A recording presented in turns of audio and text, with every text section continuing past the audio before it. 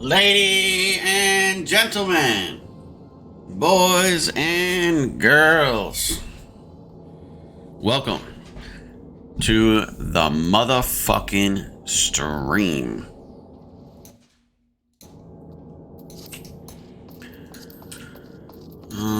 Where the fuck is this? Remembering the past.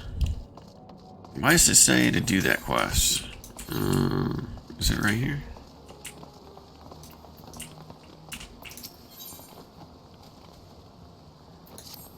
Okay. Determine to set your jaw the dynamic presence as if you're ever ready to leap into action. There's no mistake. You're an adventurer and a dependable one at that. Tell me, are you familiar with the name Louis? Yeah.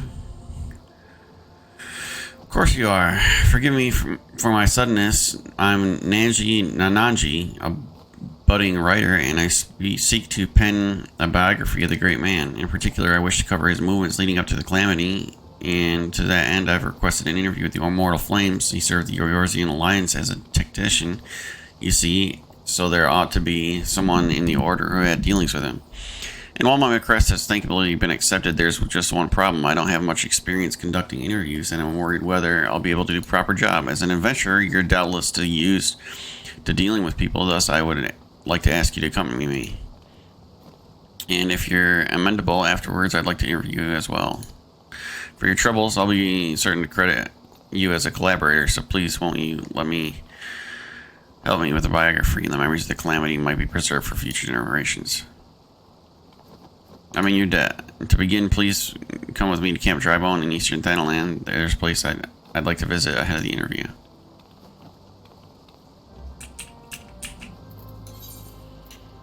Okay.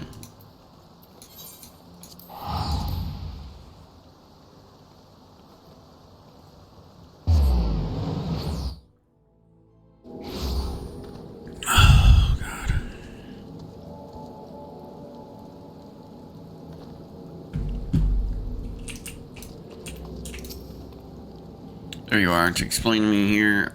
Oh, but I haven't been asked your name. How am I supposed to credit you if I don't know much? Unkillable Voorhees. The Unkillable Voorhees? Yeah, that one. That one. Champion of Eorzea? Small wonder I felt you were dependable. With one such as you helping me, everything will surely go well. But getting back to business, the interview I've arranged is with an officer of the Immortal Flames. As there's still time, however, I thought we'd pay a visit to the nearby graveyard first so I can explain my motivation for the biography.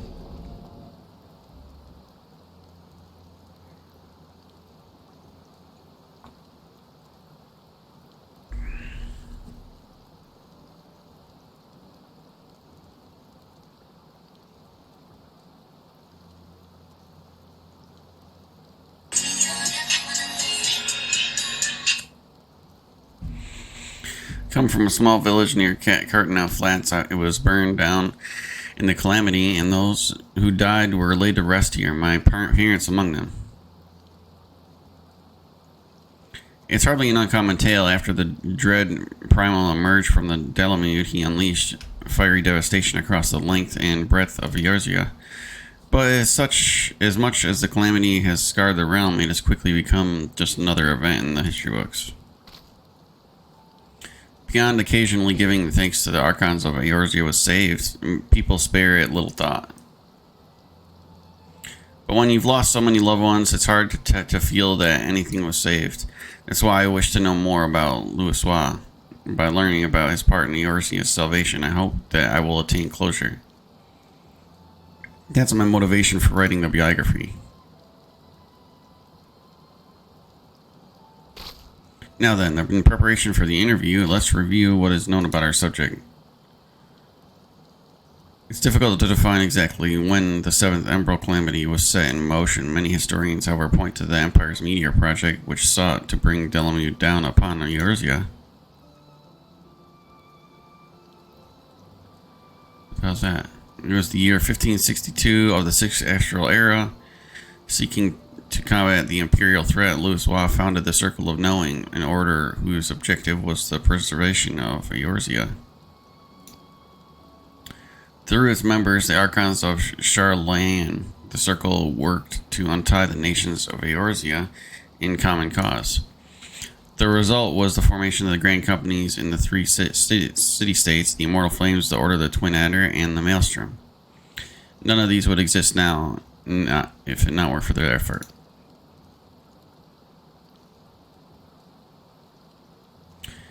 And then in the year 1572, when the situation was coming to a head, Louis himself made the journey to Eorzea in secret and engaged with each of the nations. What took place during that time is what I seek to learn on the interview. The man we're due to meet is the contact for the Free Brigade, a unit formed of adventurers, and he apparently had Louis's assistance for the mission.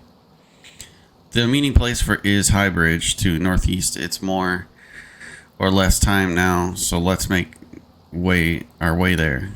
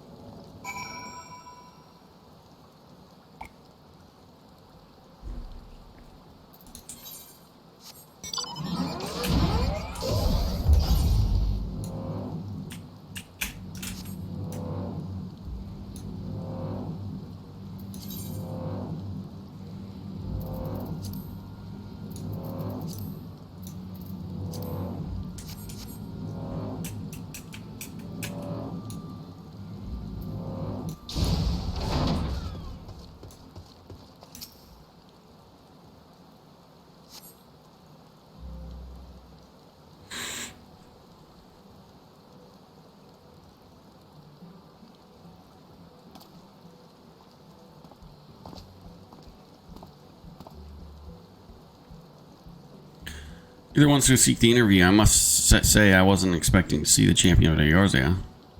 I'm Nanajan, whatever. The writer who made the request, and Unkillable is kindly accompanying me to the interview. I can't thank you enough for taking the time out of your busy schedule to humor me. Come now, no need for thanks. Like everyone, I hold Louis in the highest esteem. If you wish to know about him, Howlin Aubrey is always glad to oblige. Okay, blue is the... Without further ado, then let us begin. My understanding is you had dealings with Louis. Could you please tell me the details? As you know, our great companies were formed thanks to the Circle of Knowing, but it wasn't until Dalamud began turning red that Louis first appeared.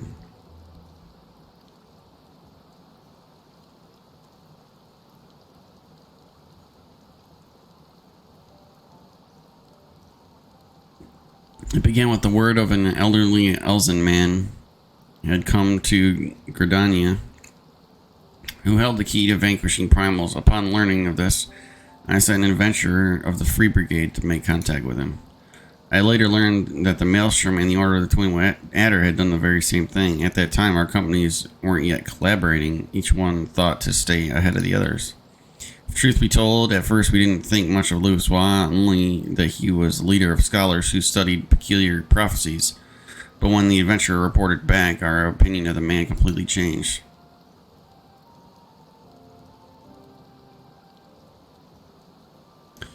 With his spellcraft, Louis had opened the way into Ifrit's domain, and by the hand of dauntless adventurers, the Lord of Inferno was brought low.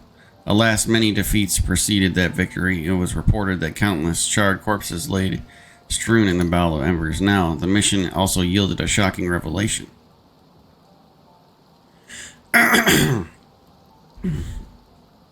Following the battle, Legatus Nail Van Dernis of the 7th Imperial Legion appeared and told the adventurer that the hour of reckoning was at hand. The Dalamud would soon fall and cleanse the land. And when we realized that the Empire was behind the Red Moon's anomaly,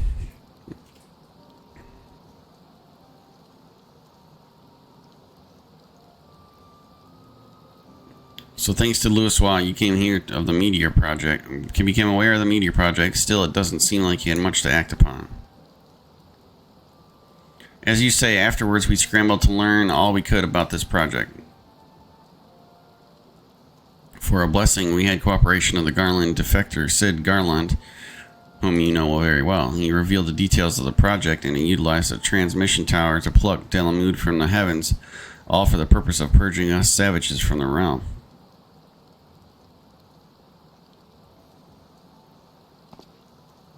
I could continue telling what I know, but from this point on, there is someone better suited than I am. If you are interested, I would be glad to introduce you to this individual.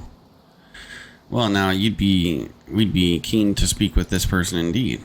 Very well, I will send order to the Adder's Nest. If you take yourself to Apakalu Falls, I will arrange the meeting there. To go through such lengths to help us, I can't say how grateful I am.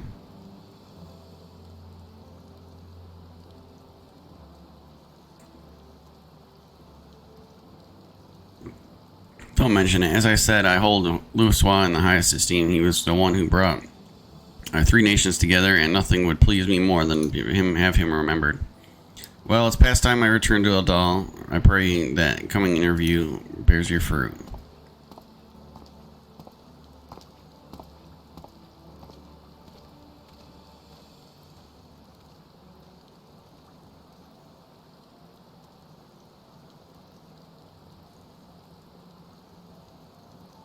The lieutenant certainly has a great respect for Louisoix.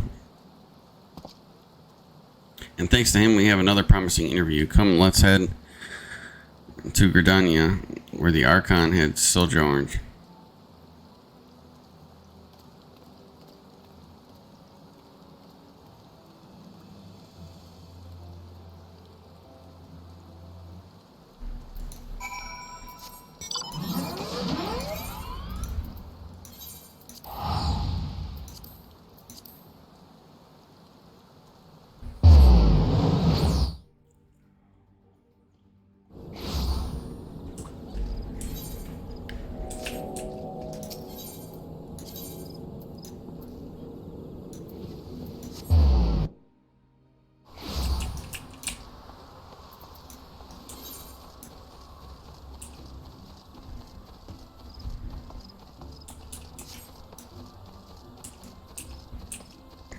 Alright, we're finding out about Louisoix finally. All he did, anyway. Killing time. 69 Summoner.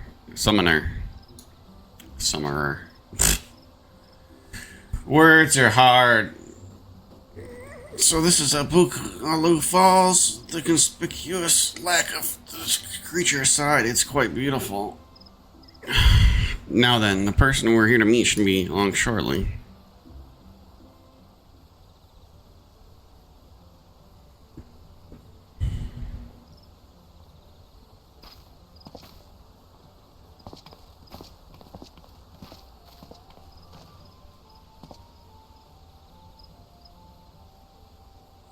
I was told there were those who wish to learn about Louisoix, and who should one of them be but the champion of Eorzea? Well met. I am Lieutenant Cyril Fluke of the Order of the Twin Adder.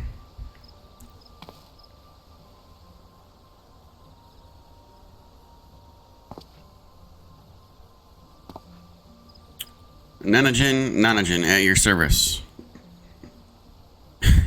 I'm putting an extra N in it. Thank you for sparing the time to speak with us. Think nothing of it. I must say, though, the Lieutenant Aubrey chose the perfect spot for the subject matter. Louisoix spent much time in the rumination here in the days before the calamity. We Gridanians, being somewhat reserved by nature, at first the citizens kept their distance.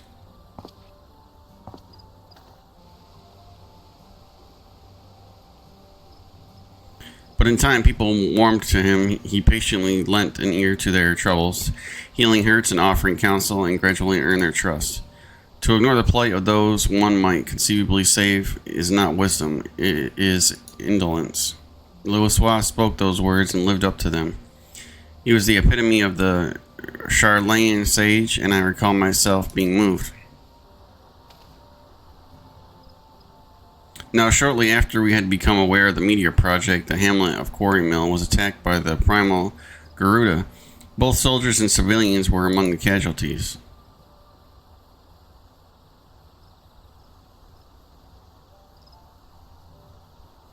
The Order of the Twin Order moved to vanquish the Primal, but we were not alone. Through Louis Wada's meditation,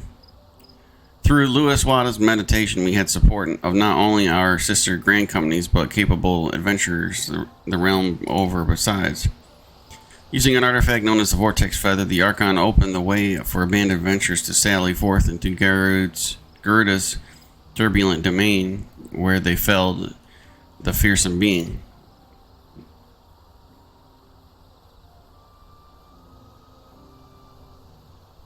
So I've killed all the primals like 4 times, and the primals have been defeated before. Sounds like inconsistency of primals and gods to me.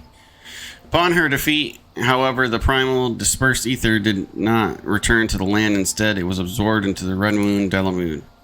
And when the Empire constructed a new base in Mordana, the Elder Seedseer saw a need for decisive action and put forth a proposal, the formal reformation of the Eorzean Alliance, which had for so long lain dormant. The initial response from the other nations was lukewarm at best. They felt that the burden to be borne by each party was excessive, and then they were loath to do aught that would place them at a devastating disadvantage against their rivals.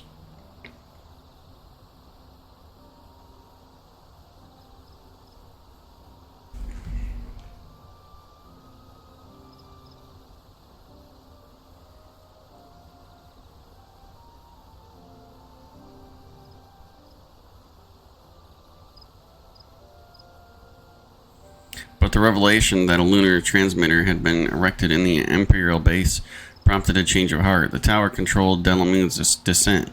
If it could be destroyed, then the meteor project would be forestalled. After having constantly been on the back foot, our nations were motivated to join hands, that we might strike a decisive blow against the enemy. Thus was the Eorzean Alliance reformed as the Circle of Knowing had hoped.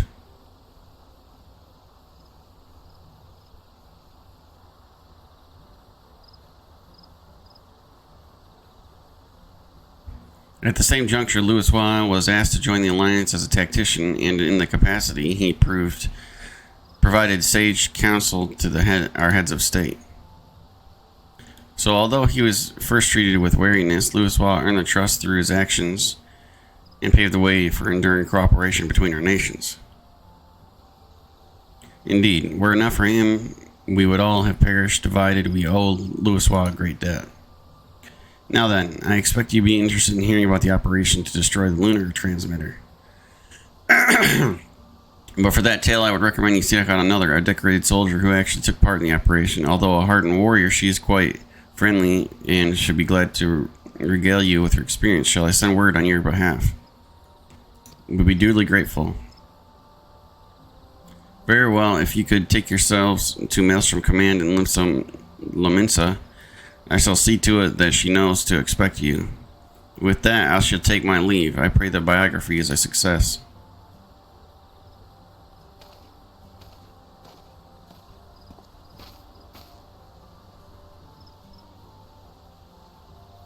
Everyone has been more than helpful than I had dared to hope. It seems Louis Wada had quite an influence on others. That interview gave us some valuable insights into his character, and I'm eager to see what we learn in the next. Come, let's head to Lominsa.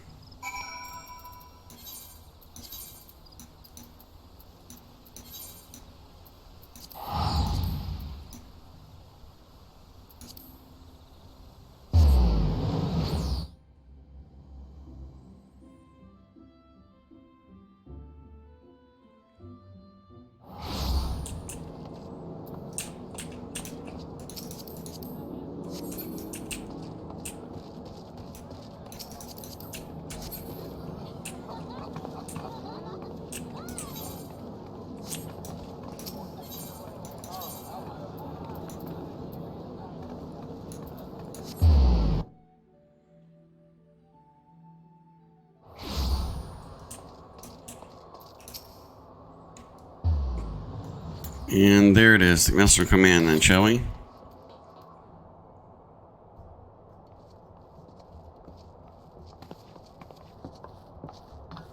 Unkillable. Ever a sight for sore eyes, and you must be Nanjin. Russian Ricky at your service. I understand you wish to hear about the operation to destroy the lunar transmitter. Indeed, I'm penning a biography of Louis Waugh, you see, for which I'm interviewing people who had dealings with him. I truly appreciate your time. You're very welcome. I would be glad to assist, even if it wasn't a request from Lieutenant Falk.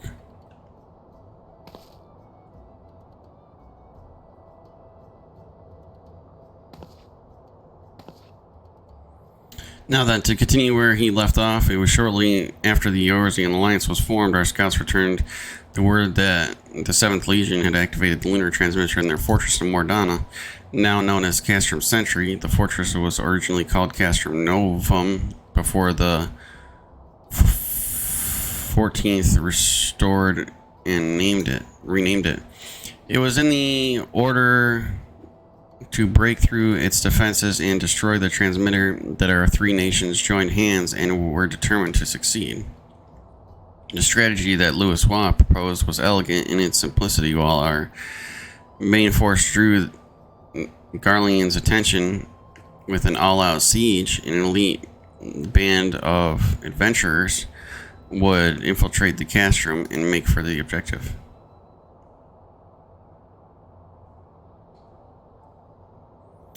We had entrusted adventurers with ridding us of the primals. Now we entrusted them with the very fate of Eorzea.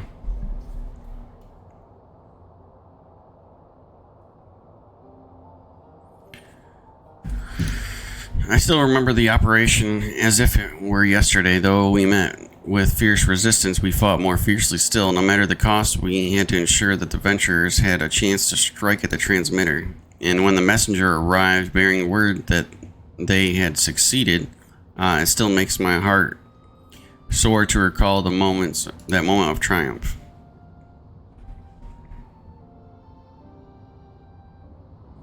That day we learned that by standing together, the people of Eorzea could oppose even the might of the Empire. 'Tis no exaggeration to say that the victory paved the way for Eorzea's future. Without it, there would not have been an Operation Archon. Alas, it wasn't all glad tidings, for though we destroyed the transmitter, Nail Van Darnus appeared and claimed that he no longer needed the device to bring down Delamude, that he himself had the power to do so.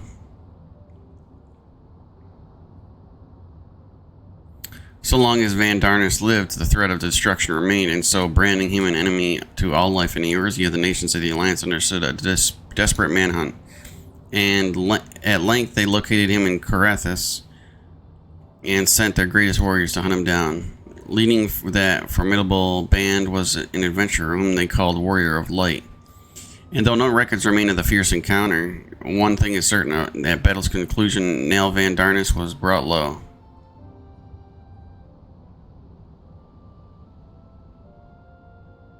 As you know, however, our woes did not end with the White Raven, for Louis Waugh and his disciples determined that Delamude would continue to fall. In a last-ditch effort bid to prevent the realm's annihilation, the Circle of Knowing issued a request to the Eorzean Alliance to secure the Cartnano Flats, where the Red Moon was expected to crash. 'Twas no simple task, for the entirety of the 7th Legion had amassed in Cartnao, but it was necessary in order to perform a ritual to stop Delamude, a ritual that invoked the power of the 12. So it was the Battle of Cartnao that was joined, and dare say you know how the tale continues. To everyone's shock, the elder primal Bahamut emerged from Delamude and proceeded to unleash his fury upon the realm. Aye, and though all bore witness as Louis Waugh initiated the ritual, none remember what came to pass afterwards, neither what happened to Bahamut, nor why the realm was reborn. The haze has afflicted memories of the calamity, but people remember events prior to the moment. So, do you know if anyone else was near Louis Waugh during the battle? Someone who may have spoken with him?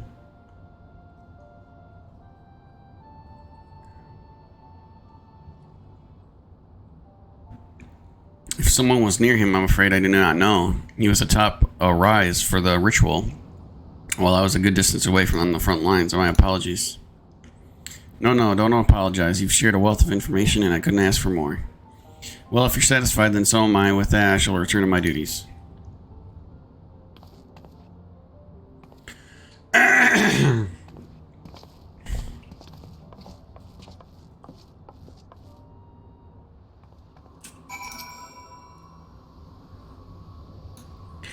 Now I have a grasp of events leading up to the calamity, and yet... Oh, forgive me. I was deep in thought, in no small part due to your help. I've managed to learn a great deal, but there is still more than that I wish to know. Might I trouble you to accompany me a little longer? If you're willing, please let me know. The fuck is this? Tools for enhancing a portrait used to unlock embellish fit. Uslaw's legacy.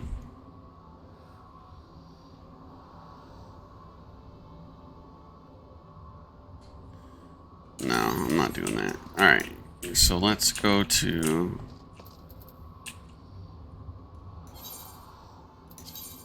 Where's this at?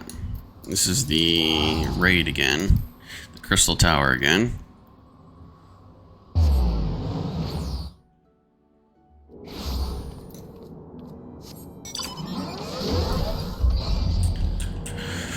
So let's go over here and do that.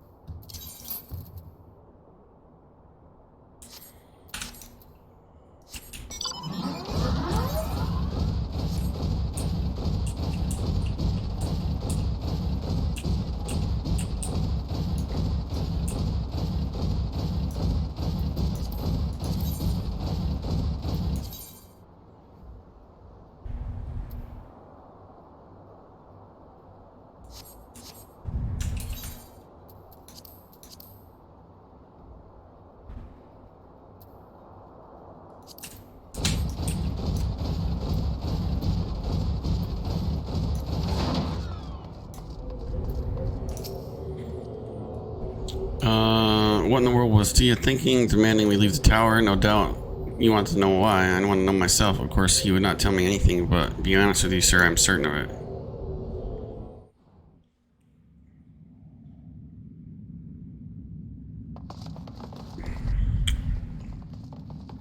Go no further, friends. The doors are closing.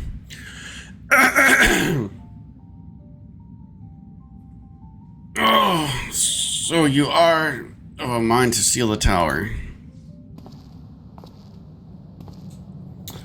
I know the time is of the essence, but all I ask is a hint of your plan. Please come here so we can discuss this. No, my apologies, but I cannot. Come on, man. What is this nonsense? If aught is amiss, surely we can help. Not this time, my friend. Just as Uni and Doga fulfilled their destiny, so too must I fulfill mine. My blood has awakened me to this fact. As my father told me, the truth always lain with Eleg, or rather 'twas there the wish I must grant was born.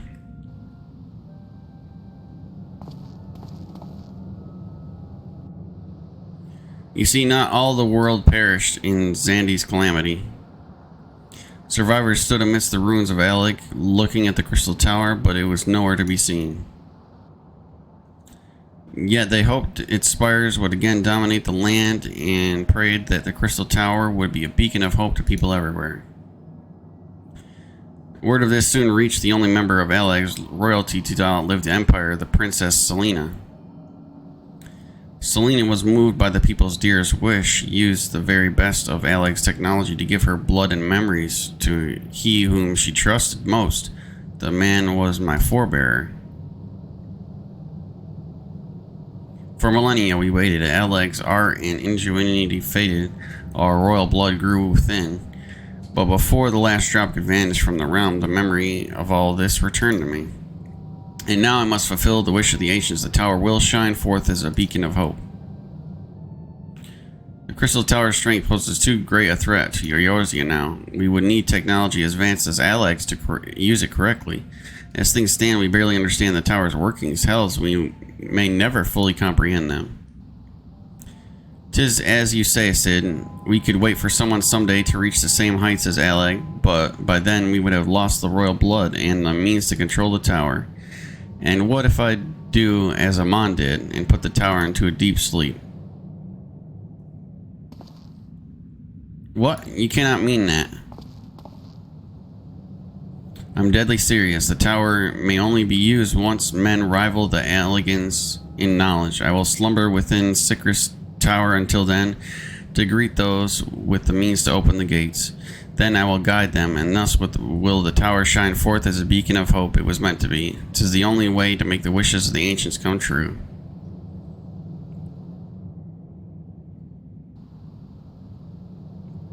The future is where my destiny awaits. But yours lies outside of these doors. Go, create a future where hope reigns and the tragedies of the past are but memories. No one but you can accomplish such things. Nothing we will say will change your mind, will it? Nope.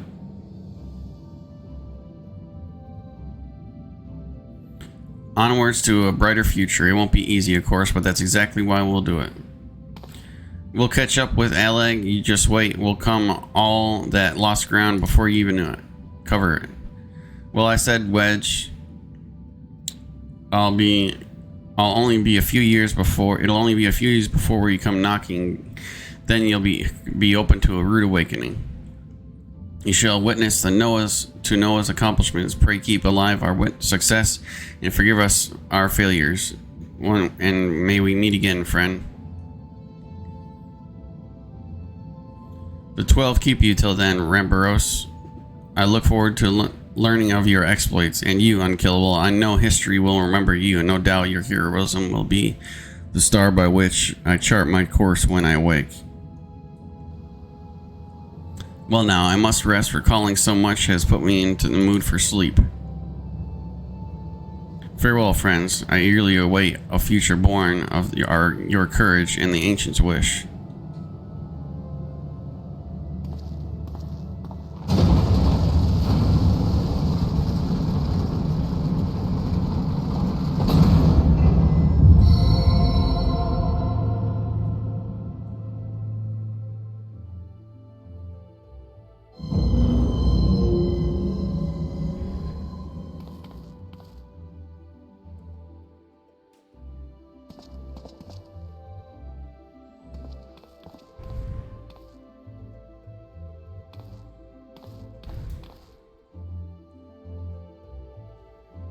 Yeah, no words. I'm just speaking with no words coming out. Again. We did the right thing, yada yada yada. I hope that's what I said, I don't know.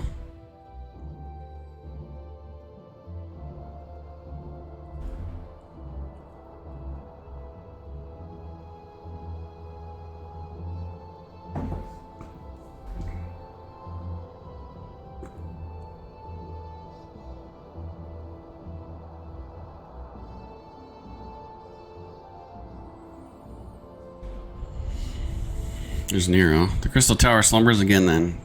'Tis too quiet for my taste.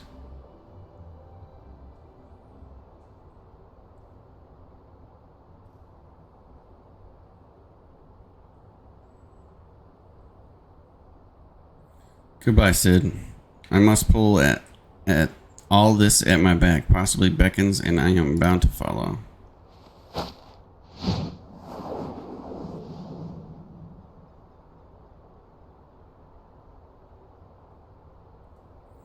A new dawn has come for me. I wonder what he's gonna do now if he threw that thing off the edge. That was his detector.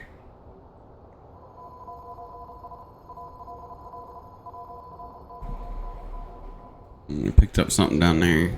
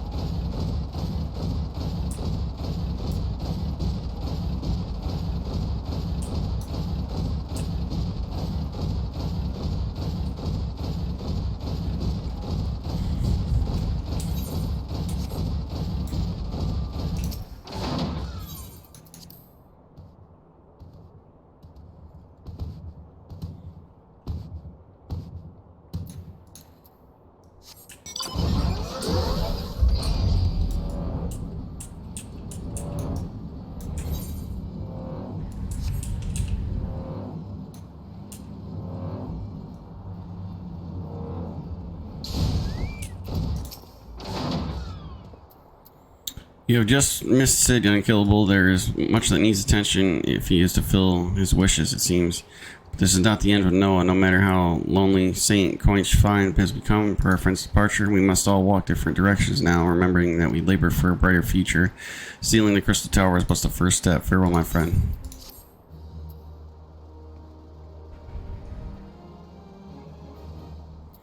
You have completed the Crystal Tower quest series. Rest well, champion, for the main scenario and other adventures await you. Okay. Let's see about the betrothed here.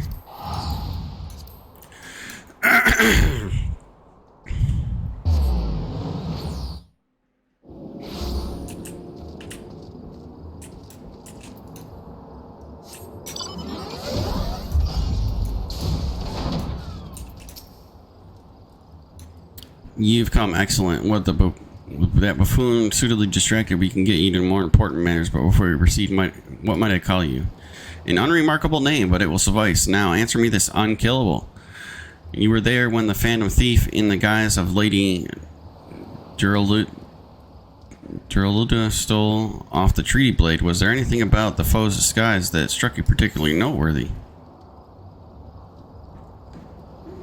The identical appearance. The obvious answer, and yet all too many a certain self-styled gentleman comes to mind. Could not recognize a clue if it hit them upside the face. Your observation is astute. A thorough inspection of the mask left behind at the scene revealed a tiny prism sewn into the fabric. It is a stone that allows him to change appearances at will. Clearly, our man is no ordinary thief. Magic's far outside the grasp of the common folk are at his disposal. This itself gives us insight into the identity. And yet, that is not what caught my eye. No, from the movements to mannerisms to the utterly obnoxious personality, the thief did not merely look like Lady Durluda. He was her. Such a feat could not be accomplished by magical trickery alone. We are dealing with a clever and thorough criminal, not content to rely on his ample powers of disguise. He studies his targets closely before assuming their identities. He emulates them utterly and completely, that not even their closest friends or family could detect the amiss. All the key players arrived at Costa del Sol 3 days ago when preparations from the banquet began. This would afford our thief more than enough time to study his would-be target. And yet some disguises are more challenging than others. Put yourself in the mind of our Phantom Unkillable. If you were a thief, whose identity would you first assume?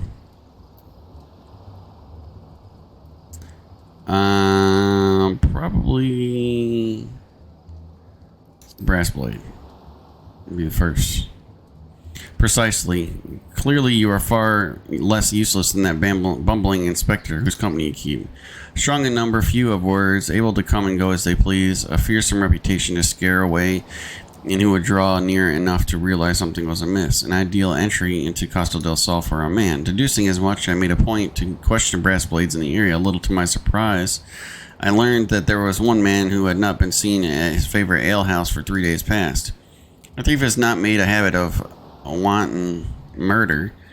Doubtless the poor man is lying naked in a ditch not far from here. In addition to general security duties, each of the blades has been assigned to serve as a bodyguard for one or more of the guests. If the man can tell us of his assigned charge, like as not, his answer will reveal the current identity of our thief. Our thief would not have had time to carry on the unconscious man far. I will canvass the immediate area. You begin your search on the outskirts.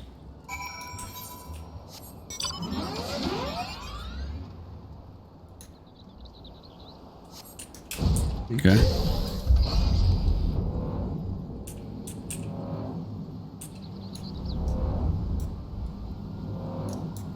Holy fuck. What is that? A level 32? Big ass crab.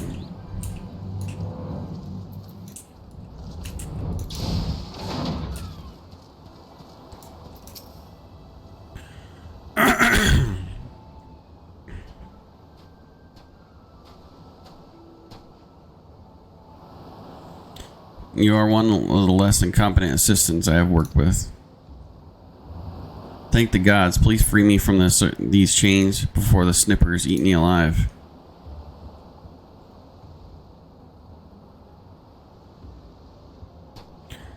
There, now tell me all you can remember about what happened and try to be brief.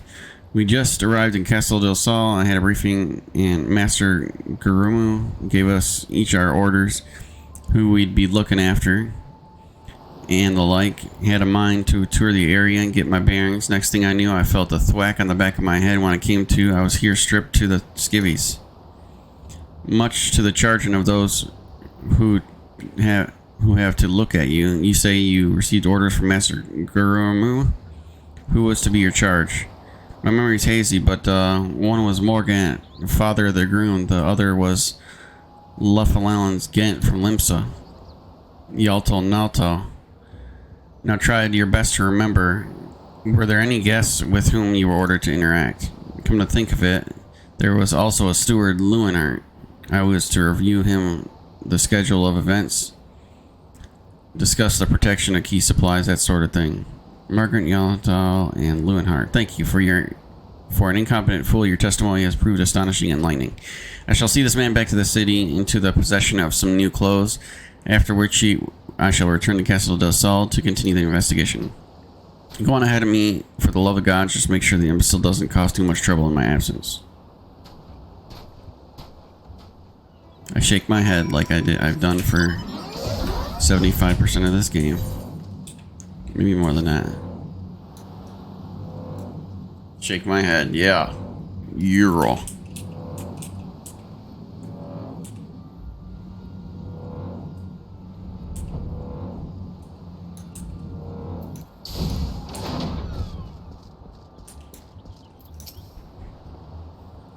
There you are, friend, and not a moment too soon, for I was about to commence my investigation in earnest. Tell me, did your inspector inquiry bear fruit? Morgan, Yalto Noto, and Stu and Leonhardt, you say. This does not surprise me. Yes, I considered them all exceptionally suspicious from the start. With a lapse maiden in danger, we cannot afford a moment's delay. I, Hildebrand, shall have our thief in shackles before the inspector returns. Fear not, friend, the inspector shall not be none the wiser. If he had hoped to nab the fiend for himself, he should have simplified the task for me so. There is one of our subjects standing suspiciously under that canopy over there. Just you wait, friend.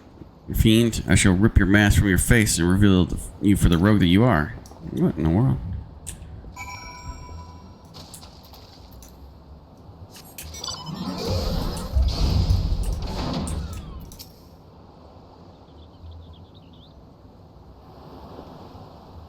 Stand back, friend. The man we presume is a criminal and mastermind. The mere slip of the tongue could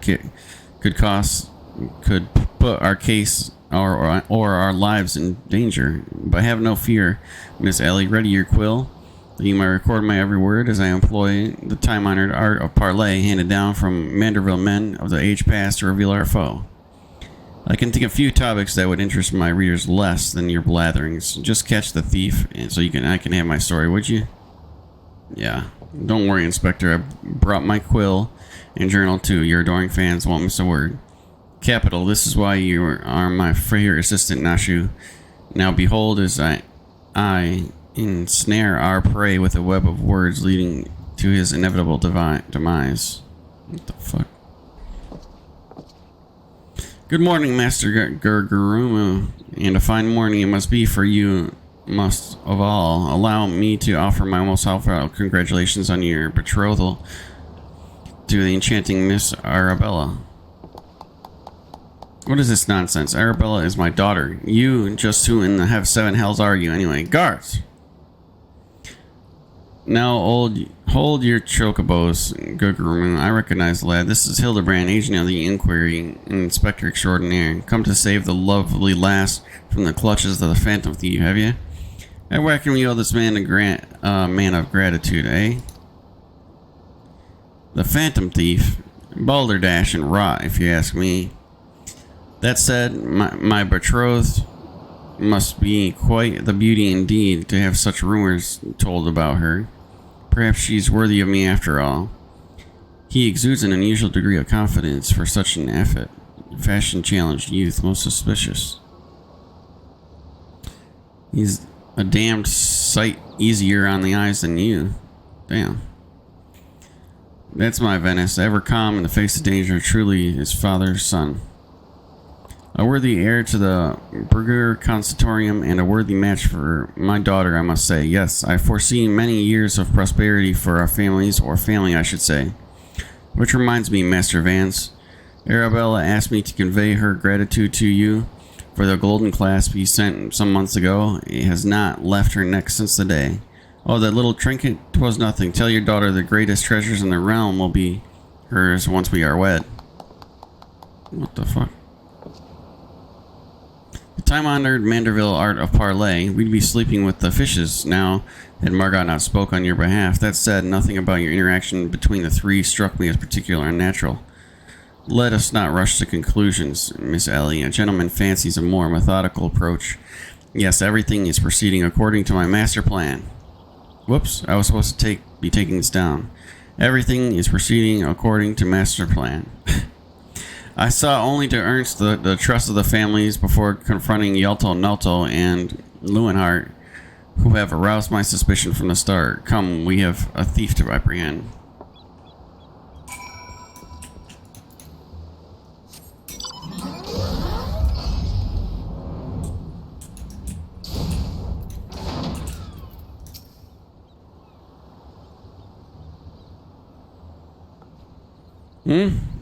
I've never seen your faces around here with this Eastern Ardern Trading Company, are you? Well, yes, good sir. We're very much with them. Some might even say we are the Eastern Aldern Trading Company. What the hell? Oh, a pleasure to meet you. Do tell, is this Lapis Maiden as lovely as they say? Saying on that? Saying in now? Whatever. He's no slouch herself, but like me, she's getting old in her years, or no offense intended.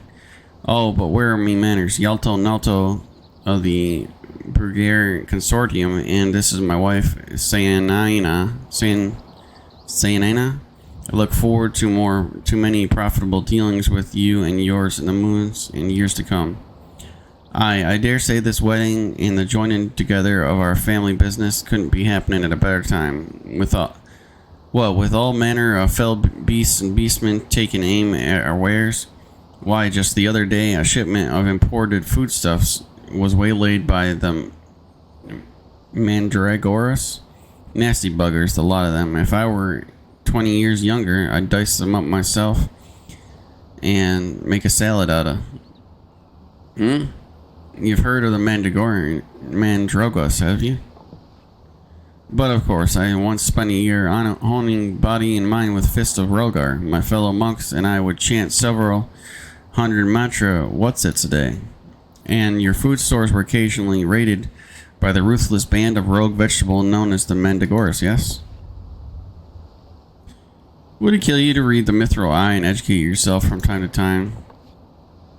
A fearsome lot they are. Rumor has it they'll not rest until every fruit or vegetable is harvested from consumption has been freed from captivity. Why, they struck at the larder here just days ago. Our supplies were decimated.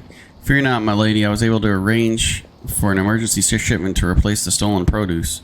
It arrived safely some time ago. Settle down, Senya. Forgive my wife. She's always saying how meat is bad for her figure. And with that, I'd best go prepare my speech. Carry on. Criminy. None of these three were suspicious in the least, but we must not give up hope, lest he of many faces have the last laugh. Where there is a will, a gentleman shall find a way. Come, Nashu, we must move quickly, or the Lapis Maiden shall not be the only one to come to harm. You speak so fast, Inspector, the sign of a quick mind, I'm sure. Now, where was I? Give up hope. He of many faces will laugh last. The Lapis Maiden shall not be the only one come to harm. I'm not sure that captures the Inspector's intended meaning. But this is no time for us to be standing around. Inspector Briardian will be back any moment now, and he's not the type to suffer excuses. Quite so, Miss Ellie. Fortunately, I have a plan. Let us investigate the foodstuffs of which Master Lewenhart spoke. Should we find any contraindications in his testimony, we can consider the man a prime subject. Inspector Briardian will be back before long. Come, Nashu. This is no time for delay.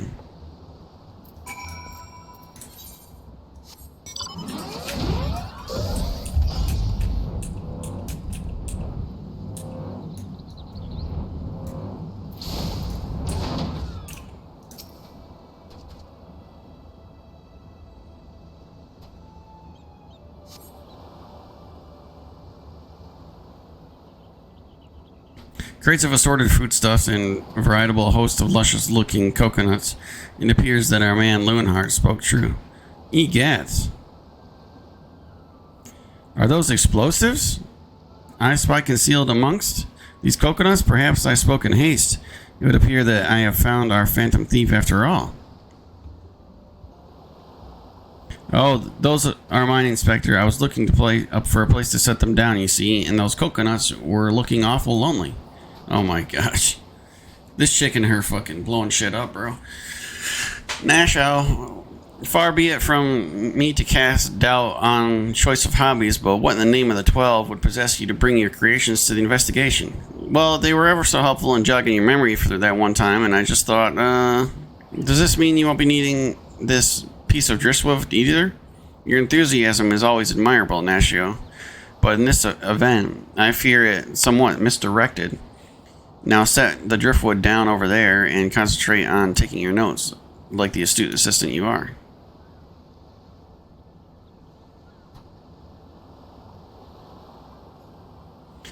I say we are most fortunate that confounding Inspector Brigadin is otherwise occupied at the moment. Were he to chance upon the scene, he would veritably explode in rage. Now let us dispose of these things before an errant ember sends us all to a fiery demise. Confounding Inspector Brigadin, explode, a fiery demise, got it. Are you sure about that? I don't think you should fucking touch it, to be honest. Uh-oh, don't look now, but someone has returned at an absolute worst possible time.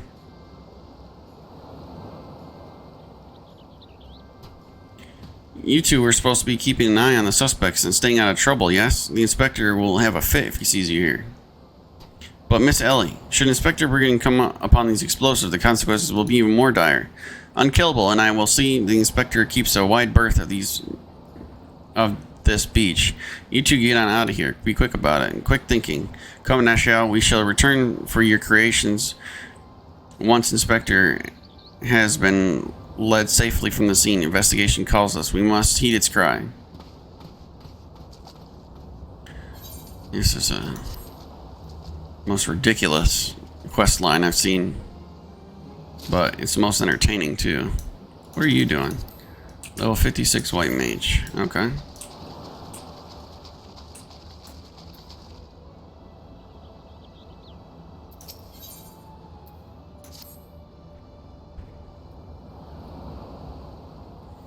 So Hildebrand has managed thus far not to destroy anything. Consider me something almost resembling impressed. Indeed, but enough about Hildebrand. Unkillable and I have been waiting to hear your latest theories. We should go somewhere quiet and an excellent idea. Ah yes, the spot over there by the crate should suffice. There of all places, but surely you could find somewhere more scenic.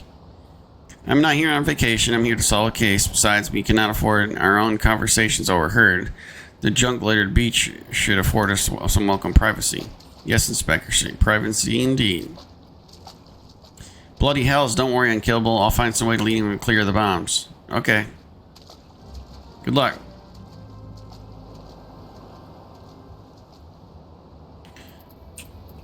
Alright.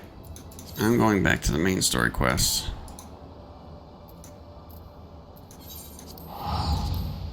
For right now. Because this quest is insane. I'll be right back. I gotta get a coffee.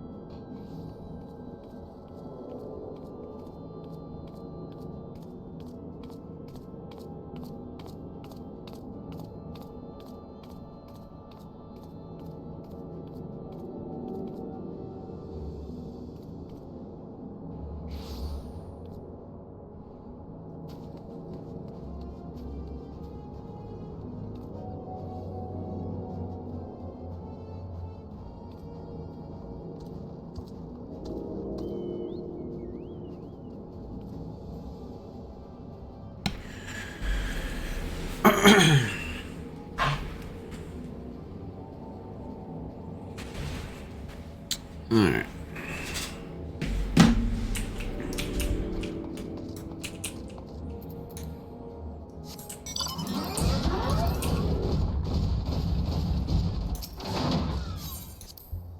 There's a naked girl right there. What the fuck?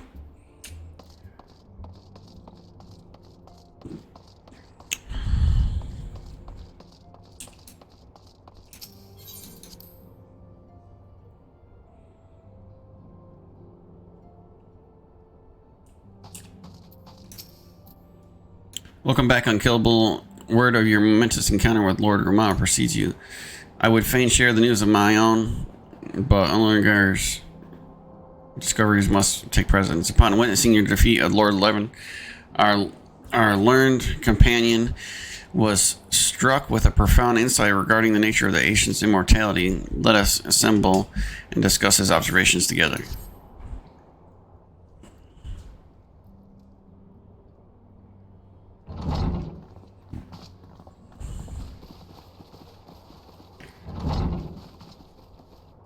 If everyone is ready, let us begin. Yeah, please. Urianger, the floor is yours.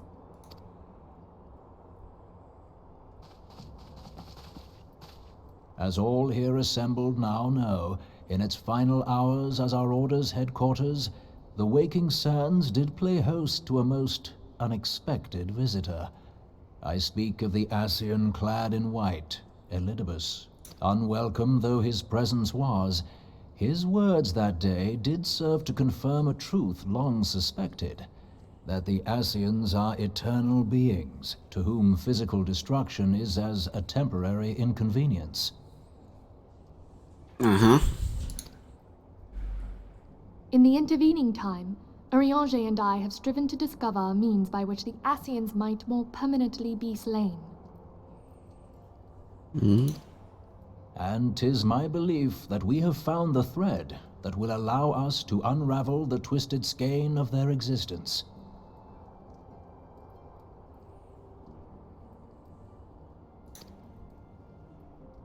In the moments prior to Leviathan's most recent manifestation, the Sahagin elder who summoned him was observed to undergo some manner of ascension.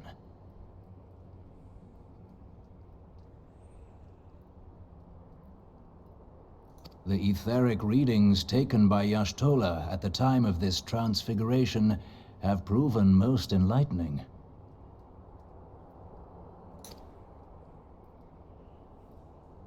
The disruption to the flow of ether was sudden and dramatic. So tangible was the agitation, I scarce had need of my goggles.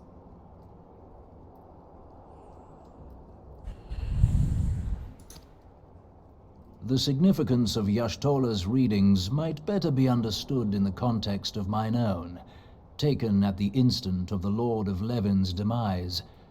Unlike the primal, the Sahagin was not subject to etheric dissipation.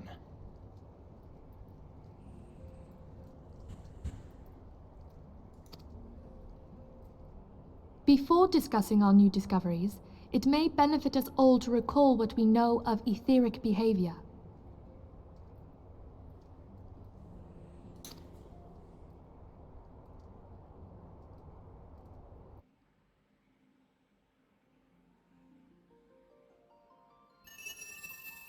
Let us begin at what some might call the end. When we who dwell in the material realm die, our spirits dissolve into the flow of ether and are returned to the ethereal realm.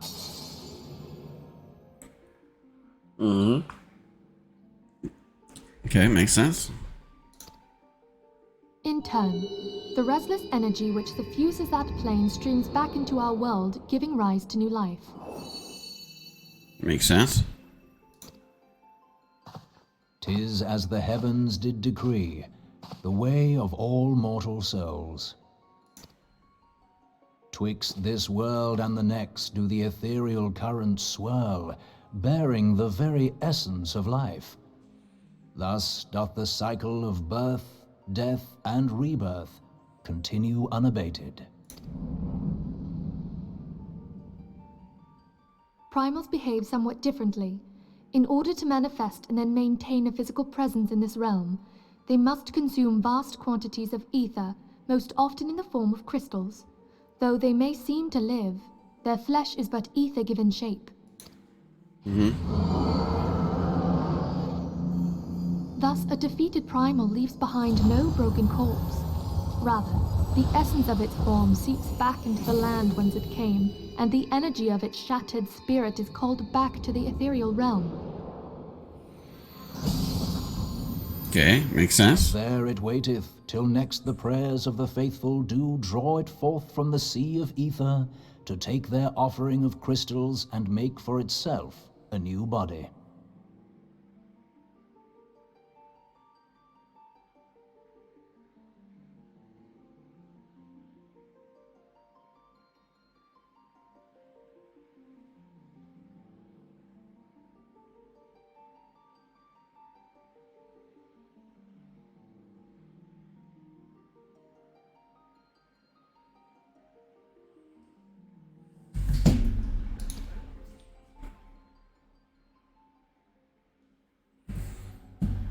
Which brings us on to the third group, the so-called immortals. They exist in a manner all their own. Quite. Even as the Sahagin elder fell to the Admiral's musket shot, I witnessed the release of an ethereal cloud, which immediately took possession of a nearby minion. A soul that dissipateth not upon the death of the flesh. Yeah. The secret of life everlasting, and in the claws of a Sahagin no less. But I wonder, what would happen to one of these obstinate spirits, should there be no suitable host for it to claim? If mortal death entails a return to the ethereal realm, it seems doubtful that the soul of an immortal would venture there. Nay, it merely withdraweth a distance, unto the shore of the ethereal sea, perchance, but no further. Yes, it exists in neither this realm nor the next, abiding instead in the space that lies between them. Okay, makes sense. The Ascians took control of Thancred by means of a crystal of darkness, an artifact which, if our theories are correct, serves as a gateway to the place I have just described. Okay. I was hoping people had forgotten about that. No, we don't forget. I am sorry, my friend. For a mercy, the weary road of our research hath brought us unto an answer. The Sahagin ascended to an immortal state, but he did not possess a crystal of darkness through which to flee this realm. Thus was he consumed by Leviathan. If we could entrap the spirits of defeated Ascians in like manner, and thereby deny them resurrection...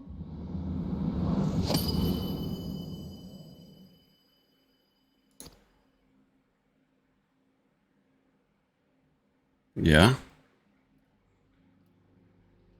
Therein lieth the path to victory. Thou art most perceptive, my lady. Only when we have trapped the bodiless soul within an ethereal prison can we hope to defeat its unnatural constancy. Thus might even an eternal paragon be consigned to oblivion. These feats are, of course, far easier said than done. At present, we lack a viable means to entrap and extinguish an Ascian soul. Yet, I believe it to be possible. The pieces of the puzzle lie before us. We have but to put them together.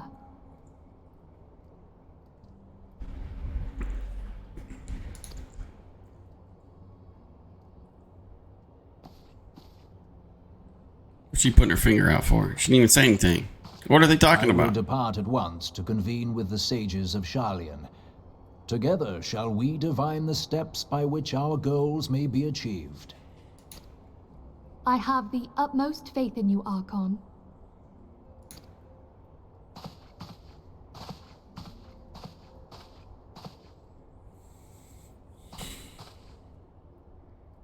Beg pardon, antecedent, but I would raise one final matter.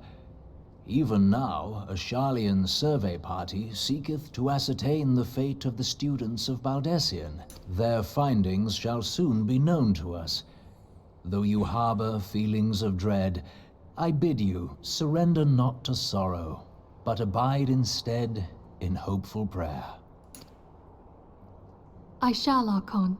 Thank you.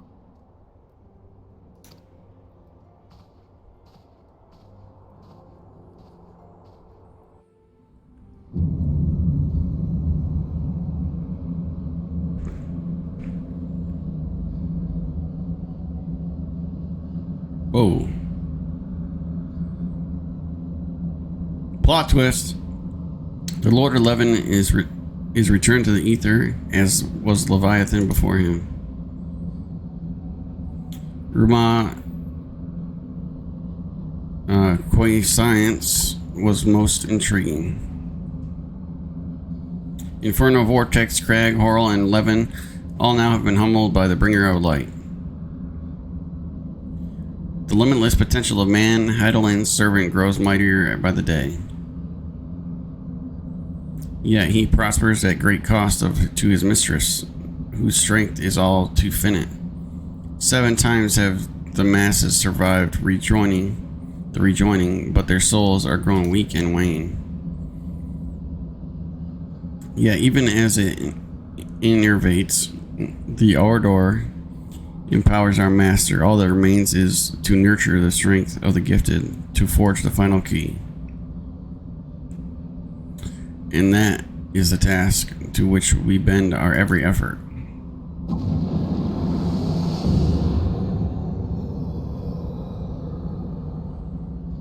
Divine seeds were ever wont to quicken in Eorzea's fertile soil. We need only lead man to the field, and their eager hands shall a new deity arise. That which was shattered shall be made anew, and all one true God shall come again.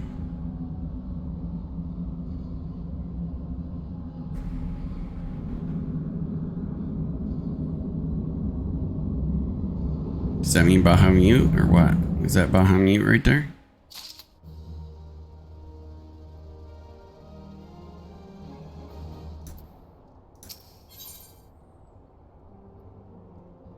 Ophelia has a correspondence she wishes to share with you.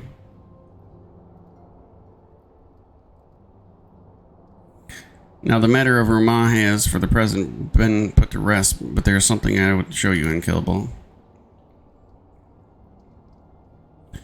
It is a letter of thanks signed by the leaders of the Eorzean Alliance, acknowledging the Scion's tireless service to the realm. It mentions particularly the names of defeated primals: Ifrit, Titan, Garuda, the Good King, Mogul, Mog, 12, Leviathan, and now Ruma. Needless to say, there is only one among our number who have faced them all. And though these words of gratitude were addressed to our order as a whole, I feel they were meant for you above all others. I too must offer my heartfelt thanks for all you have done in the course of your duties. You have never once failed to answer my call to arms. You are a true hero, Unkillable, and Eorzea is that much the safer for your presence. Pray do not misunderstand me. I say safer, not safe. I know only too well that we can ill afford to lower our guard. The Asians may be relied upon to sow chaos in this realm until such time as they are forced to stop. While even without their encouragement, you may be assured that man would foment strife on his own. And that is to say nothing of the beast tribes. Unless we learn to live in harmony with the primals too, we will return to plague us again and again. And yet, despite all of this, your deeds serve to inspire the people, to give them hope for a better tomorrow, and there is no greater gift. That we have the courage to strive for what might otherwise seem an impossible peace, we owe no small part to the dangers you have faced on our behalf and people you have won over to our cause in doing so. Our list of enemies has ever been long, but think of the allies with whom we are now blessed. Of the slips of little solace who wish not conflict, our LSI who strive unearth the terrible secrets of the calamity. And then there's Sid and the Fellowship of Noah racing to unlock the mysteries of ancient Alec, that we might be spared the horror of another ultimate weapon. Of course, when speaking of our greatest allies, we must not forget those closest to us, by which I mean our fellow Scions. Thanks to their many and varied talents, our order is uniquely equipped to combat the far-reaching corruption of the Asians, and combat it we shall. Oh God. Your enthusiasm is truly heartwarming and descendant. Given our embarrassing wealth of allies, I trust it will not inconvenience you unduly if absent myself for a time.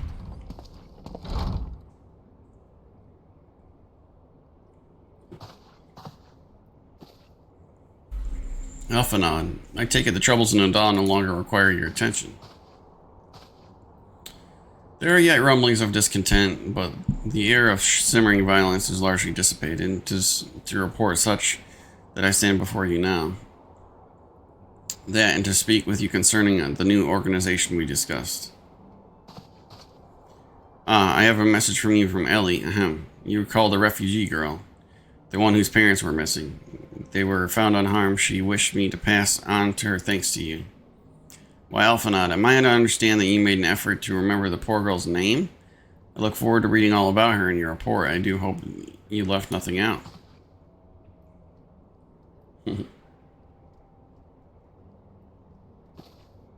Unkillable, you have been away from Revenant's Toll for some time now, I believe. Might I suggest you put the affairs of your realm to one side for the moment and take this opportunity to reacquaint yourself with the town? Which reminds me, one of the Doman children recently inquired as to your whereabouts. Yozen was his name. I believe he has some small matter he wishes to share with you. Why not oblige him a visit? I nod my head like 40 million times that I have in this game. Surely.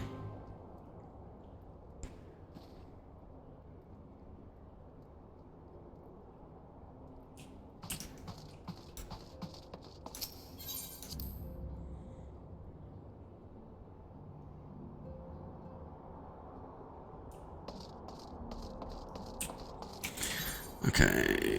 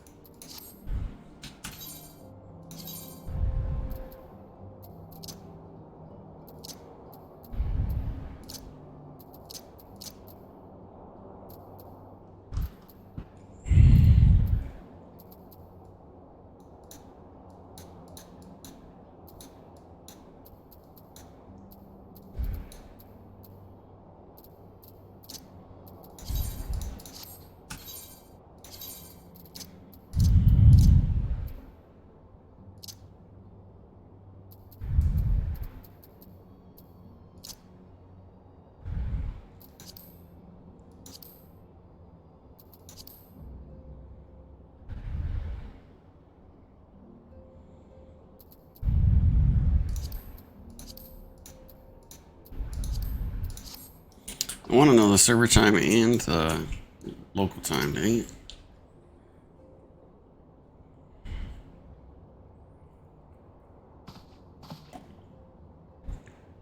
Look, it's Mr. Unkillable. He's back from his ventures. We heard you're fighting off the primals, and that they've some of the strongest enemies you could ever face. I wish I could have seen you in battle.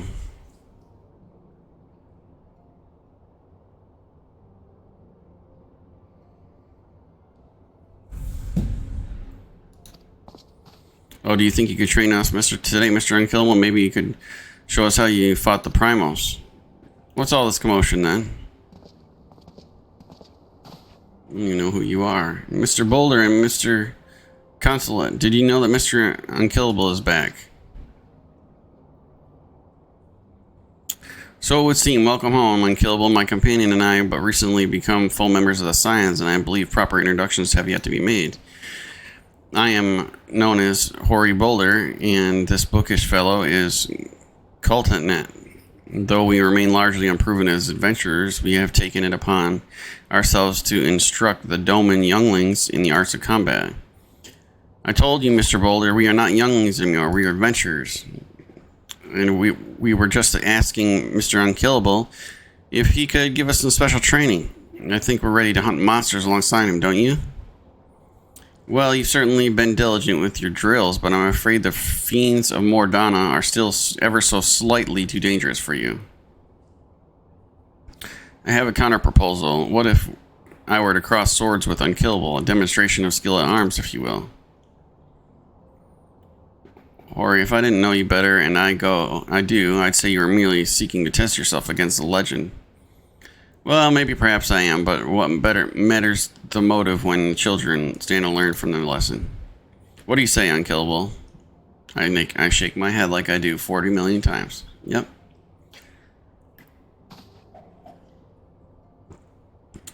Yay, we're ahead to have the tournament. Come on, everyone, we must prepare our gear for the outing.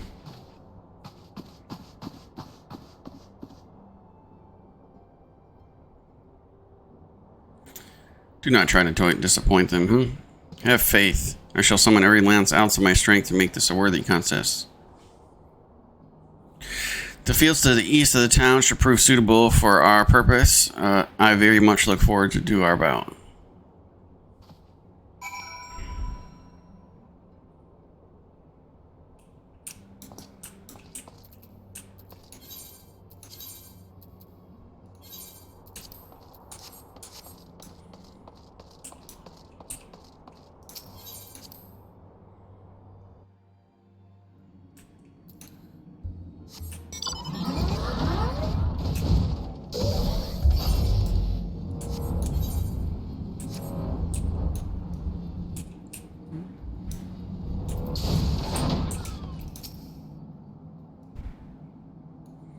It was good of you to agree to this, Unkillable. I trust you are ready to begin.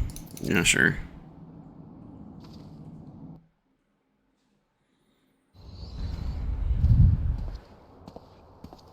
Very well, let us not keep the younglings waiting any longer. Are you certain you want to fight him alone? That is Unkillable you face. What better way to test my mettle? Pray allow me to attempt the first round unaided. After all, 'twas this hero's legend that led me to join the Scions to begin with. Without Unkillable to inspire my efforts, I would not be half the warrior I am today. Your point was well made, but remember this for the children's sake as well as my own. Should it appear you contest will end too swiftly, I shall add my spellbooks to your blade work. Hello, you haven't begun yet, have you? The fuck is this? Oh, everybody's coming now? Ida? Who are all these people?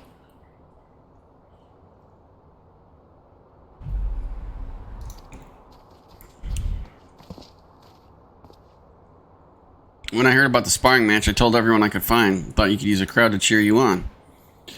Yes, and there are still more to come when I mentioned Unkillable's name. The reaction was quite enthusiastic. When my own popularity seems but a sickly shade in comparison, you'd best claim victory, bringer of light. Your burgeoning reputation is at stake. Well, our teacher won't be beaten so easily. He's a master swordsman. You can win, Mr. Boulder. We shall soon see. On your guard. Okay.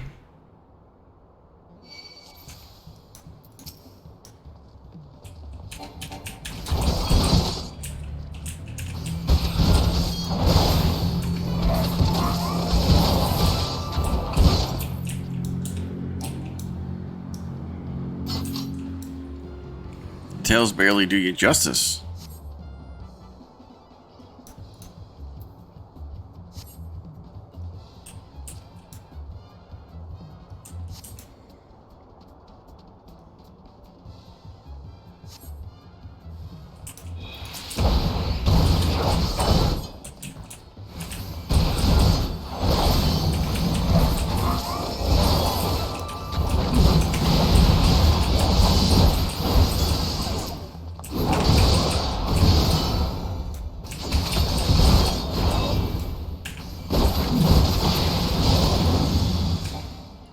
I was just about to...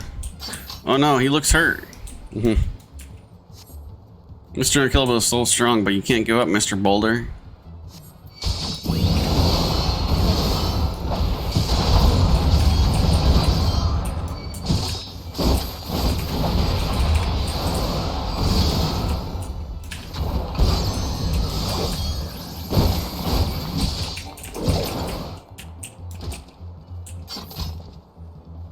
Got him.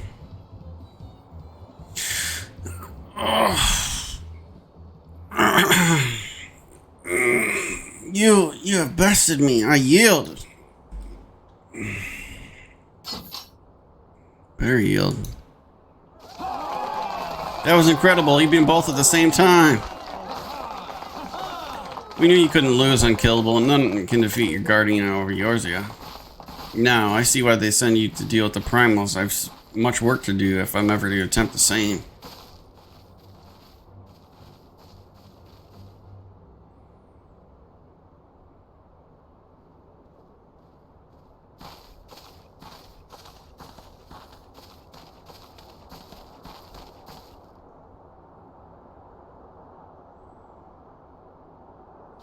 Impressive as always, Unkillable. It is ever a pleasure to witness a spectacle of your martial prowess.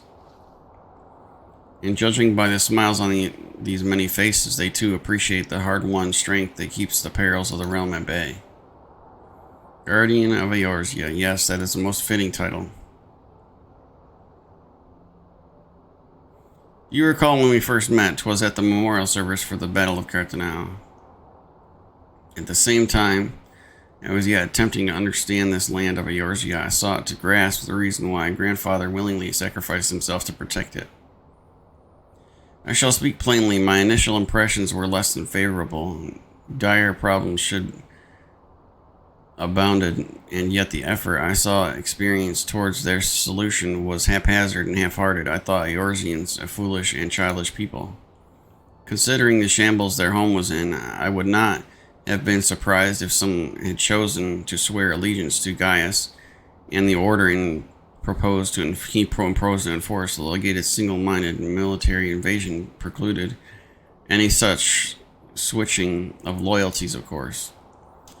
Were it not a desire to continue grandfather's legacy, I would have abandoned the realm to its fate long ago. The threats were too many, the nations too self-involved and unstable. Elfinod, you always got a lot to say, bro. 'Twas you who convinced me the salvation of Eorzea was possible. 'Twas you who taught me, through countless acts of bravery, that what my grandsire sought to preserve was not the land, nor a history, nor any single nation. It was the people, these wonderful, oft infuriating, stubborn people that suffer blow after terrible blow only to drag themselves back to their feet to face another day. Though he never put such feelings into words, I believe grandfather's admiration for the inextinguishable courage into a fervent wish to aid Eorzea and its inhabitants in charting a course for the future. A wish that has now become my own. I too will endeavor to take up the mantle of guardian of Eorzea and champion these people who toil towards a better world. Our cause, however, is not a simple one. The troubles that plague us are of scale that cannot be solved by the science of the Seventh Dawn alone. No, what it needs to tackle the root of the primal threat and effectively counter the schemes of the Asians is a new, expanded organization that operates beyond limitations of the nations and borders. If you would aid me in building such an organization, then pray let us continue discussion back at the Rising Stones. Okay? The fuck are you talking about now? How can we... We're already the guardians of Eorzea. What organization can we make? I gotta go back to Adal real quick.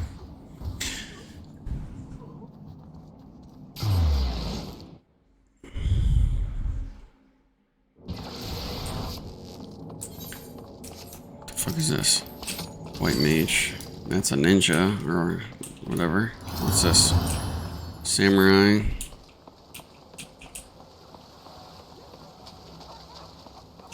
Where are you? Warrior.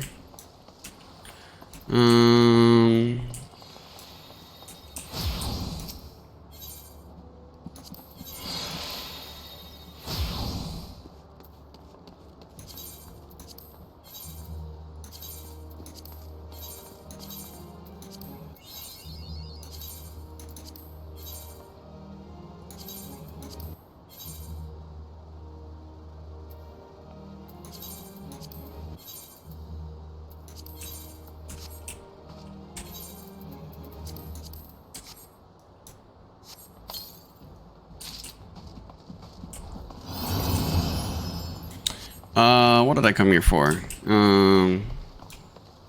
What the fuck?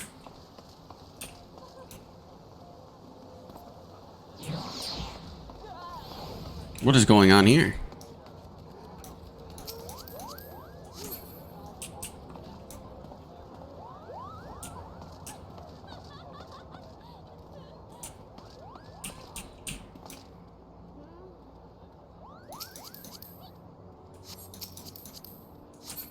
Is it all monks?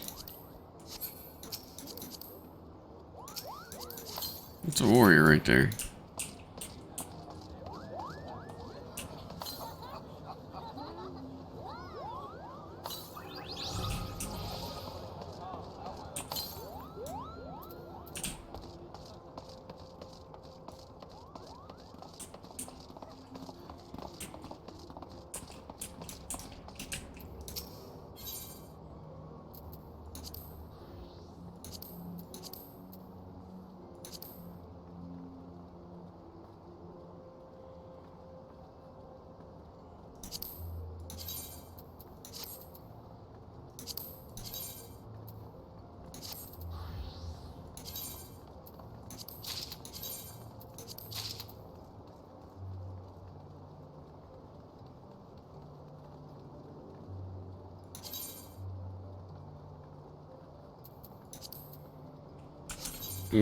Hold on.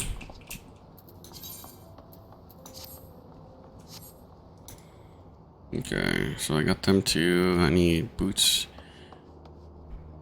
Oh, I need hands before I do anything else.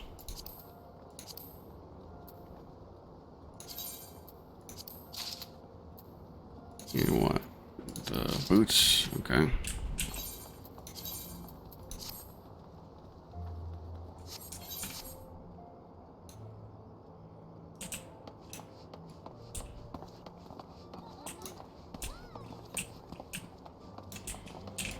Okay, got some new armor. It actually looks pretty cool.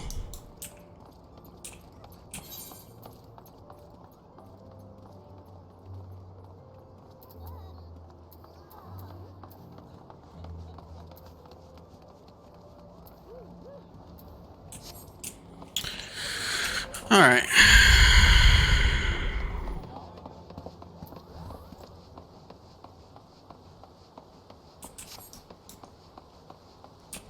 Now,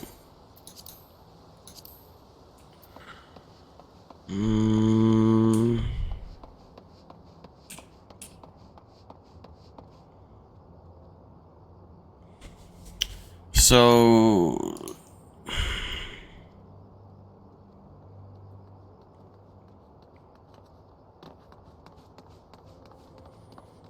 Reaper is at what? 70. I think it's Killer Instinct. I pass it.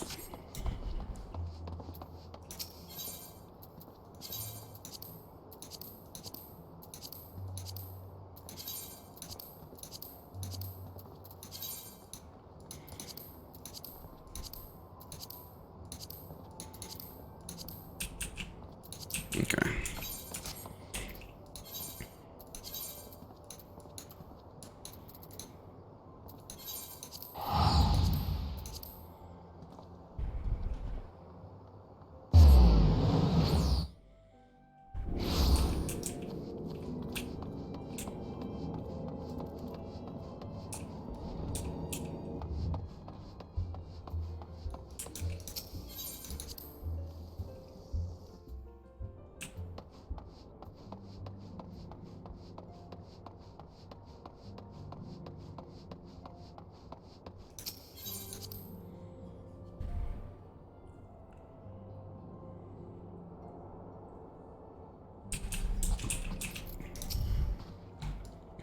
Thank you for coming, Unkillable. The world shifts and alters, and we may friend must ever be one step ahead of the chaos.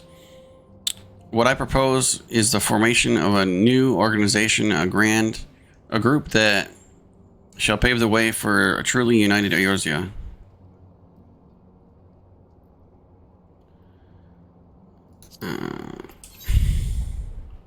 What is all this got on it? Crit, strength, direct hit, vitality, determination. Okay.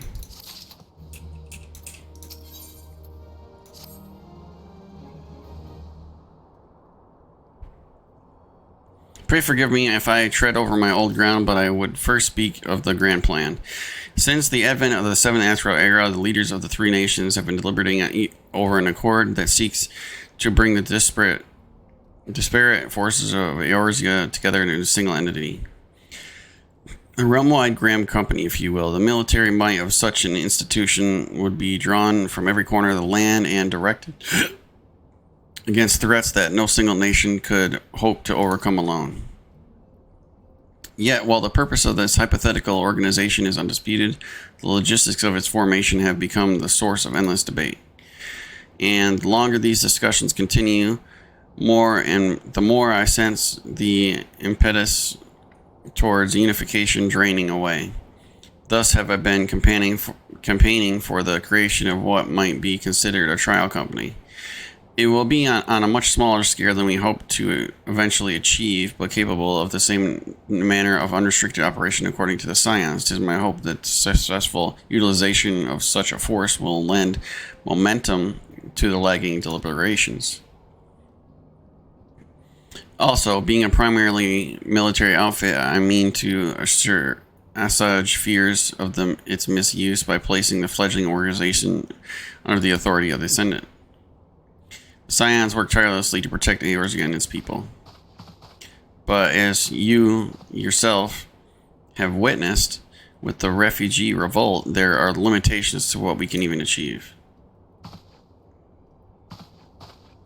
With this new company under the Scion's command, however, we will be capable of responding to a wider range of difficulties without straining your resources or overtaxing your formidable talents. The goals of my proposed organization and those of Scion's are ultimately identical, a point concealed by all concerned. But before I can move forward with establishing this precursor to be true, border-spanning Grand Company, it is yet necessary that I visit the three leaders and gain their official approval. A tiresome and time-consuming task, which is why I would ask you that you accompany on this journey and attend to the business of recruiting our integral members, while I am otherwise engaged with bureaucratic formalities. I shake my head as I always do. Thank you. It is reassuring indeed to know the bringer of light and his discerning eye will be selected for future allies. Our first destination will be Limsa Laminsa. Let us rendezvous at Bulwark Hall.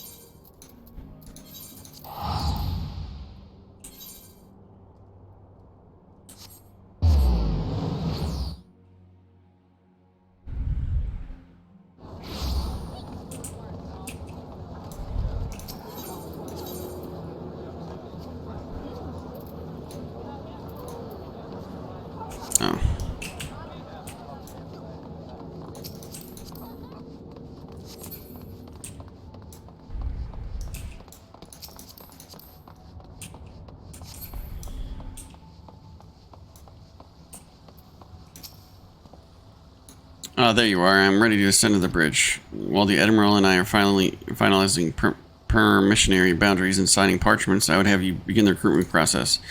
I have, of course, endeavored to spread the word of our organization through various channels, but I believe a personal approach will reach many who may otherwise remain ignorant of the opportunity. As for the potential members, 'tis no matter should they already be pledged to another institution, only they are willing to lend their strength when the situation demands. And if you needn't range into the courtier side, the upper decks alone are populated with sufficient candidates to suit our purpose.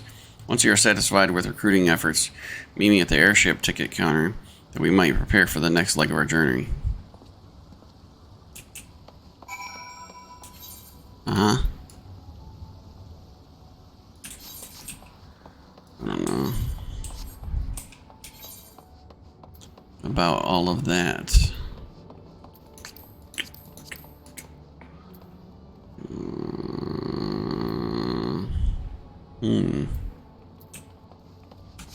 How much more do I need for... I definitely need like 300. So we can do this one and 350 for main scenario. That would be a lot of fucking XP though.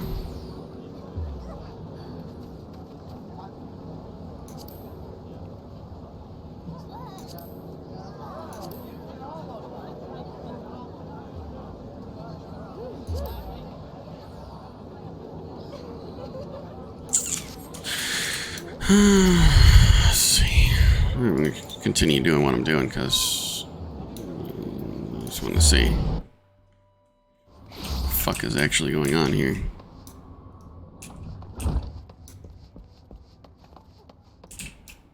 It's a summoner.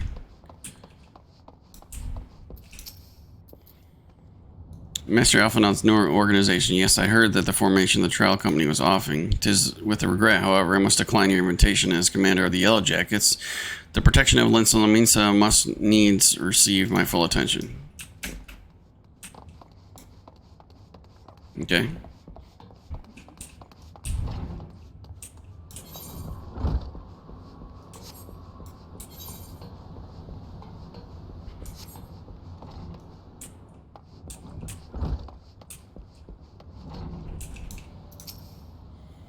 An organization with freedom to operate with territorial impunity, I must say that your proposal intrigues me, but the Krakens well know that there is a time to act and a time to watch, and I'm afraid this trial company of yours falls into the latter. Okay.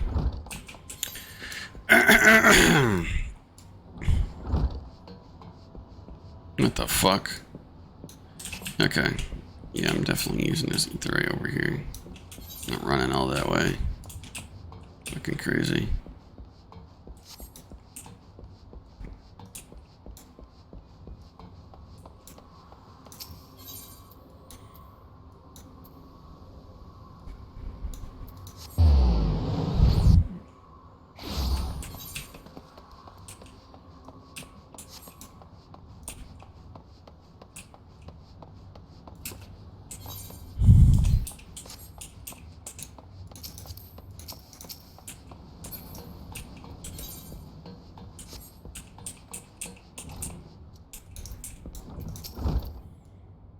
Hey, who in the bloody hell do you think you're talking to, Drylander? I'm a pirate, not some sodden knight in shining plate.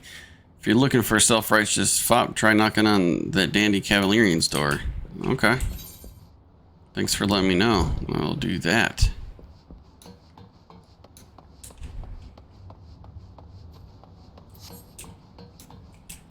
Lil Poot. The fuck? Arcanist. 58 monk. Look like a... Never mind. Like some rock chick.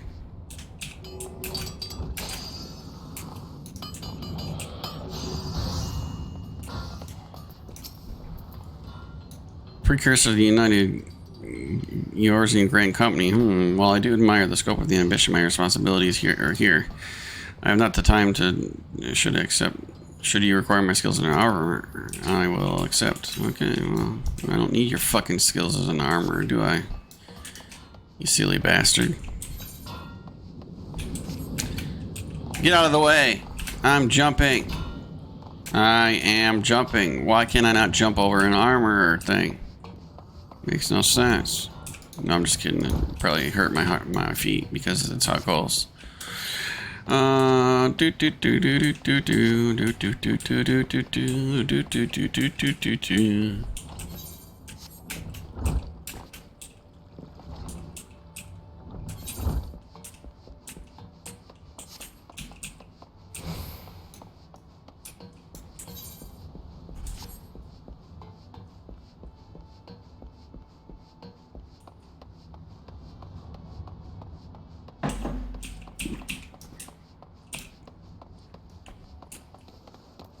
What is this, a fucking ninja?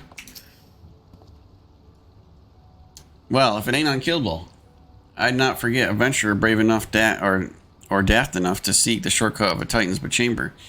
Yeah, remember old Ryle, don't you? Formerly of the Company of Heroes.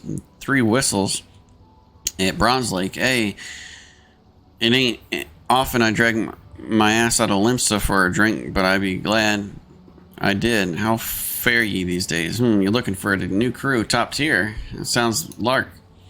Alrighty, lad, count me in. The airship landing.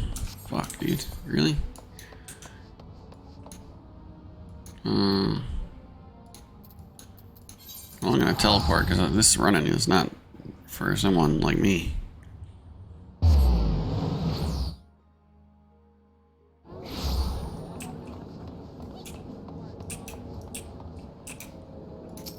Who's that? A mechanist? Who's this? White mage.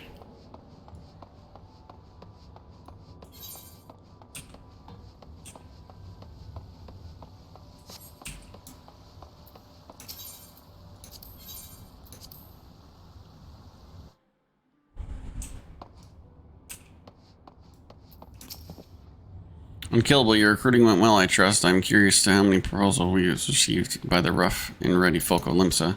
I remember the legendary company of heroes indicated his interest. Astonishing. I knew enlisting your aid was the right choice. Few could boast an acquaintance of such elusive character. I too was successful in my task. The Admiral consented to the sign of all documents required for approval. I can only hope that my visit with the Elder Sheets here proceeds as smoothly. Pray continue on to Gardania at your own pace.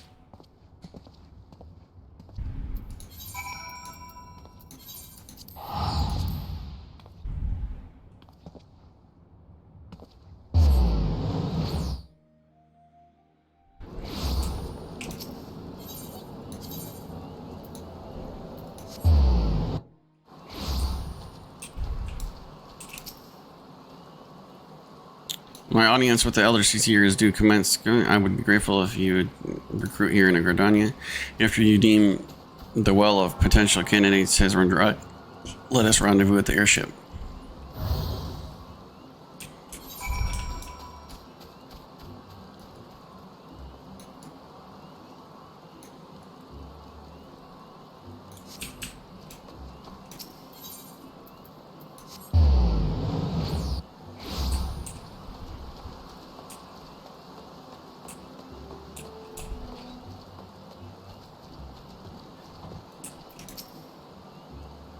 Oh gods, can it be true? Either you? By what fickle fortune must the first face I see upon my release be yours? Eh? Could it be that you don't remember me? It is I, Leventus, the man whose crimes you exposed. I was a whaler, and a regular patron of Ascarians. Yes, I remember now. Well, of course you do. I was beginning to wonder if Gaul had changed me more than I realized. Not that I have any particular wish to be recognized after my shameful conduct. The less said of my past, the better. What business in Dragana? Recruiting, eh? Notice your policy and reform convicts. As my understands, the Woodwallers will not have naught to do with me. This may just be a second chance I was looking for. I've been told you, Shay. I shall leave at once. Okay. Yeah, I remember you, Leventus.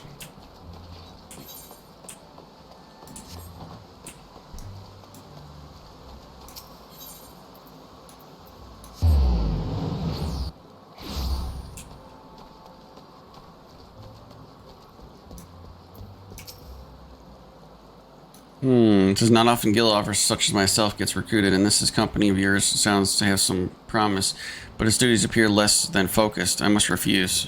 Okay.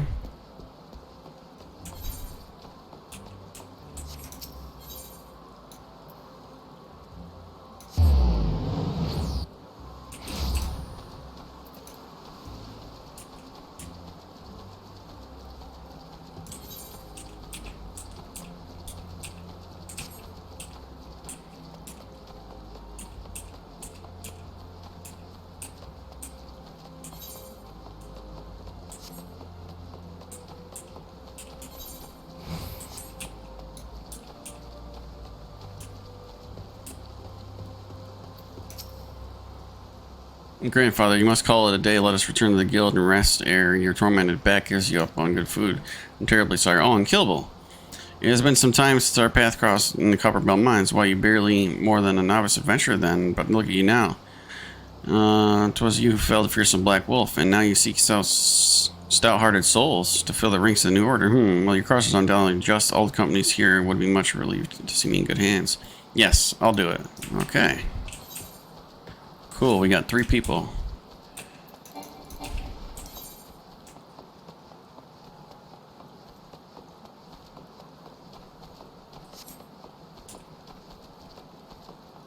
Well, this moping fucking guy.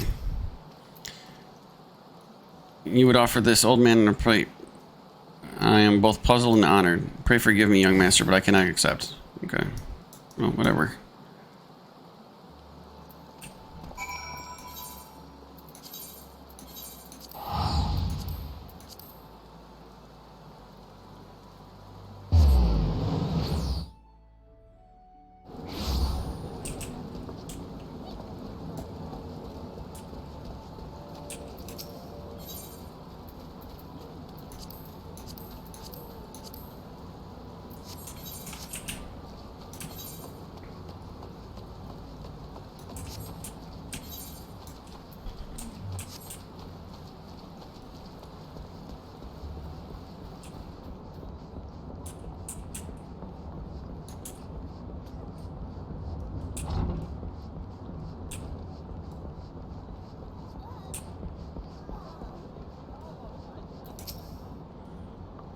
What news, unkillable? For my part, the elder Seer was most amenable to our requirements. A former wood whaler and a seasoned adventurer, our company will not lack variety, that is certain. In investing harvest indeed.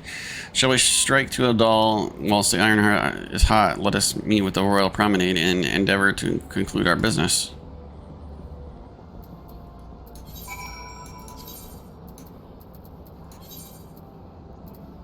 I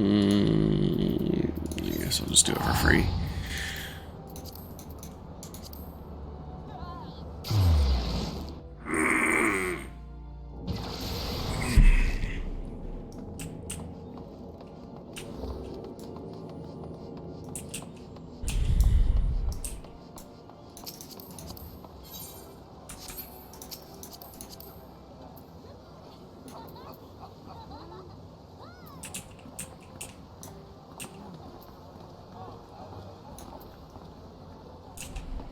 Storm Captain. Let's see.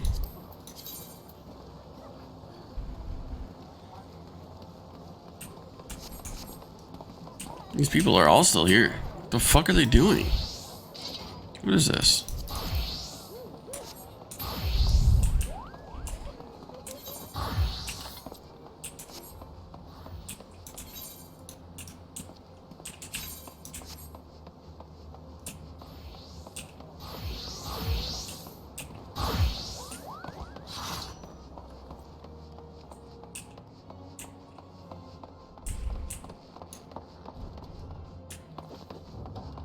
I'm going to the place that I should not be going.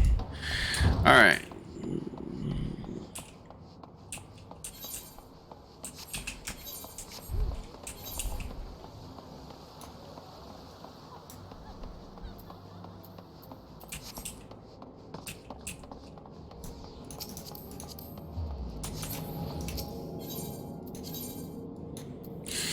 Okay, I gotta use the bathroom. I'll be right back.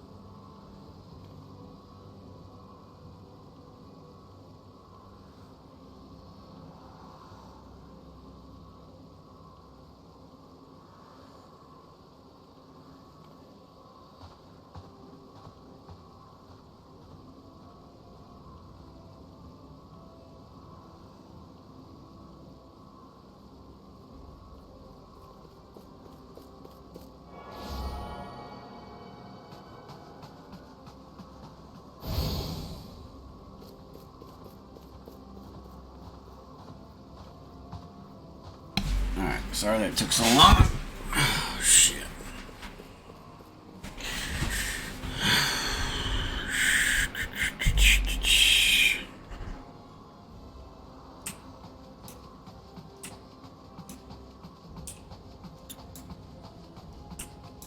What?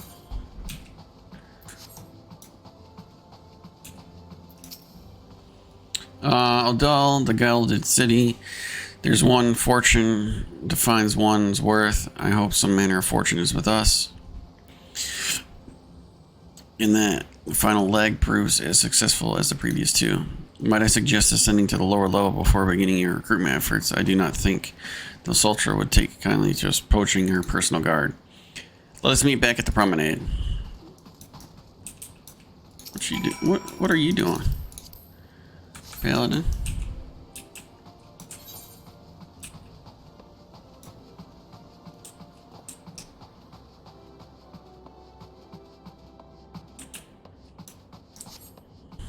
Do I jump off?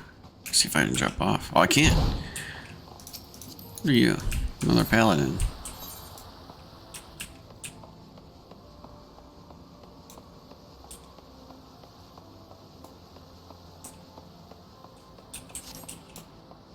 Oh yeah, I need a tank for sure. I think I got a rogue, a dragoon,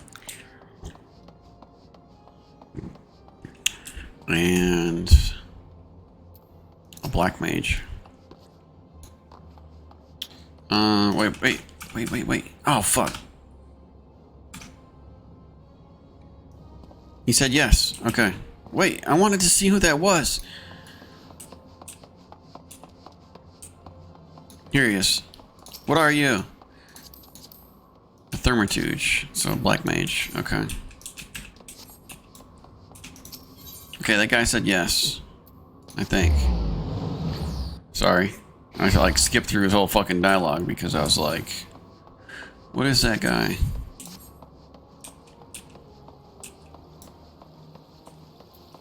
I need a healer. Oh, what happy coincidence. Do you remember me by chance? I must thank you for preventing that fraudulent priest from preying on dry bones less fortunate. Most upsetting. Are you here with your companion Thancred? Ah, is it okay? I don't know what she just said. I accidentally clicked on accident.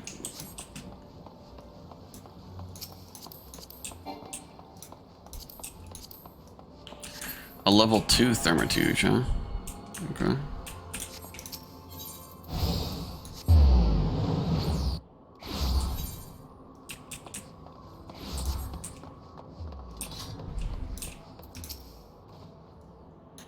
Company that looks to cure an illness of the entire realm. Listen, friend, I can scarce spare complaints. Okay.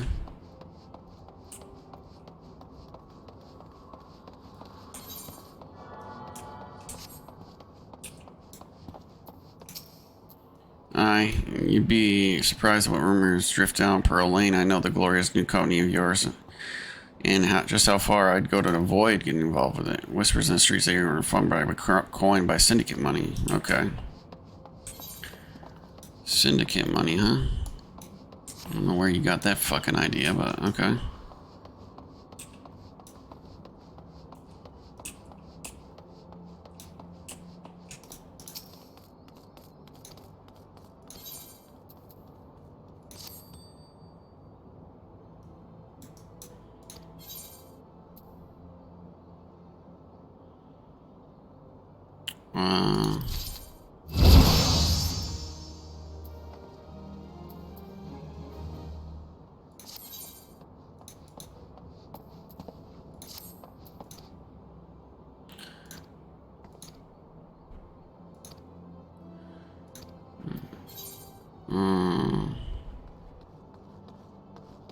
Side venture, hunting.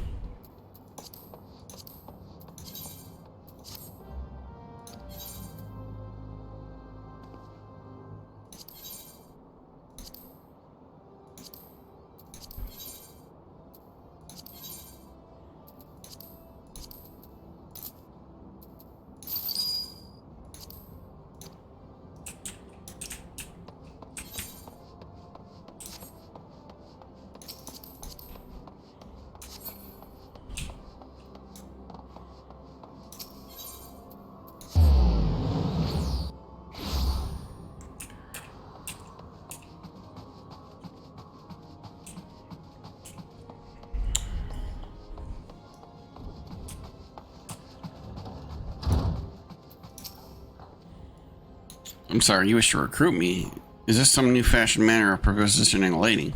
Well, I'm afraid you're wasting this time. Your time, okay. Well, whatever.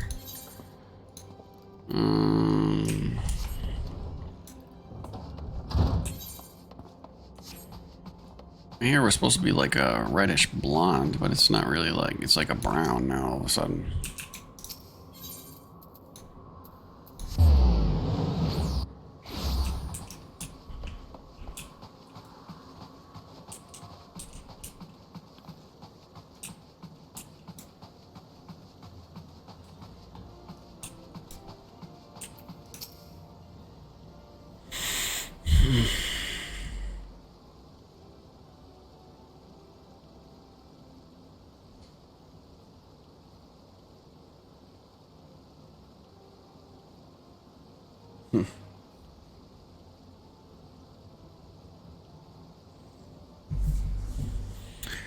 How fared you, Unkillable? What hidden gems did the streets of Odal offer up? Unrelenting gaze.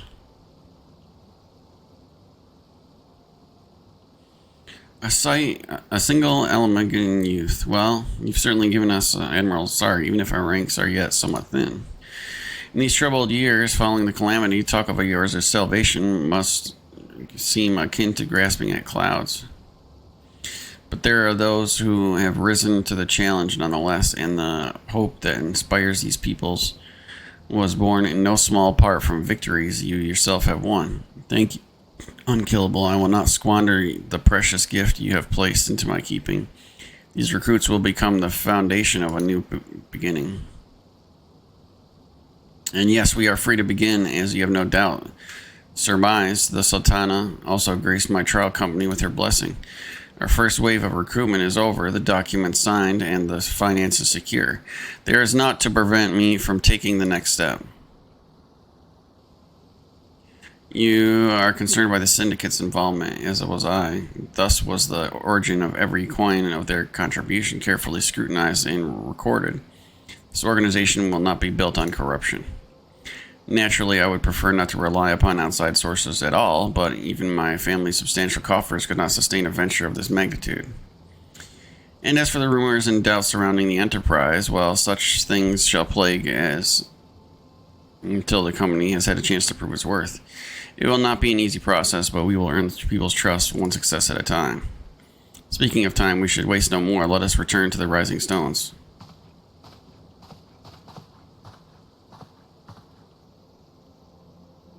Oh, you're going to teleport me there for me? Oh, what's happening?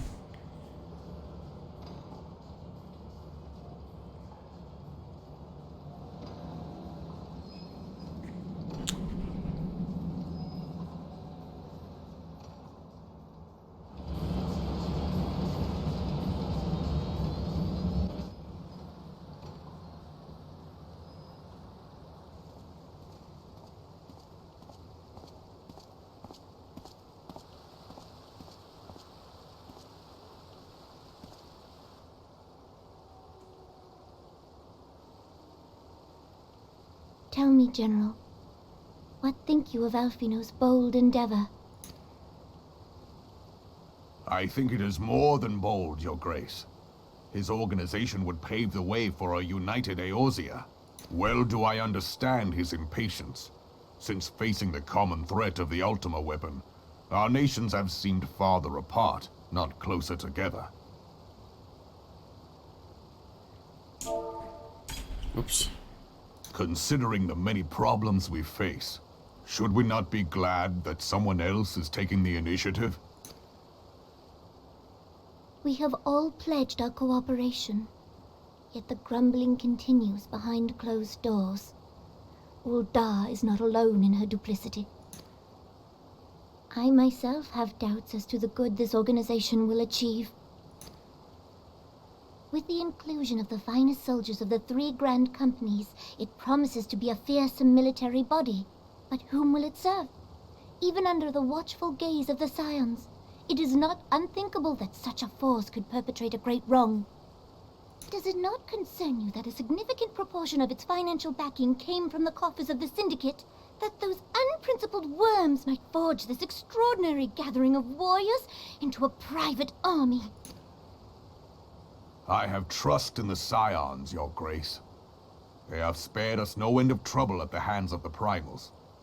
If they seek reinforcements, I deem it unwise to deny them. As for their finances, full many gave generously. And though our nobles proffered a sizable sum, their coin did not spill from the pockets of Lolorito and his cronies. And what of the presence of our stalwart adventurer friend in this endeavor? I doubt the Warrior of Light would betray our cause. Yes, there is that, I suppose. Yet I have known people to change. Whether we will or no, the events of the age hurl us this way and that, like a dust devil skipping across the sands. Cannot be done about Telechi? I have explored all avenues available to us, Your Grace. But as Ul'Dan law now stands, we lack the evidence to convict him of any crime. To arrest him on spurious grounds would only play into his hands.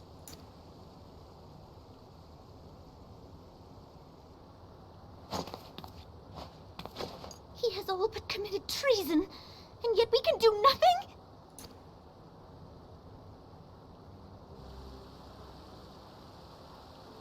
Then what good our government?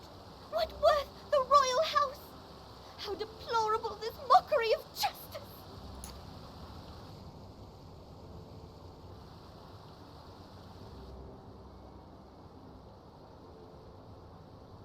Oh, not a midget crying. Oh, no. Oh, no.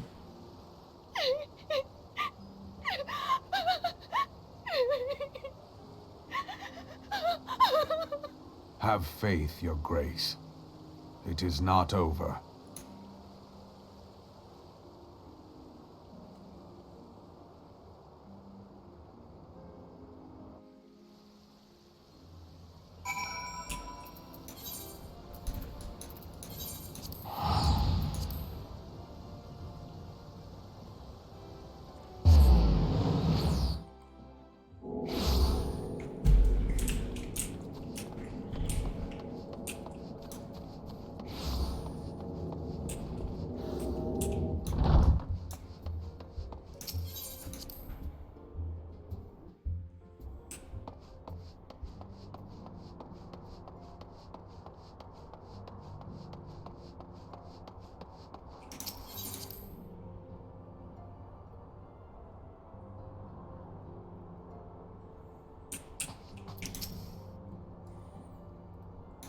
That is not a journey I soon wish to repeat, but I cannot pause to rest. The culmination of the efforts is at hand. I must see to the preparations for the inaugural ceremony.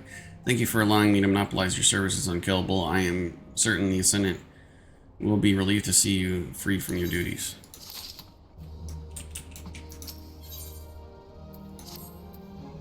Greetings, Unkillable. Alphinaud tells me all is in place to begin his trial company. The Scions shall certainly be grateful to have the support of such an organization. The inaugural ceremony is set to take place here at the Rising Stones. Tataroo is cooperating with Alphinaud to see that all is in readiness, so I'm afraid the recruit themselves have been left to their own devices for the time being. Quite a number of new faces have arrived in Revenant's toll of late, and I wonder if Slaftborn might not find himself overwhelmed. Will you speak with him? Who? Who the fuck is Slaftborn? Nobody know whose that is.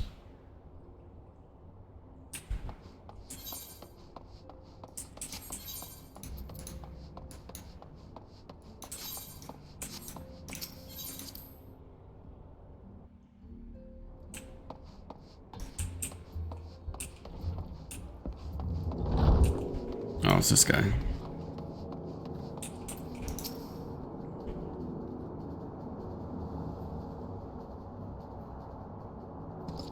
What can I do for you, Unkillable? I thought you'd have your hands full helping out the new arm of the Scions.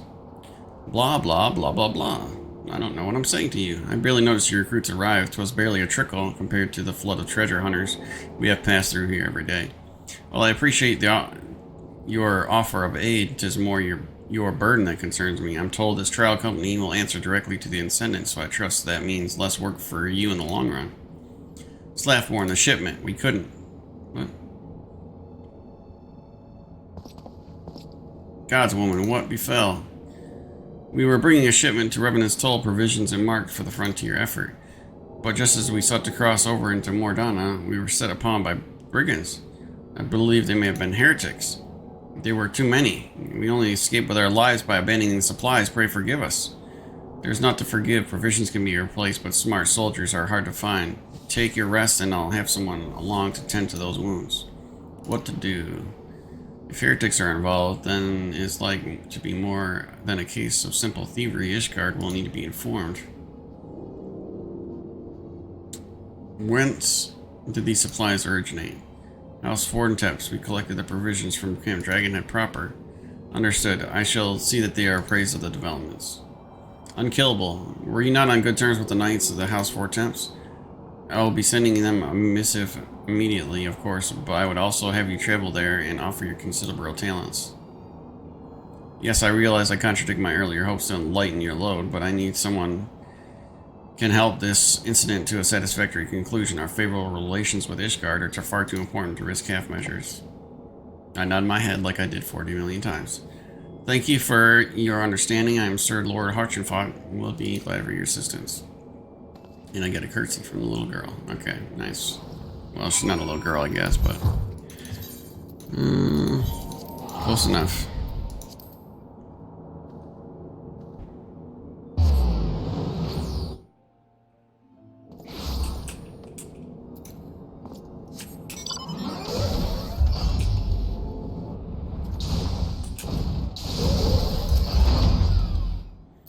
Well, if it's in my friend Unkillable, would you care for a roast? Some wine? No. Ah, I see you come into my hall.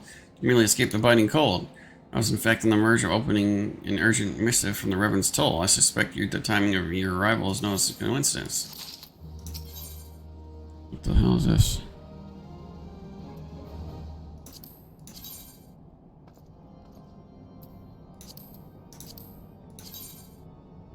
Oh, that would have looked cool. But anyways.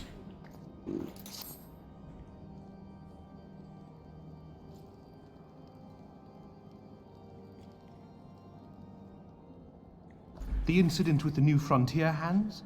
No, you need not elaborate. I have been following their progress with no small amount of interest. Brave men and women all. They do our nation a great service. The existence of a fortified outpost in Mordona will do much to dissuade the Empire from trespassing on Kurthus soil.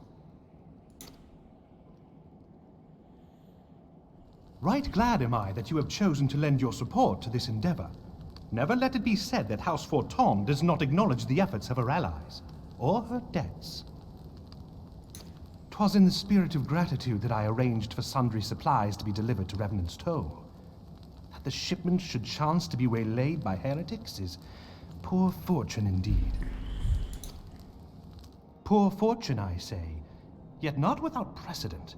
If you would know the truth of it, these incorrigible villains grow more organized with each passing day. This new unity of purpose we attribute to their leader, the Lady Iceheart. But though I have devoted significant resources to the task of identifying this woman, we have yet to learn so much as her birth name. What we do know is that the heretics speak of Iceheart in reverent tones, and would gladly embrace death rather than betray her. The brigands have not yet been so brazen as to risk direct confrontation here in Dragonhead. Some few of their number have, however, been sighted not far to the west of here, and with ever-increasing regularity. A visit to Whitebrim Front may bring you the answers you seek. Will you brave the snows, knowing what implacable foes may lie in wait? Halone's blessings be upon you!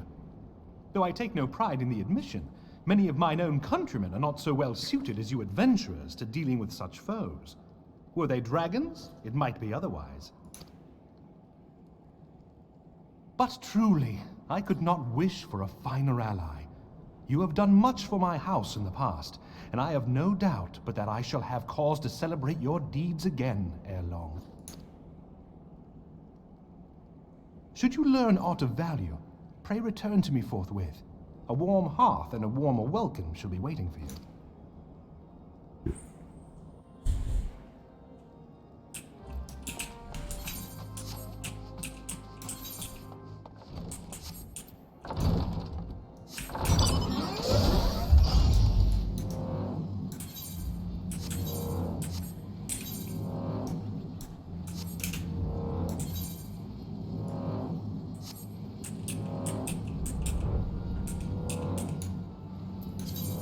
Dude, I gotta find out.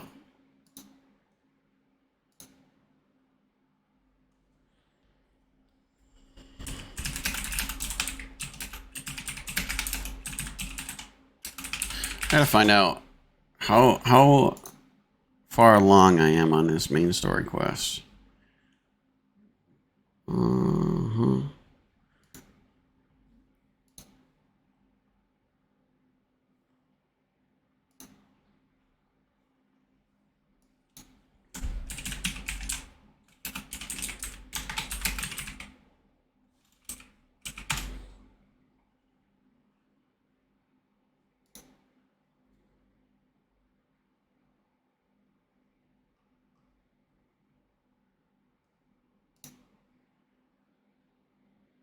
Oh God.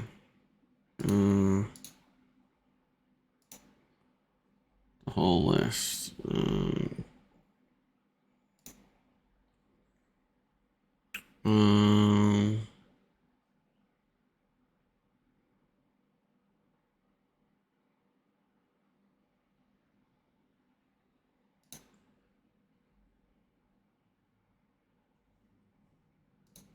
Okay, did that.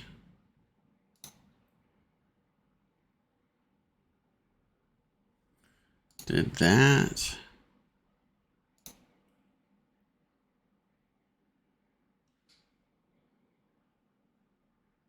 Okay. So I still got 1, 2, 3, 4, 5, 6, 7, 8, 9, 10, 11, 12, 13, 14, 15, 16, 17, 18. Oh boy.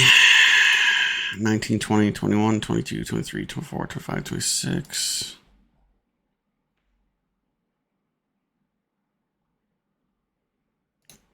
Seven, 28, 29, 30, 31, 32, 33, 34, 35, 36, 37, 38, 39, 40, 41, 42. 43 more main story quests to go. Holy fuck, dude. God dang.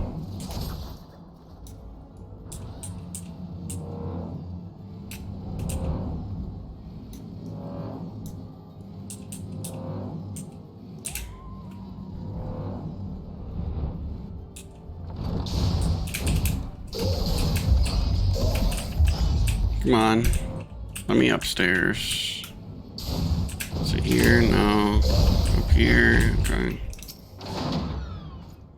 Unkillable. Is there aught you would ask me? Pray, speak plainly. I am a man of action.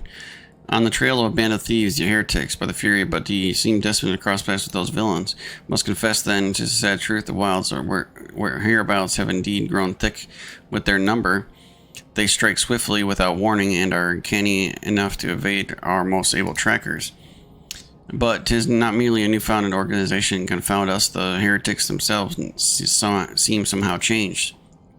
I know not what manner of influence this ice heart wields, but the men we face seem utterly lost in the grip of righteous favoritism and settling a natural zeal. Mayhap you would care to question one of the recent victims. As fate would have it, your arrival came moments after a traitor was waylaid on the road. A patrol found him, the unfortunate fellow, lying senseless in the snow and carried him to the infirmary. Assuming he has regained the use of his faculties, the merchant might recall something that could aid you. Okay.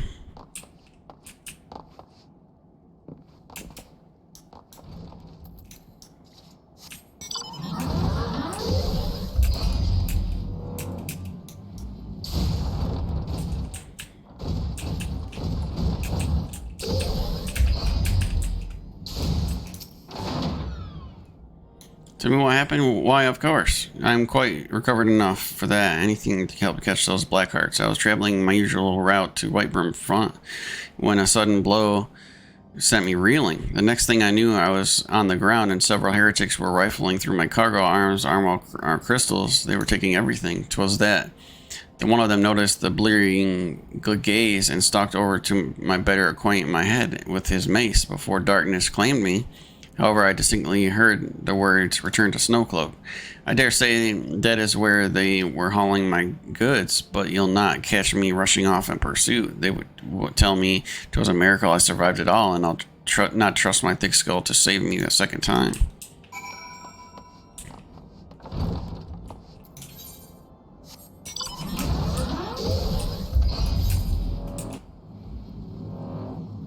Where am I? Okay.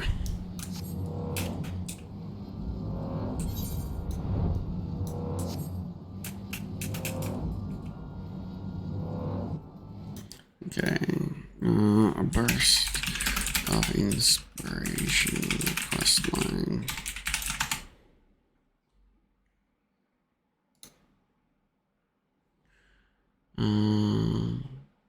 Jesus Christ. Seeds of Rebellion. 3, 4, 5, 6, 7, 8, 9, 10.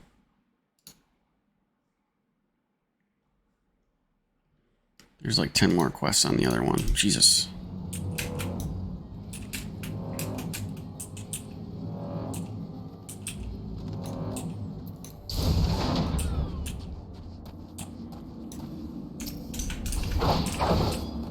You surrender your fucking crystals.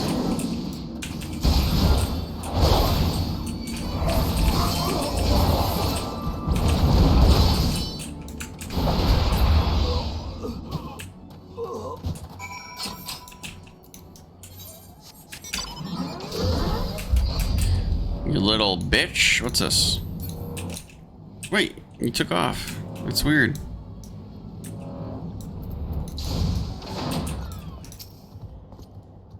Draw your weapon. Then we shall honor on common purpose among the raiding parties. By rights, we should have had them cornered by the ravine, and yet they vanished with icy wraiths. Okay.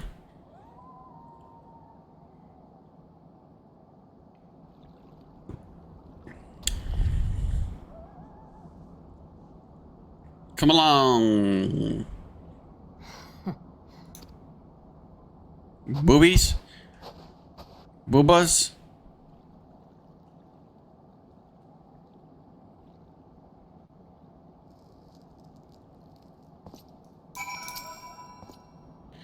You glimpsed a woman atop the cliff. Could it be Iceheart herself coming to sneer at us? And to where did she disappear? The heretics must have discovered a passage through the frozen wall. Some hidden tunnel or escaped something unnoticed. We have not the men to risk further investigation. It would be best we return to Whitebrim Front.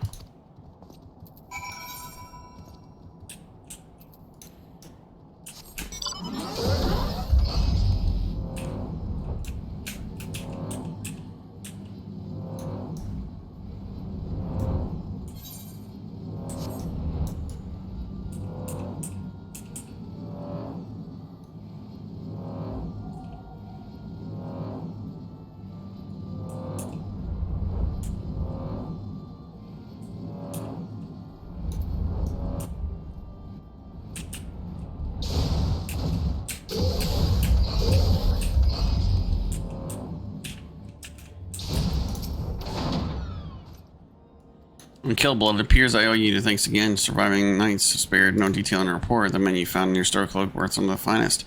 That should be bested so handily. I fear I have woefully underestimated the threat of the heretics. While I understand you might balk at the notion, I must ask that you put aside your mission and consider the stolen provision lost to us for now. 'Twould be ill-advised to blunder unprepared into what might be enemy lair. Pray return to Dragonhead. For the Iceheart and her fanatics or the freezing heights of Snowcloak will not shield for justice too long.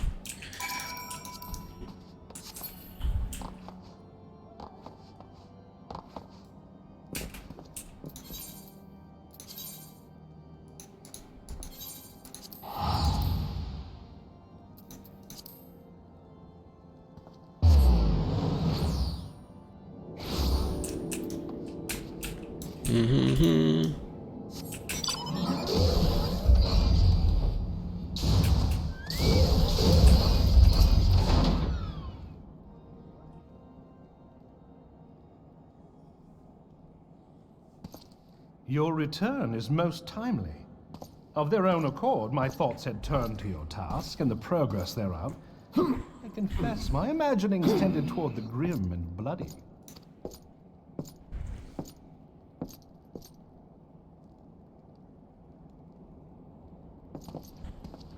But you are here now, and I suspect such frivolous wonderings do little justice to the reality of your travails. Tell me, what did you learn of Iceheart?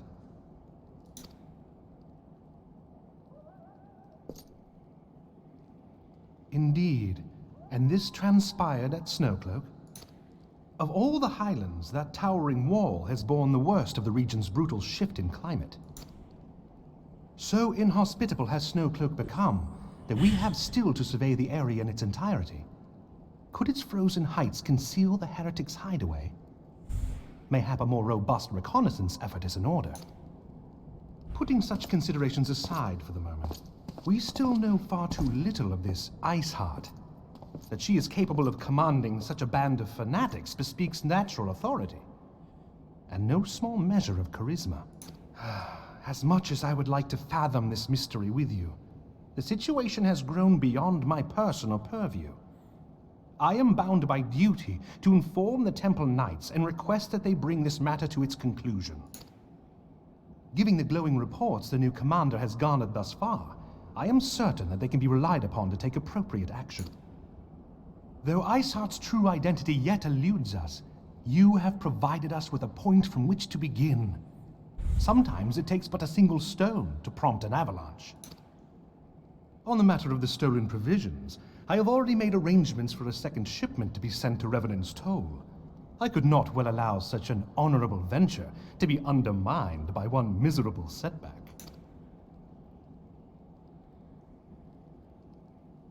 Nod my head like I do 40 million times.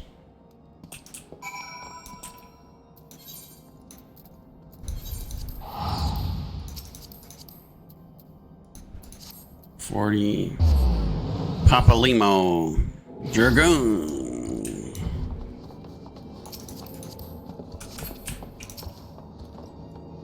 Unkillable. It is good to see you to return to the toll. How fared you in the frozen wastes of Korthus? The House Four Temps has sent us a second shipment. I must send thanks to Lord Hauchenfeld for his continued generosity. Yet, even as our town grows in prosperity, I fear it will attract ever greater numbers of those who do us harm in the name of greater power. All of us, Alphanod's new recruits included, must remain vigilant against such threats.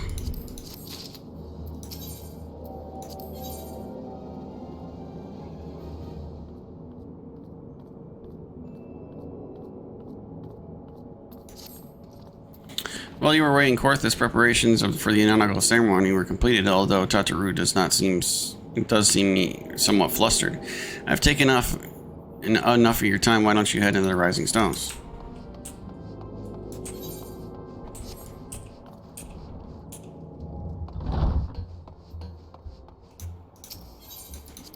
Okay.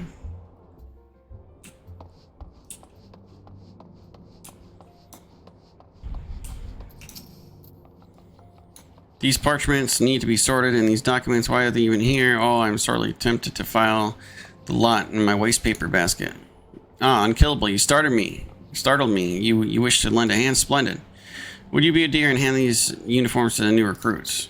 The new recruits know to don their garb immediately and assemble here in the Rising Stones. You'll report directly back to Alphanod. I wonder if the Scions will ever have matching uniforms. A well-funded organization is a well-dressed organization, I suppose. Okay. 8? There's 8? I remember only getting 4. But okay.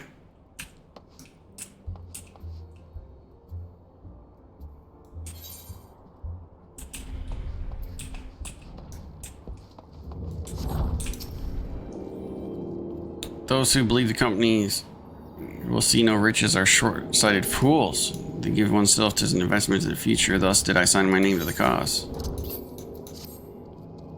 These uniforms are splendid. Once our organization has made a name for itself, there shall be a wealth of plenty in selling replica costumes to the adoring masses. Alrighty.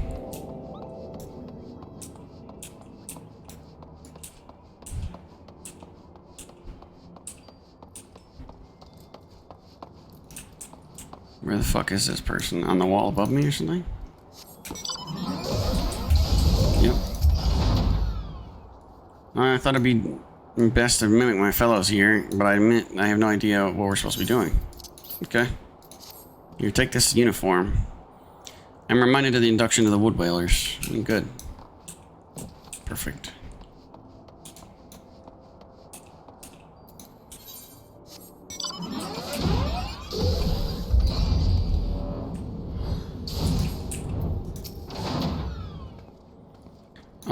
Isildur is last retired from the adventurer's life, though I shall miss his wisdom and irresponsible spirit. I'm excited to forge my own path. Here, take this.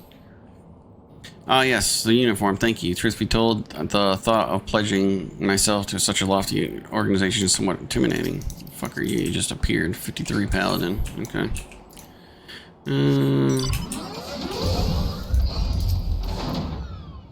Hello, looking for me? I suggested giving a whistle, but I'm not sure I'd hear it amongst the bustle. Yeah. Oh, proper uniforms. That thing's cut off the blood to me head. Not to worry though. I'm sure she'll make fine after a few adjustments.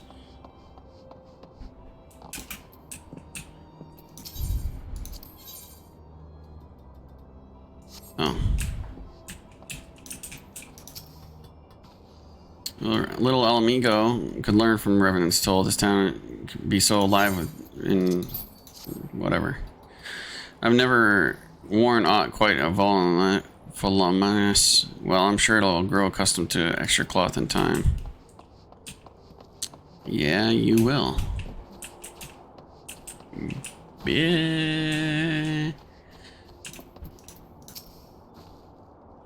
Unkillable Voorhees, gods, I did not expect to meet you strolling about the town. Tales of primal battle were inspired me to come to Revenant's Toll. Here, take this uniform. 'Tis an honor to receive a uniform. I shall wear it with pride.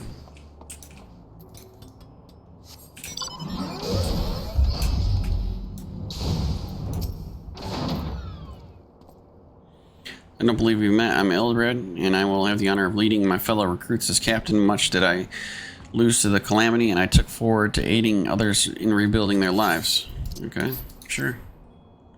These uniforms are a shrewd decision. There is no easier method of creating a common bond among what it is, essentially a band of strangers. This fucking guy. What the fuck? Scarlet Guard makes me a proud member of the Maelstrom and a hardy defender of Limsa Laminsa, yet in truth I stand of betterment of the realm and thought the new company was a fine opportunity on a grander scale. Here, take this uniform. Oh, now that's a striking shade of blue. Put alongside my Maelstrom uniform, my wardrobe will certainly not lack color. Okay.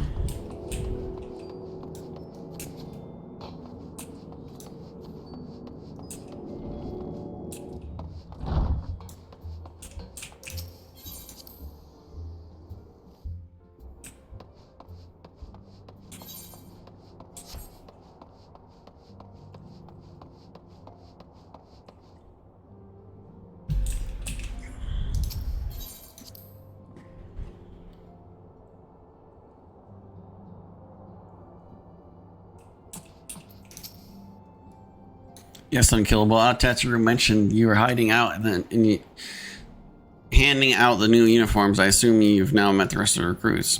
Some few answered the call of arms I put forth through the established grand companies and such. We are not yet an army, but there is much small core of elite warriors we can achieve. Did I mention I'd thought a name for the company? 'Tis my hope that it shall soon be known as across the breadth of Eorzea, the moment the truth draws near. Unkillable. Once the last of the recruits have gathered, I'll make the official announcement. We'll make the fucking announcement, will you?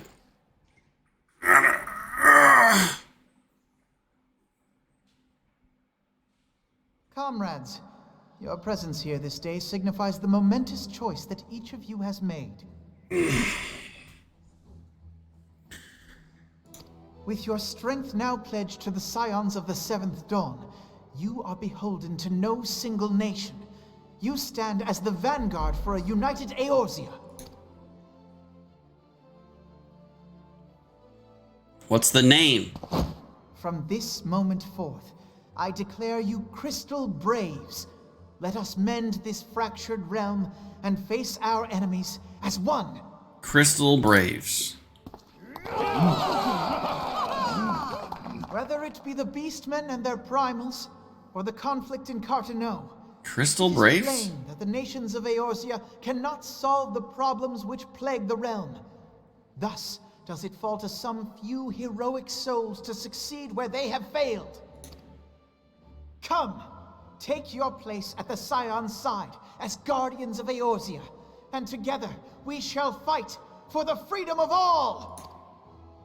For the freedom of all!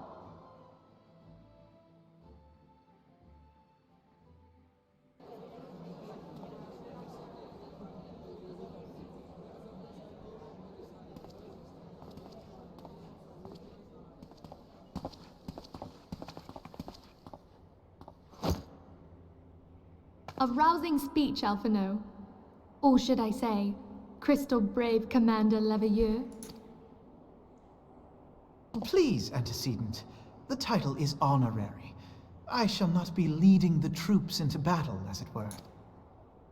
We are of the same purpose.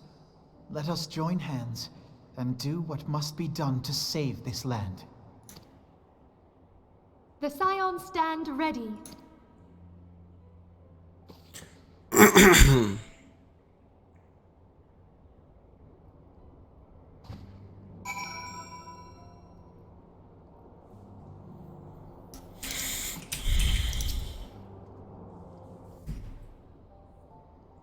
I'm eager to see what the Crystal Braves might accomplish. This shall prove an interesting time indeed for the Scions.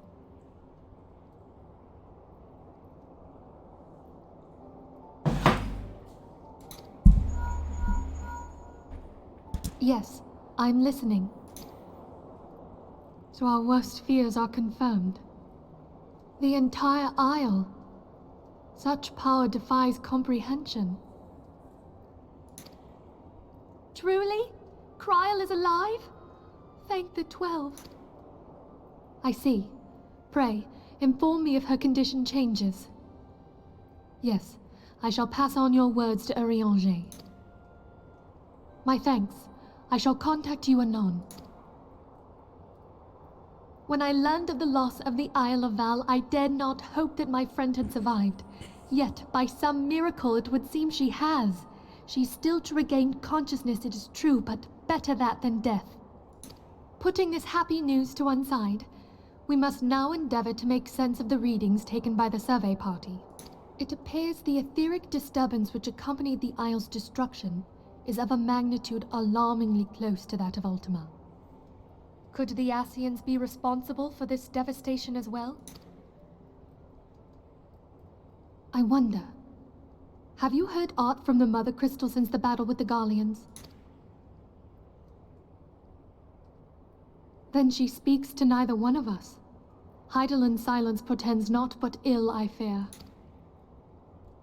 Louisoix, I pray you yet watch over us.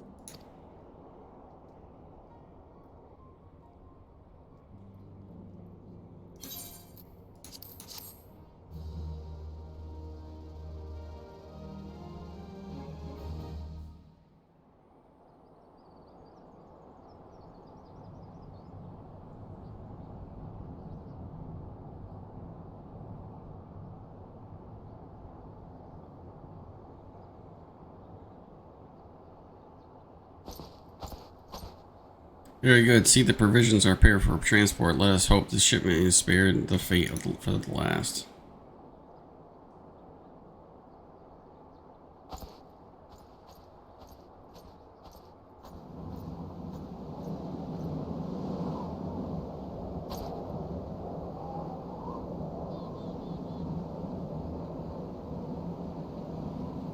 The wounds are uncommon fierce this day.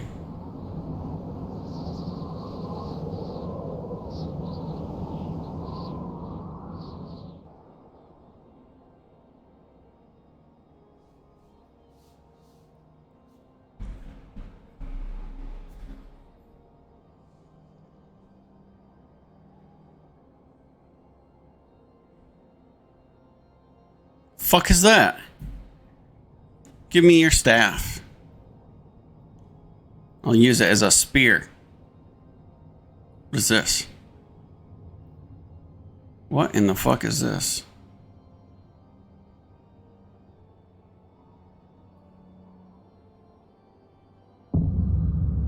Oh gosh. Oh no, dude.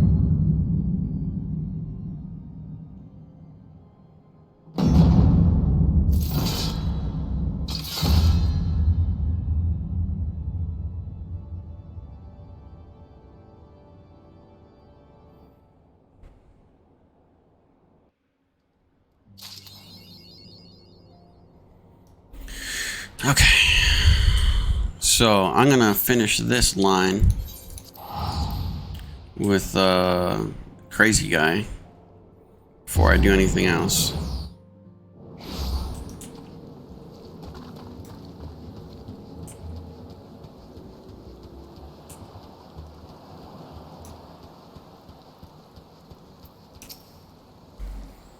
Before I go on to the main story.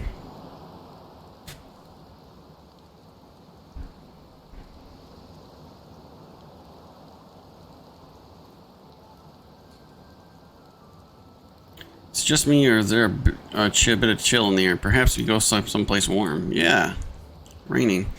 I, for one, welcome respite while in the sweltering heat. Besides, this will not take long. If you insist.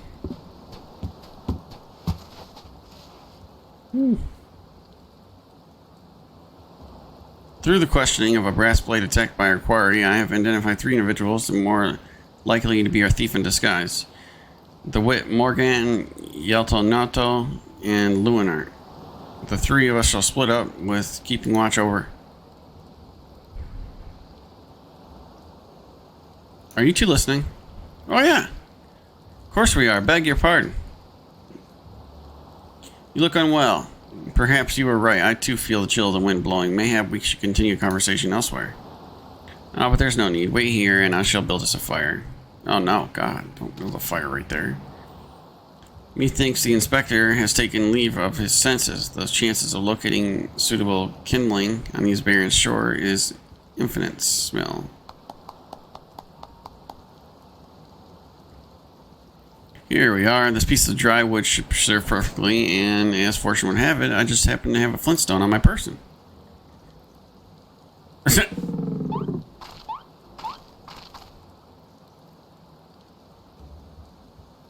This is the most ridiculous quest line that I've seen in a long time.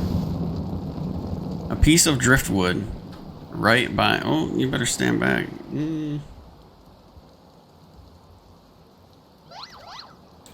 There's no cause for alarm. 'Tis not blood that courses through the inspector's veins, but ice. I could not fathom a series of events that would lead such a calm, composed individual to lose his firm grip on the fiery torch. Remarkable insight, Inspector. I must record those words for prosperity. Whee! It's flying. Okay.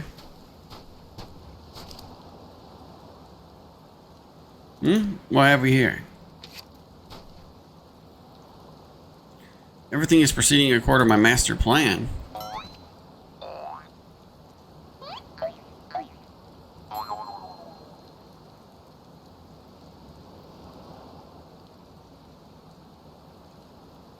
Could this be another challenge from the fiend?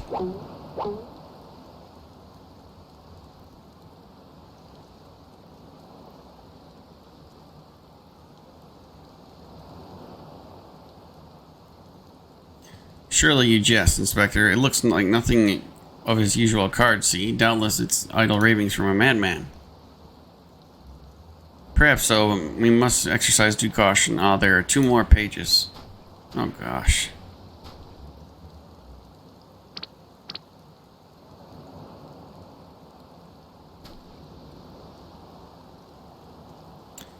Give up hope. He of many faces will laugh last.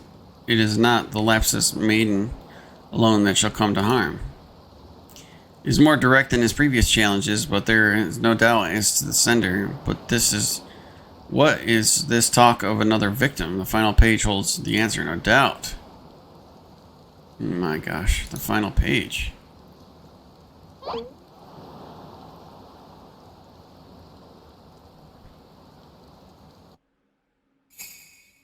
Confounding Inspector will meet a fiery demise.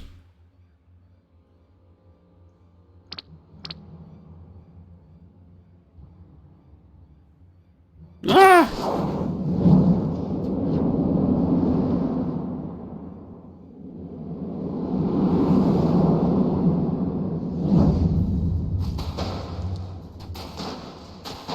No, don't.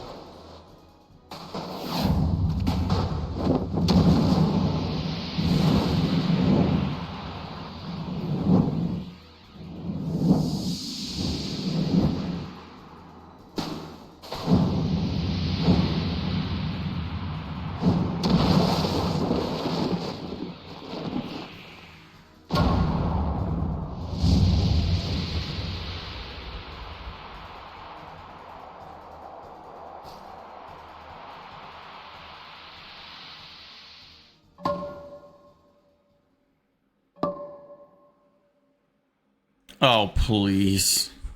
My gosh, dude. What? What ridiculousness is this?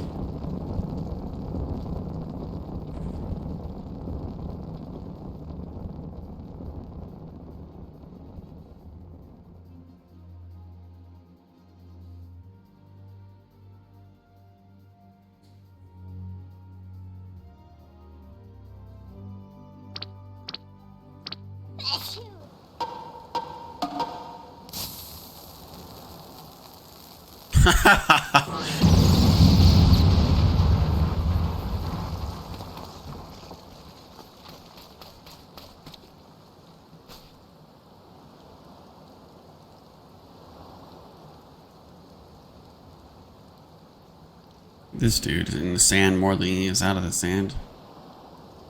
Upside down, too.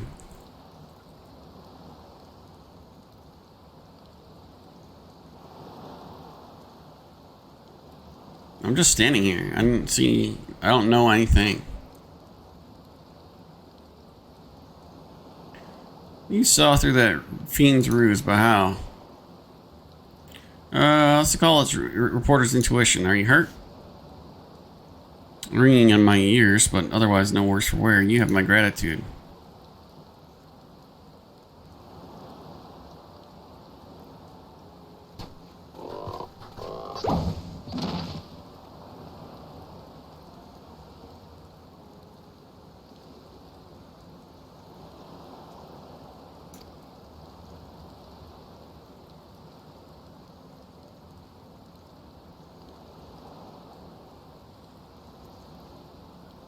I exhausted every effort, Inspector, yet I fear our quarry proves ever elusive. Excellent. I might have died of shock if you had. At any rate, our foe has revealed himself as a mere thief, but a madman who will resort to cold-blooded murder. We must redouble our vigilance, lest the others come to harm.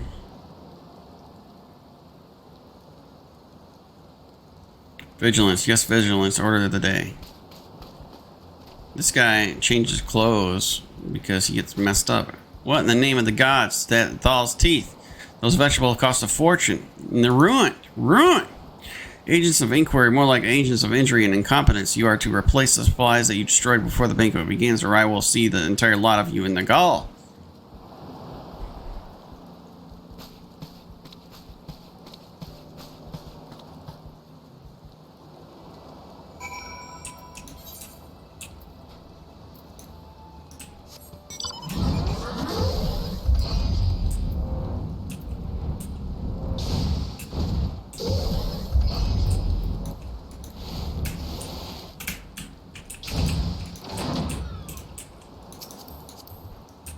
'81 white mage looked like she came out of Infamous's First Light.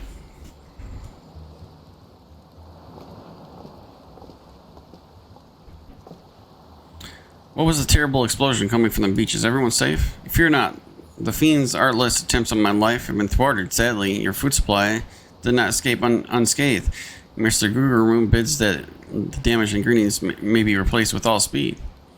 Goods, this is no thief, this is a madman. As for the replacing ingredients, I fear that they'll prove a difficult task. Those crates contain imported vegetables of considerable rarity, you see. vegetables that are particularly short supply these days. What with the mandragoras at large, even if I were to place the order immediately, it would take at least days to arrive. Mandragoras. I have heard of that fell band. Tell me, what manner of vegetables do they steal? The rarest was an import from the Far East. I do not recall the name, but it very closely resembled the Eorzean dragon pepper, save for its color, which was deep purple. Methinks you don't worry too much, Master Lewinhart. Of course of action is clear. We need only storm into the den of these overgrown weeds and steal your precious purple dragon peppers right back. I would advise against that, Inspector. There are no ordinary Manderville, but rather a bloodthirsty band of killers given successful flesh. Even the brass blades and the Gerbera proved unable to resist them. Oh, a formidable foe indeed. We are only there a brave soul in our midst, with a wont for taking on fearsome enemies, with not a shred of concern for his own well-being. Your eyes, friend, they speak to me. They say, yes, I shall vanquish these rogue vegetables and deliver the purloined goods back to their rightful owner. Oh my gosh, dude. Is that what it says? You're truly a godsend, adventurer. One Sundamal of the Yellow Jackets has been charged with defending the roads from the Manderville. If anyone would have knowledge of their whereabouts, it would be him. With those ingredients, Master Gurimu is like to cook me instead. Please, friend, you're my only hope. A gentleman would never let his comrade face danger alone. Let us go. Where do you get new fucking clothes at?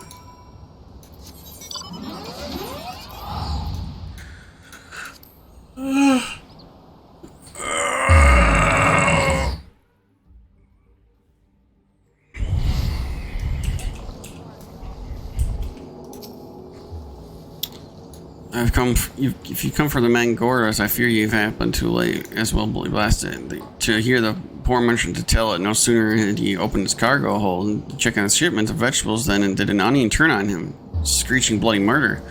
Fled his own vessel in sheer terror, he did by the time he came to his senses. It set sail without him. The merchant left for Aleport, hoping to recoup his losses. If you mind to go after the culprits, you might lend an ear to the sad tale.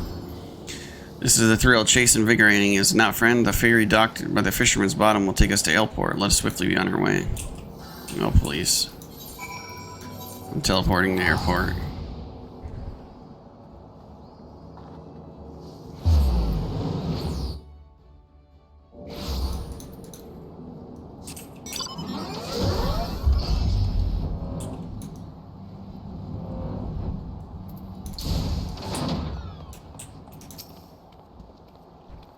Don't sneak up on me like that. You might be a turnip or a murderous eggplant or something like that. Think I jest? You'd be singing a different tune if you shot a tomato juice almost looked in your eye. It did mine, my eye. By the time I regained me wits, they'd already set sail with me ship and me livelihood. I'm ruined. I'll never see a bleeding onion until the end of my days. It'd be too soon. To hear them almost say Manderville are a nasty lot, a right pain in the arse to farmers and provisioners the realm all over, but let me tell you, friend, that ain't the least of it. Freeing their fellow franz from our larders and tables is but the beginning of bulbous black guards have a far grander scheme, revolution. Madness, you say? Take a ferry to the Isles of Umbra and see with your own eyes a veritable vegetable kingdom where eggplants and turnips rule with an iron fist. This muscle-bound fellow with the dim expression, I could swear I've seen the same face somewhere before. Bugger me. If it ain't the undead overlord that fancies himself a genuine inspector. Which would make you the adventurer, that bested me thieving duelist in single combat. Yeah? Well, bugger me and call me inspector. Tell me, is it true the duelist traveled with a demon bird and those in whose crowd could split the heavens? But that's neither here nor there. Look, I don't know about you, but I ain't so keen on the notion of calling Bloody Tomato your grace.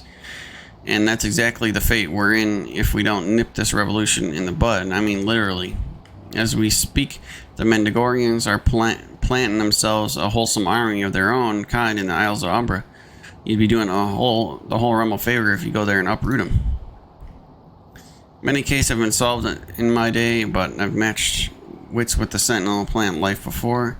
You should prove quite exhilarating to the Isles of Umbra.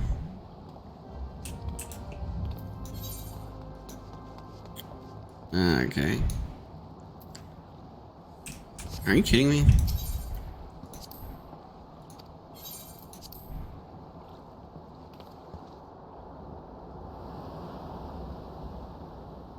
Be right back.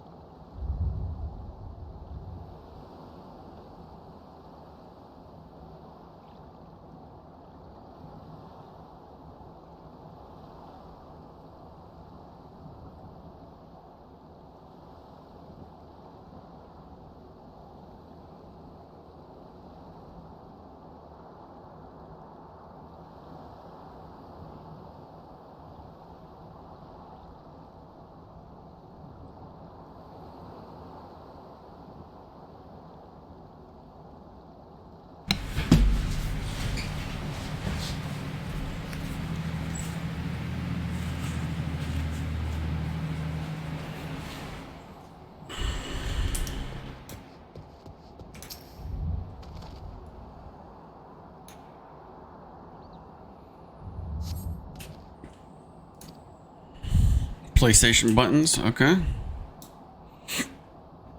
You feel a hostile gaze upon you, okay. Give a fuck.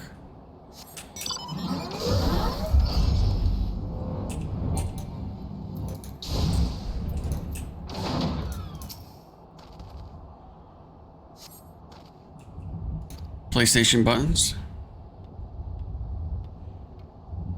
Feel a hostile gaze. I don't give a damn about no hostile gaze, man. Honestly. What are the PlayStation buttons about?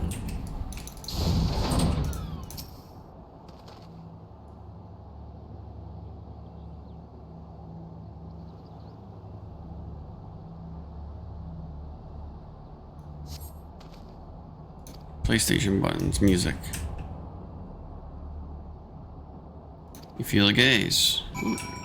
What the fuck?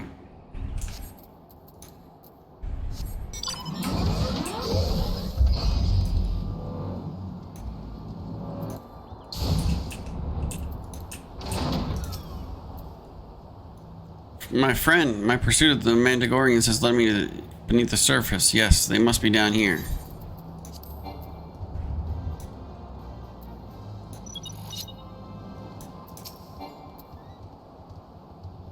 How far are you on the surface?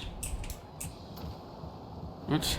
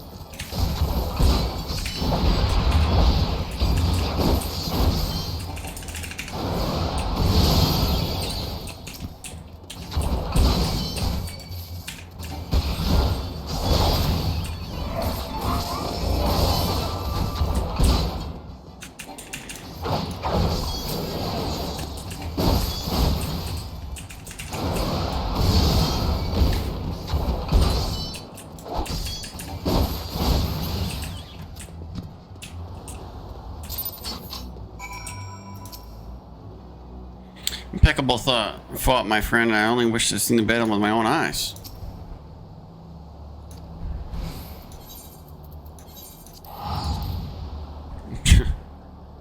Bring it back to Castle del Sol.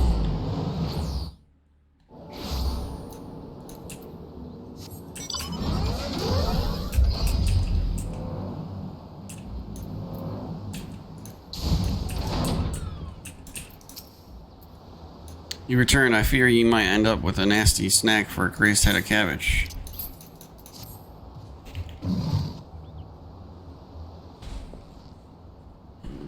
The stolen foodstuff. You saved my hide.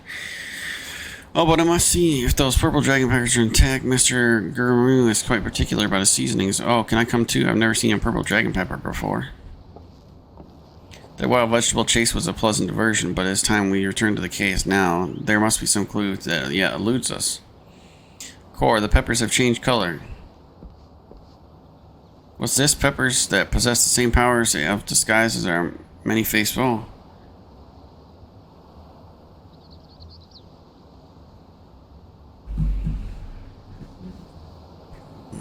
The gentleman must need to investigate. Striking shade of blue, quite far from purple, Master Throne described. Perhaps we recovered the wrong crate. But look here, Inspector, the crate is clearly marked for Castle del Sol. How curious. Did I say purple? I meant purplish blue, or a bluish purple. The two colors really quite similar when you think about it. Those peppers are most distinctive hue. No man could reasonably mistake any shade of purple. Unless, of course, he was wearing a very particular sort of eyewear at the time. Oh, he ran. Ah, the charade is up after that man. It is as I expected. The goggles have proved the key to cracking the case. With speed, not you. The fiend must be brought to justice.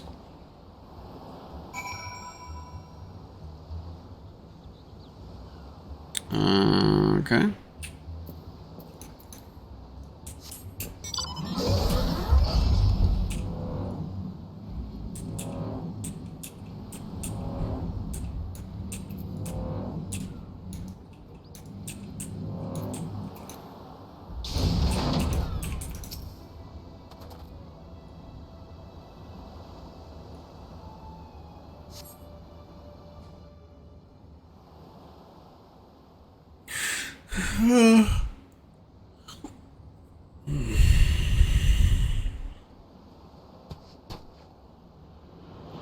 You can run, but you cannot.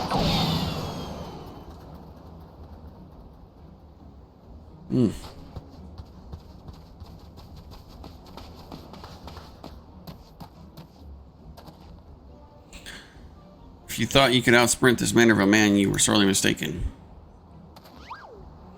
For pilfering a priceless blade, threatening a maiden virtue, and untold crimes against the law-abiding citizens of Eorzea, I, Hildebrand, agent of inquiry, inspector extraordinaire, hereby place you under arrest.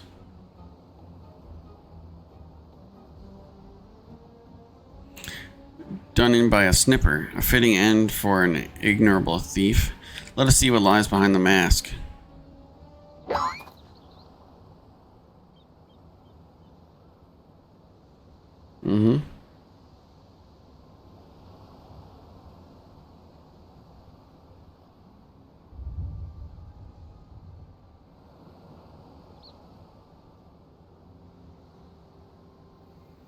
Where am I? Who are you? Oh, please. Playing the fool avail you not. I suggest you come willingly. A gentleman is not given to violence, but should you attempt to resist, I disavow responsibility for any shattered skulls or broken bones.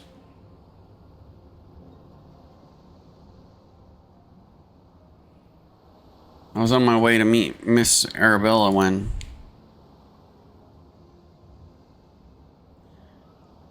Miss Arabella, I must find her at once. My head.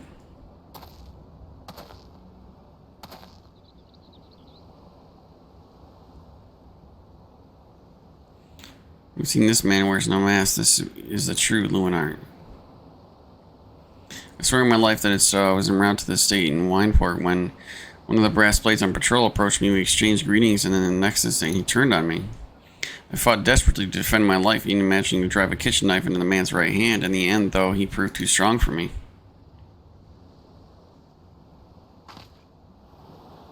Now that you mention it, the imposter was wearing gloves. I knew there was something suspicious about him.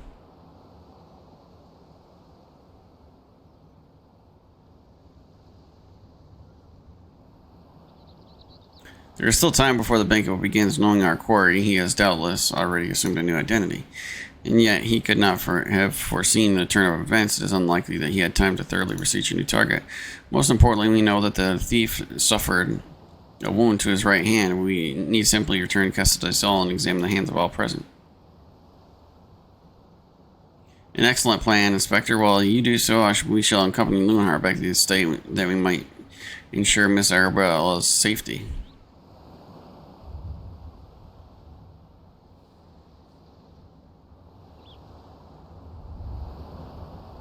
Oh no. I just killed all of you. I found you, my little ones. Let me guess. You seized with anger at those who took from you from what was yours.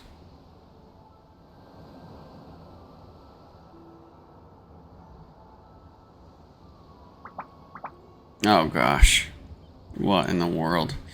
Then it would appear our goals are in accord. Make for Casa del Sol and await my orders. When the time is right, revenge will be yours. Not again.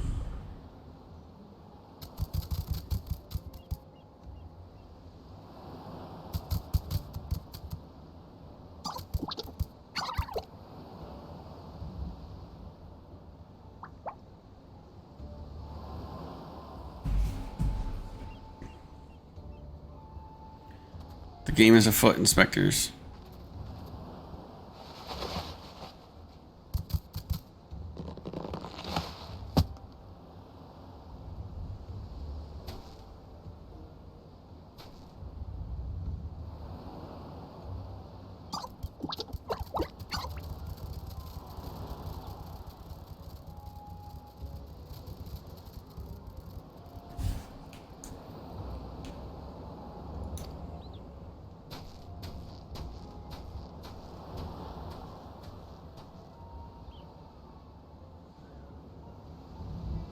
Now, what mask should I wear to the ball, he says. Just gotta back up for the backup.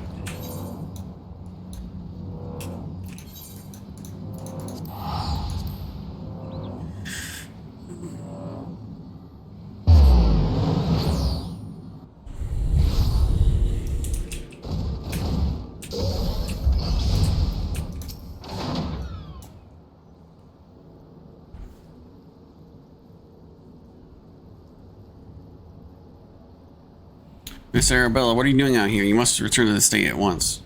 Oh, Lewin, always worry. Your concern is touching, but I am a woman grown. Besides, I just wanted to see the flowers. Lovely these flowers may be. They are unsightly weeds when measured against your beauty. I am Hildebrand, agent of inquiry, inspector extraordinaire. Please call me Hildy. The pleasure is mine. Much have I heard of your deeds. Tell me, are your rumors of a many-faced thief true? I fear they are, Miss Arabella, but still your gentle heart. For as long as Hildebrand is on the case, the fiend shall not lay a twisted finger upon you. This I swear on the Manderville name. The gods smile on me indeed to send such a strong and handsome gentleman as my champion. And yet, you seem pensive, my lady. Is something the matter? To tell you the truth, this marriage has been an arrangement against my wishes. I do not love Vanes. Why, I have not even met him. He sent me this clasp as a betrothal gift, a treasure for my treasure. Wear it always, the message said. I do not care how beautiful it is. It might be as golden as a shackle. Miss Arabella, you must not say such things. An arranged marriage to a youth you have not even met, unconscionable. Father says that this marriage must happen. That is the future of the family trade. Spoken like a true Aldun, but if I may be bold, my lady, would I be correct in assuming you and your father are not related by blood? Quite so. Father found me amongst the beggars on Pearl Lane when I was just a babe. He took me in and raised me on as his own. He took Lewin in as well, though as servant rather than son. You may think Father a cold and miserly man, but to me he's a man who gave me warmth and hope where I had none. I will learn to love Vans if that will make Father happy. You cannot be serious, Miss Arabella. You are a beautiful young woman with your whole life ahead of you. Surely you would not have to look far to find a gentleman with whom you would rather spend the rest of your days. If I have to spend another hour with you, I'm likely to lose my wits. Yeah, she's not the only one. But anyway, we should return to Castle del Sol to see how the inspector's investigation fares. I as well must prepare the banquet. Farewell, friends.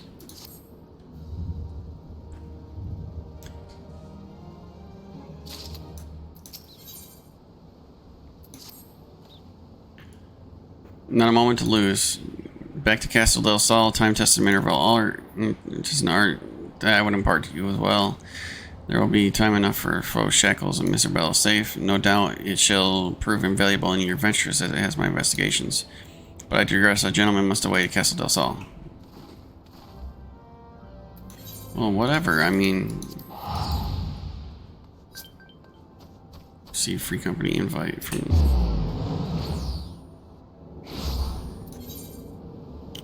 Uh,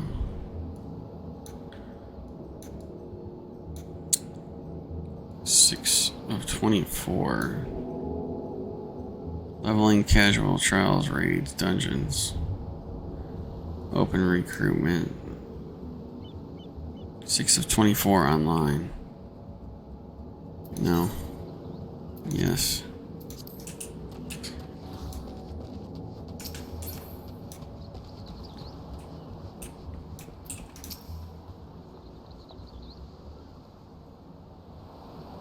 Inspector Brigade, whatever. I have seen to the fair maiden's safety. Miss Arabella will be along soon. How fares your investigation? I have canvassed the grounds, but none of the guests are concealing their hands. How can this be? The thief must be somewhere. Miss Arabella just left her estate, I hear. I suppose we'll find out soon enough if her beauty is a true match for our own. Teehee. Okay. There's no time without the thief in custody. We cannot risk allowing Miss Arabella to take the stage. But Inspector Vanes and his family will not take kindly to the patrol's absence. There's nothing of my concern besides the doubtless the inspector here will think of something. Me? What do you propose? You're an expert at creating diversions, can't you? You just knock something over, blow something up, or the like. You know, you always do. Inspector, I knew the day would come you would recognize my talents. Worry not about Master Vanes. Yes, for the sake of the maiden, a gentleman will do what must be done. The poor sot lacks even wits to know when he's being insulted. Now to the task at hand. We must find a way to conceal Miss Arabella's true identity. Not far from here are the servants' quarters. There should be a change of clothes lying about. Perfect. Unkillable. Find some Sudley on their ordinary garb and deliver it to Miss Arabella outside the gates. I shall proceed with the investigation. Yep.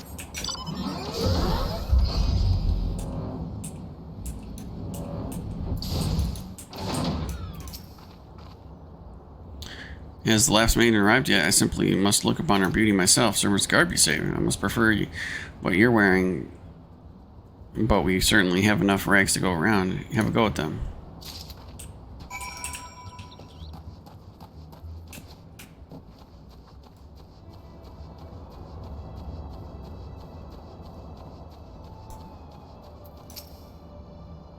Greetings, friend. Oh, that's what you have for me? What hell's this? Mark bills. Official stating the reward of slaying.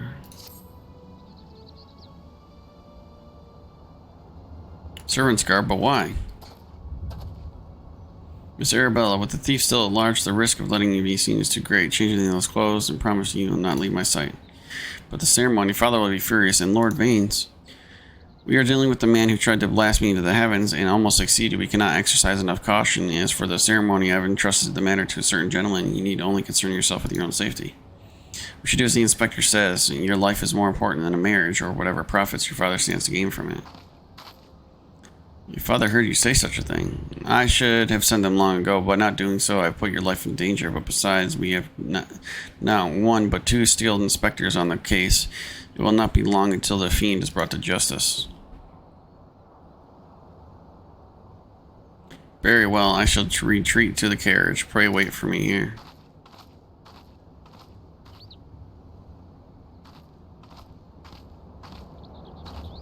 My apologies for the delay. What should I do with my banquet dress, Inspector? Unkillable. Bring Miss Arabella's dress to that bumbling inspector. I dare not speculate as to how he intends to see to his task, but I would imagine he requires all the help he can get. Now, let us return to the festivities begin.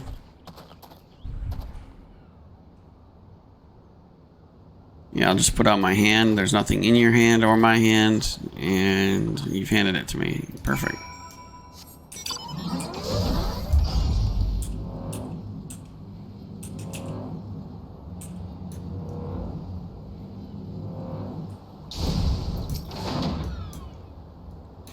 You return to me. I was in the act of formulating a master plan to distract Master Venance at the ceremony. Is there aught I might do for you? Why, this is her dress. I must have missed confusion as to what to do with it, but worry not, I should take it for safekeeping. And with that, I must attend Master Vance before the ceremony begins. Worry not, friend. I assure the inspector and I have the situation entirely under control. Why not yourself a seat and enjoy the festivities? Yeah, sure. Just sit down and have a little go at it.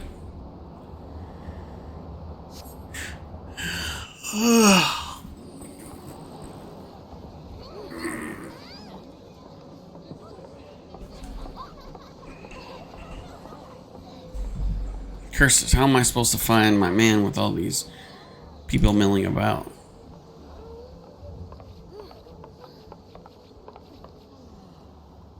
Friends, family, business associates, it is an honor and a pleasure to welcome one and all to Castle del Sol today for a feast co-hosted by the Brigadier Consortium and Eastern Eldern Trading Company. We trust you've been enjoying fine food, fine spirits, and profitable conversation.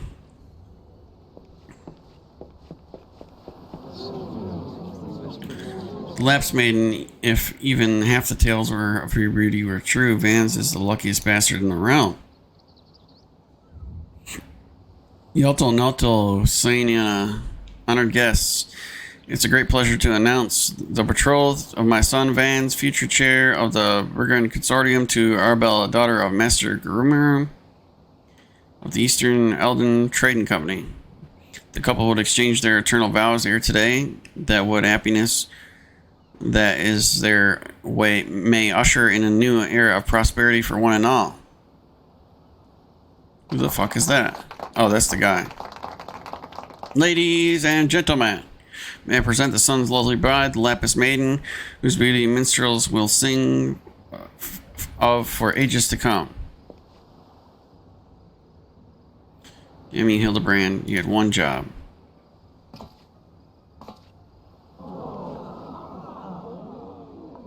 She's beautiful. Were the rabble expecting otherwise? She's my bride after all.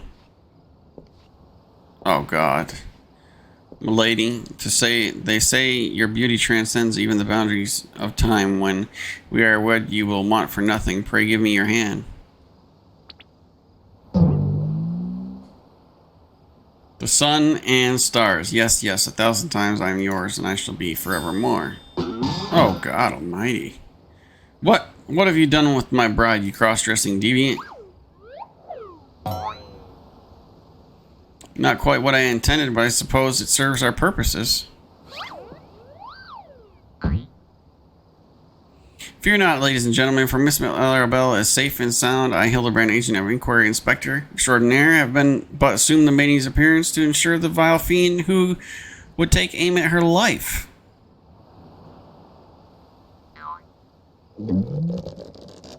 I'm not watching this. The fiend who now lies defenseless before me. The game is up, Vance. Or shall I call you by another name? The thief of many faces.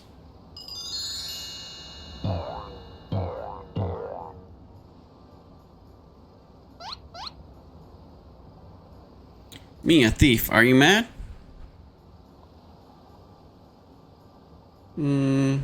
It appears that my masterful deductions have proved beyond the grasp of your mind. Very well, allow me to educate.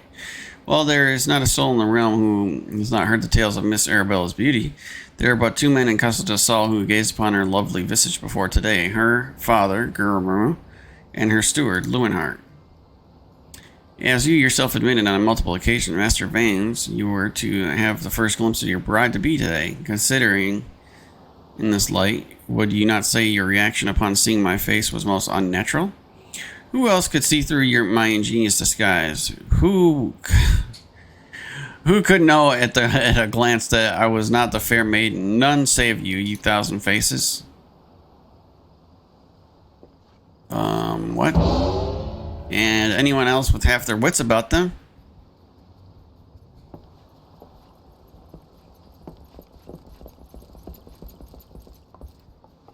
How dare you make a mockery of my wedding? Guards, arrest that pervert at once. Lock him up in the gaol and throw away the key. Who else has got gloves on? Arabella, oh thank God you're safe. Come to me quickly. There's a dangerous madman about.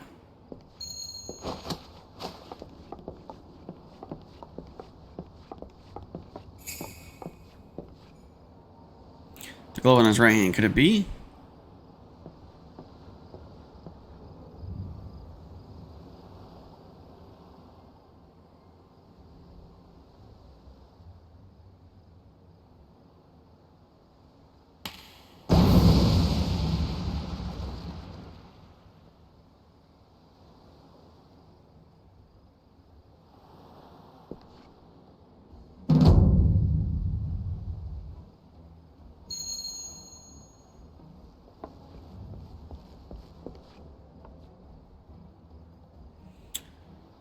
The man is a fool, but if you have behooved you to listen to him, at last you did not, and what is yours is now mine. That's the thief. Stop wasting your time with the imbecile and arrest him.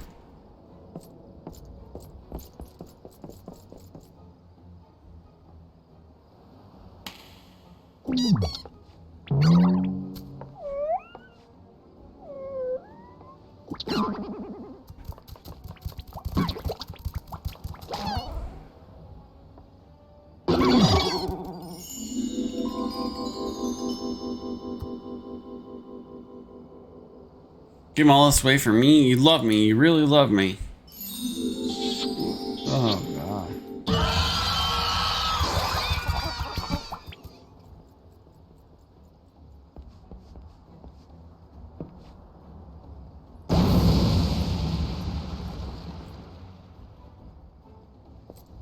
This guy's Batman. The attention is most flattering, but I have taken what I came for, and now must away. My lords, my ladies, till we meet again.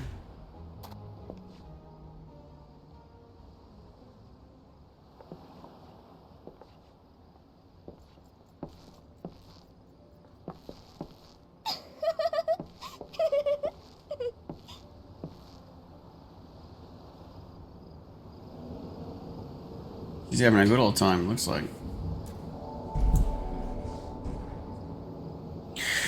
Oh, I hear that the real Vans was found bound and gagged in a storeroom.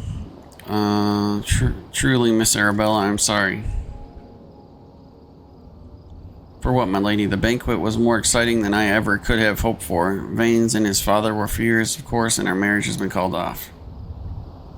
But perhaps it is for the best. I could only find my way to make father happy by living my life as it would live it. It is you, Inspector Hildebrand, who taught me this lesson.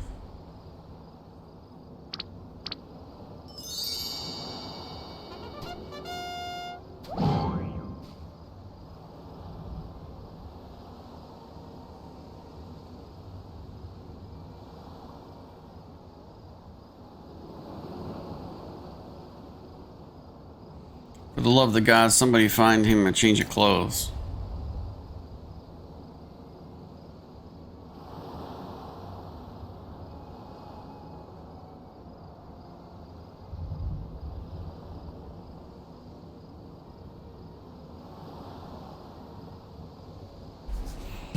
But one of the things that puzzled me, the thief's challenge said he would steal the lapsed maiden's virtue. Yet in the end, he only took her necklace. Now that you mention it, Master Gurumu told me that the clasp, when it first arrived, engraved the mark of the sun goddess. It is one of the most treasured pieces from the Barrage collection, known by many as Esimir's Virtue.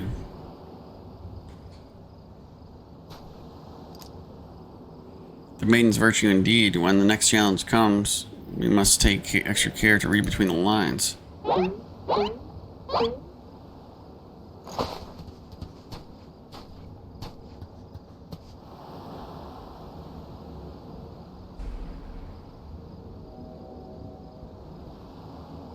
Get the dress. Change your clothes, man.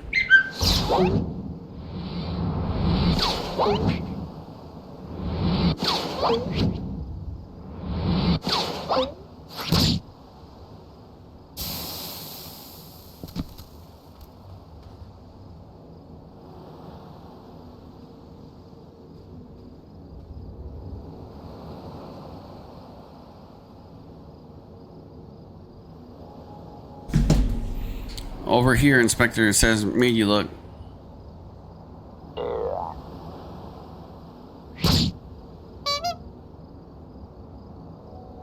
In the back of my head. The fiend plays us for fools. Give me that to me at once.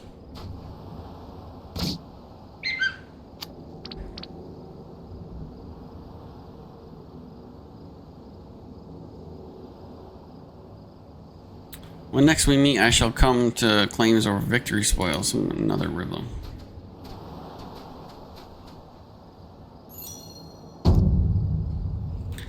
Hold on 1 second, guys.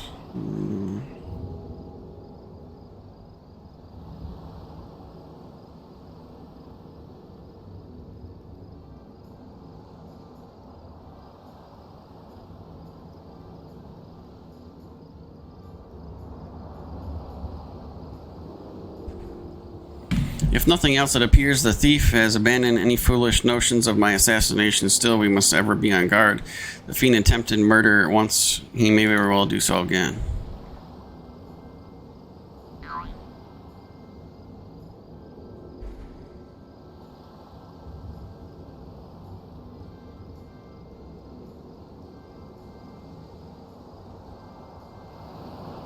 Very well, Inspector. I must agree, one can never be too wary when dealing with a murderer. Hear me, man of 1,000 faces. You sealed your fate when you called me out by name. Mark my words, when we meet, you will be mine. Yes, it was the Phantom Thief who was to blame for the bomb. Truly, verily, undoubtedly the Phantom Thief, most certainly.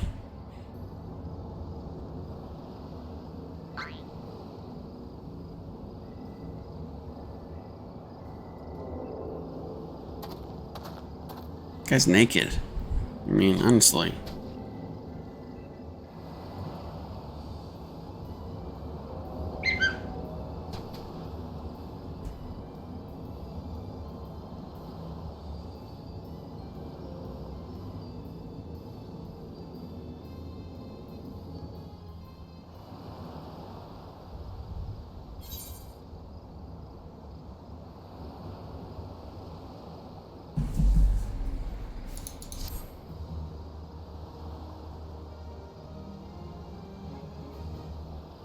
The parlay minigame is now available. You have unlocked parlay minigame. Entertain yourself as many a Manderville man has before you by opening the toy chest in the inn room. What?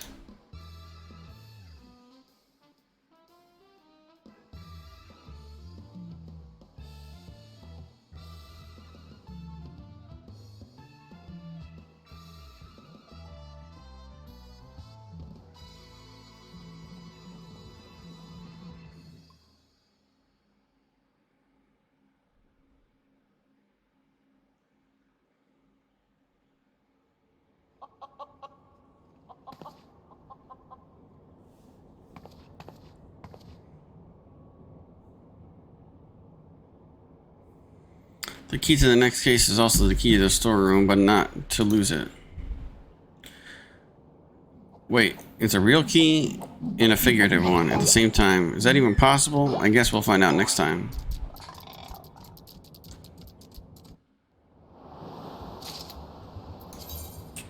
You've acquired a toy chest containing several mini games in the inner room. Try out your hands and power. Okay. 8 armed and dangerous.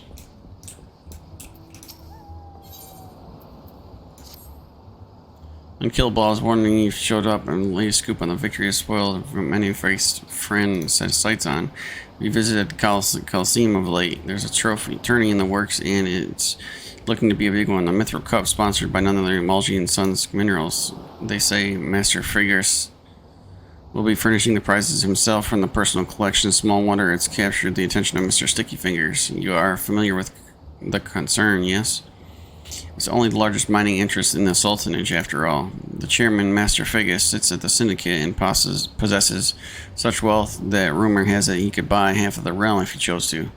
He's also renowned for being something of a martial arts enthusiast, with his position affording him little opportunity to test his own skills. He settles for living vicariously through the exploits of others, hence his sponsorship of tournaments like the Mithril Cup.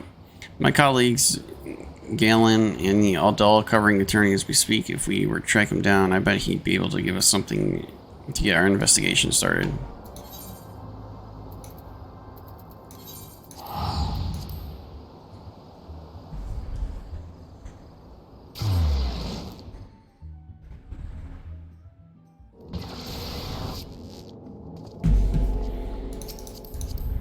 Dark Knight.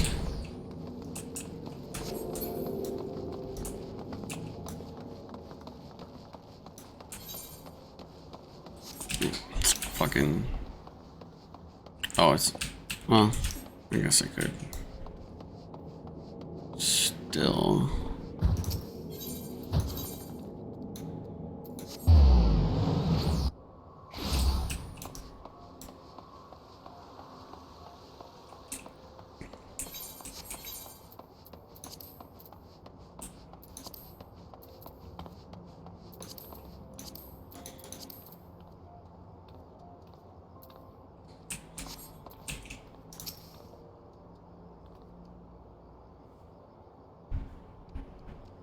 Yes, I'm a busy man. If you're looking for a small task, I suggest you look elsewhere. No need to be rude, Ganleon. He's a friend of mine now. What say you? Share your latest findings with us. I promise it'll make it worth your while.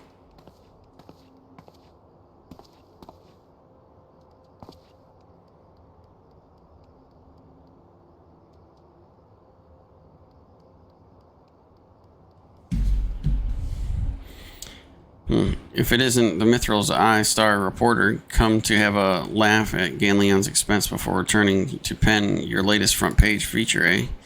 Oh, very well. Just promise you'll put in a good word for me with the higher-ups, okay? Now let me tell you this. There's strange things afoot at the Coliseum. Bugger, it's all travesty, I tell you.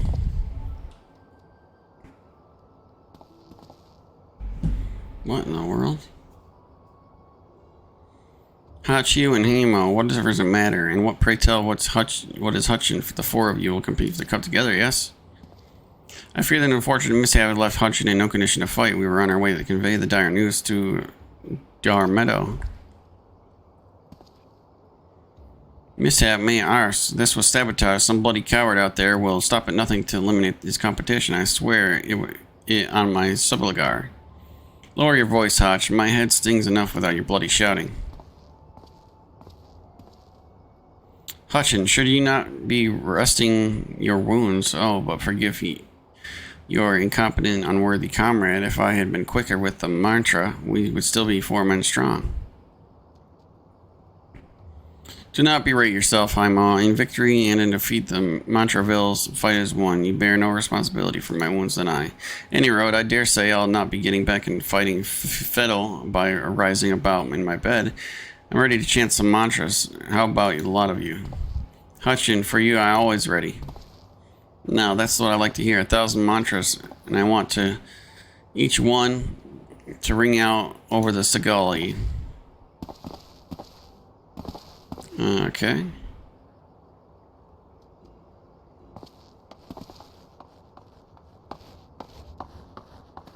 The Mandervilles.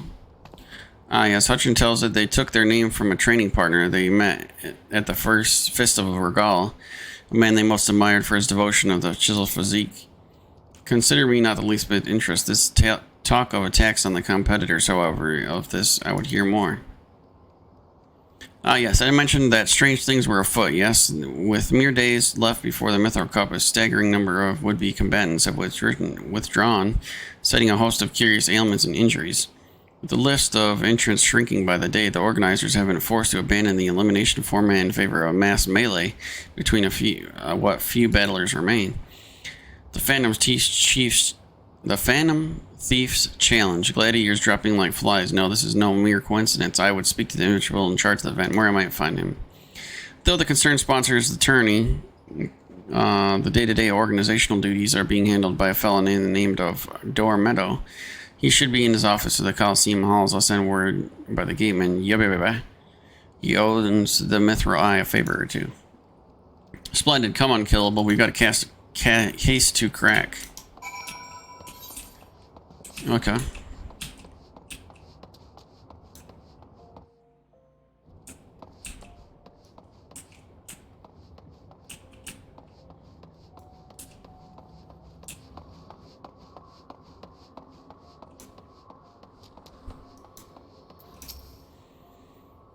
From the Mithril Eye, the Balby's free to enter.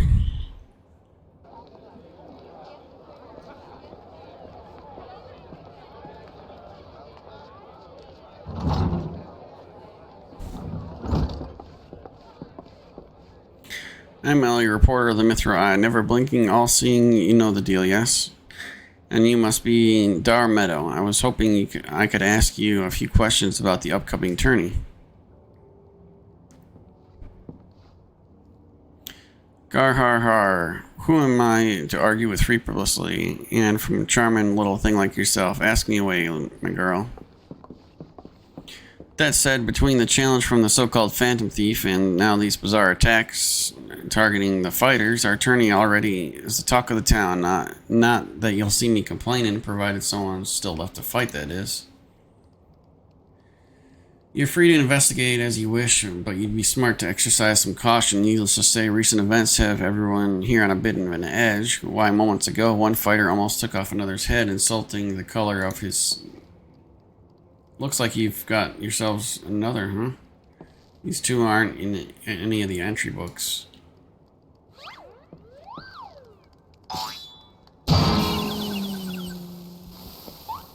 And our challenger unleashes a vicious right hook, as the gentleman inspector was channeling his strength for the next attacks. Ladies and gentlemen, we have our winner. Inspector, as efficient as ever, I see. A true gentleman eschews violence, Inspector. You were thinking. It annoyed me. Dar Meadow, I presume. Tell me everything you can about the prize of this tourney, and be brief. Was wondering when you might ask. Master Figgis has spared no expense in making the Mithril Cup the most lucrative tourney in this Coliseum's ever seen. The victor will receive a true treasure from his collection, the Warden's Grace, a ring fitted for the largest sun sphere you'll find outside Old Corn. The second and third place prizes are nothing to sneeze at, neither, but I don't care how many faces he's got. We've nothing to fear from this thief. The concern has hired an elite regiment of stone torches to watch over the vault day and night. Yes, just as the brass blades were so successful in stopping the thief last time, if you want your treasure safe, go fetch them and bring them to me. And be quick about it, I haven't all day. Fear I can't do that, Inspector. After all, what proof do I have that you ain't Mr. Many-Faces in another of his elaborate get-ups? No, if you want to get your hands on the spoils, you'll have to claim them as any other would in battle. As a matter of fact, with the ranks thinned as they are, we're actively recruiting new competitors. The more the merrier, the more lucrative. Now, where did our receptionist get off to? Get over here, you slummy bugger. We've got some fresh bloods for the melee.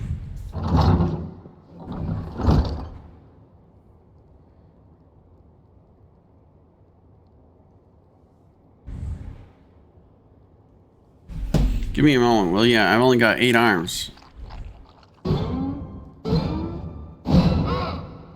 What in the world is that thing? You called? Just about to give lovely Miss Avila the grand tour. Inspector Hillman, look, he's purple. Astute as ever, an issue. This color, this overabundance of appendages, I smell a case. That's just my receptionist, Ultros. Don't be startled now. He's an ugly little bugger, but he's friendly enough. Word has it he was one of many bizarre creatures born from recent experiment with ancient incantations as the thaumaturge's gills. They were going to seal him away in a hole in the desert with the others. When he opened his slobbering mouth and started pleading for his life, I just want to live in peace, I'll do anything. So the management hired him to perform odd jobs about the Coliseum. And I'm ever glad they did, I tell you. This job isn't glamorous, but it sure has its perks. What a delicious morsel. I want to get my tentacles around her. Oh god, here we go.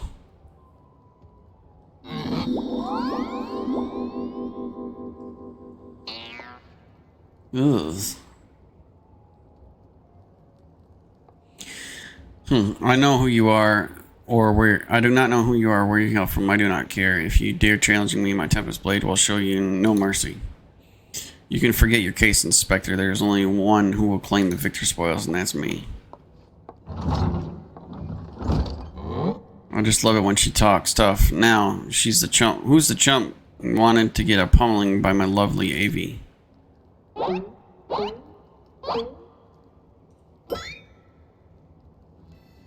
The gentleman takes far more pride in rescuing fair damsels than fighting them. I fear we have little recourse. Hildebrand, agent of inquiry. Inspector Extraordinaire shall do what must be done to. Unkillable Voorhees will be entering the tournament on my behalf. Unkillable Voorhees? You do look like a Voorhees. Well, bugger me with a spear. To think I see the day when a warrior of light stood in the Coliseum. Hear that? Clink, clink, clinking? That's the sound of old good pouring into our coffers when the public finds out that a true Urzian hero will be stepping into the ring to fight the Mithril Cup. Oh, and I reckon your friend can tag along, too. Show him where to sign up.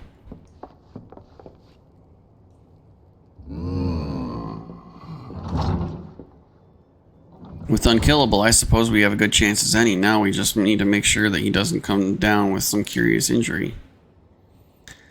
That Gladiatrix ability, was it? Seemed certain of her chances of victory. Suspiciously certain, I would say.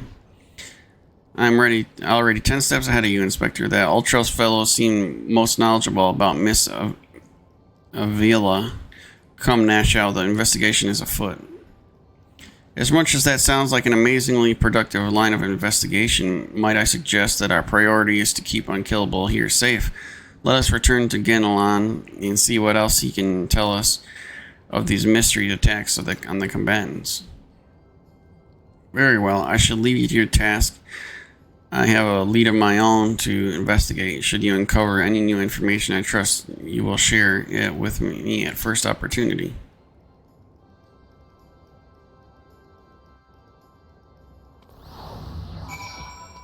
What?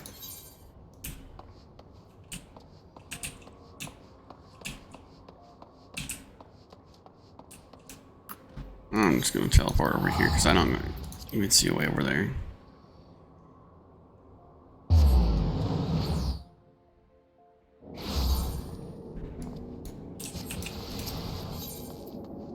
Fuck is that?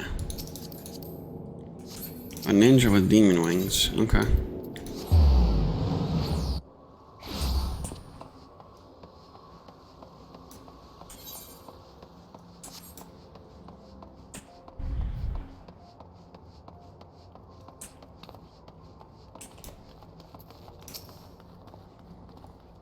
You again. I've already told you that. Enter the tourney, you say. Are you out of your bleeding mind? Look, I've got a suspicion or two, which I'm happy to share with you, but in the end, you have to protect yourself, you hear? So I've been asking around, and it seems that there are more than a few fighters who pulled from the tourney who were scheduled to fire a warrioress by the name of Avelia. Now, I can't make any promises, but my instincts tell me that this girl is bad news, but don't take it from me when you can hear it from someone who crossed blades with her just days ago. by the fellow named Raging Rat. He had the misfortune of being matched up with Ophelia in the preliminary round and earned himself a right bruising from it all. Last I heard, he was wrestling in the Pugilist Guild. Pugilist Guild. Okay. This dude's just walking around town as a level 12 pugilist. Okay.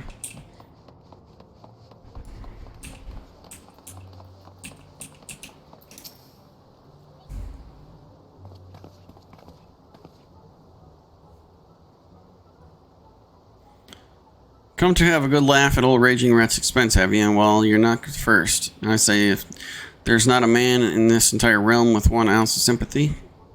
Greetings, good sir. How fortunate you are today that our guest is Hildebrand Manderville, gentleman inspector.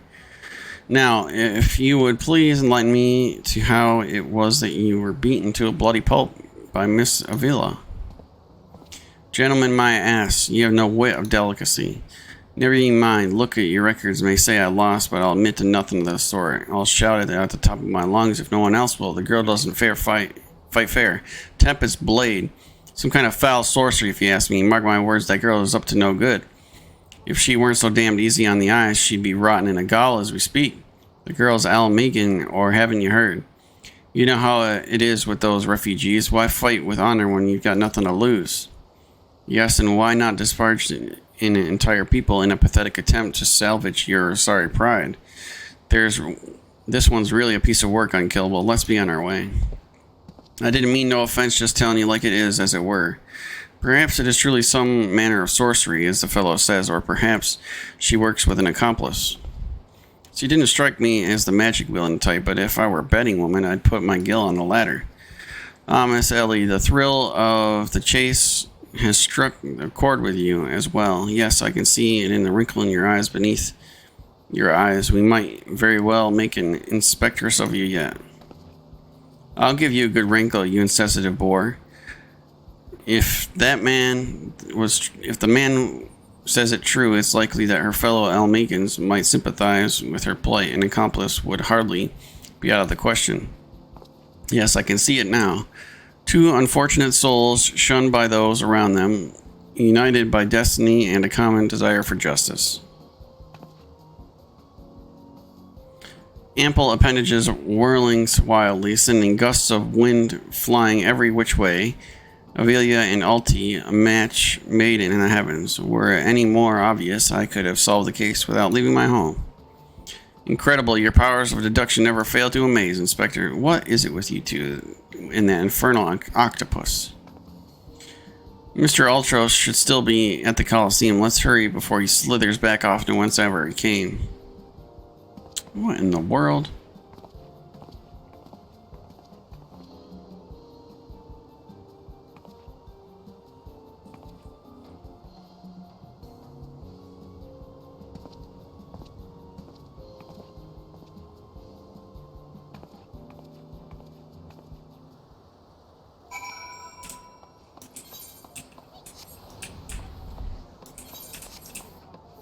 These people are still... Dude. Oh. This is for, the Dragon Ball Z guy that died. Oh, man. The maker of the Dragon Ball Z, I guess, passed away. So they're all dressing like Goku. In remembrance. Wow.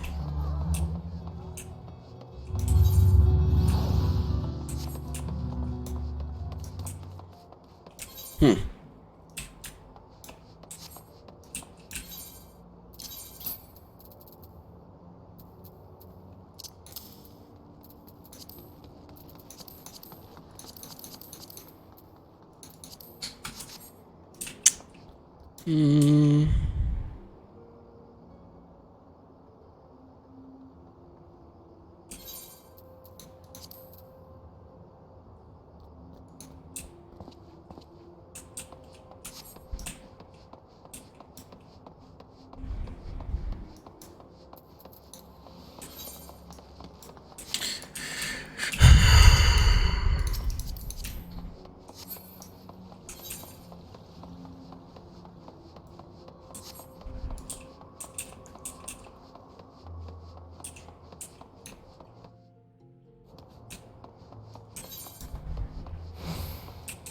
Where's the market board?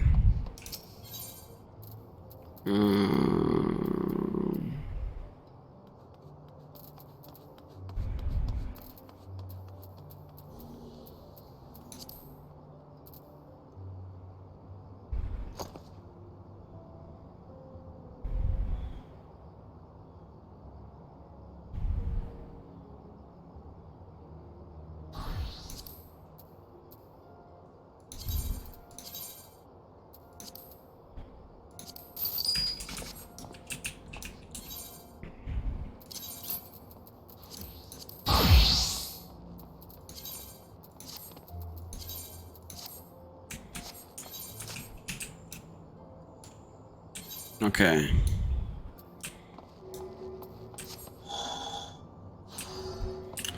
So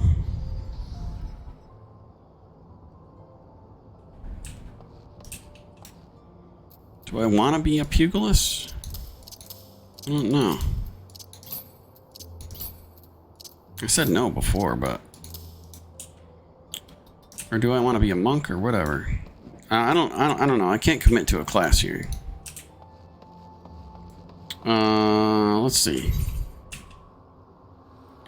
Level up at level 18. Leveling. Yeah, that's it. Let's go. I could just do dungeons, I guess.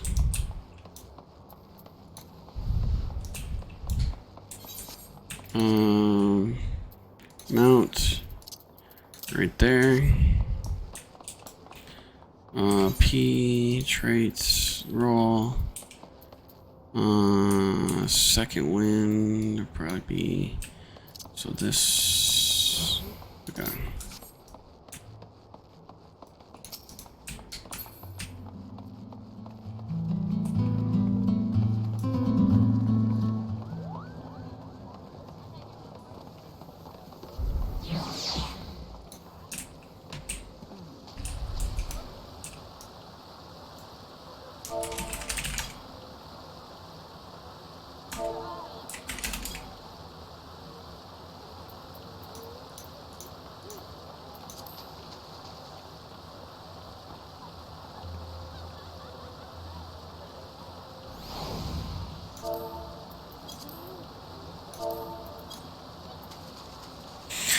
Eight minutes.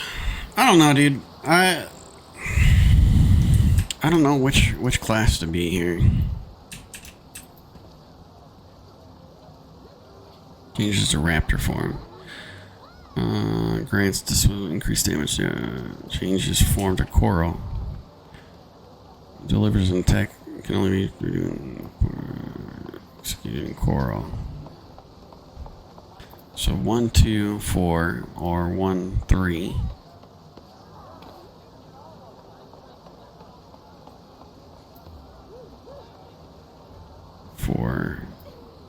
Right? Opens a chakra. Up to 5 chakras can be opened at a time.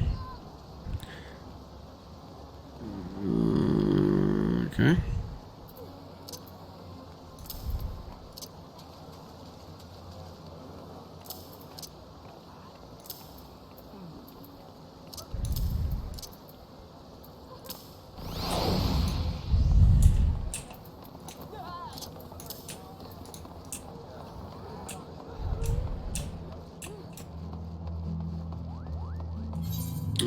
What leaves can I do? Level 18.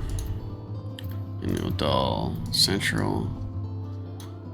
Let's go to Central and see.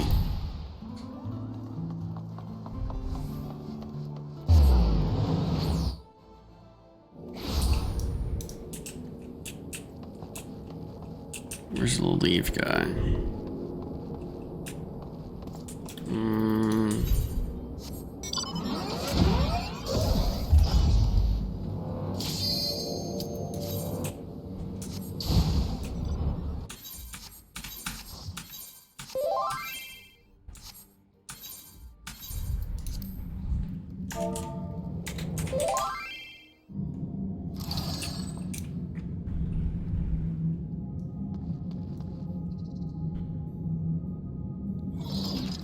Summoner, a Marauder, and what are you? Sage. Level 81, damn.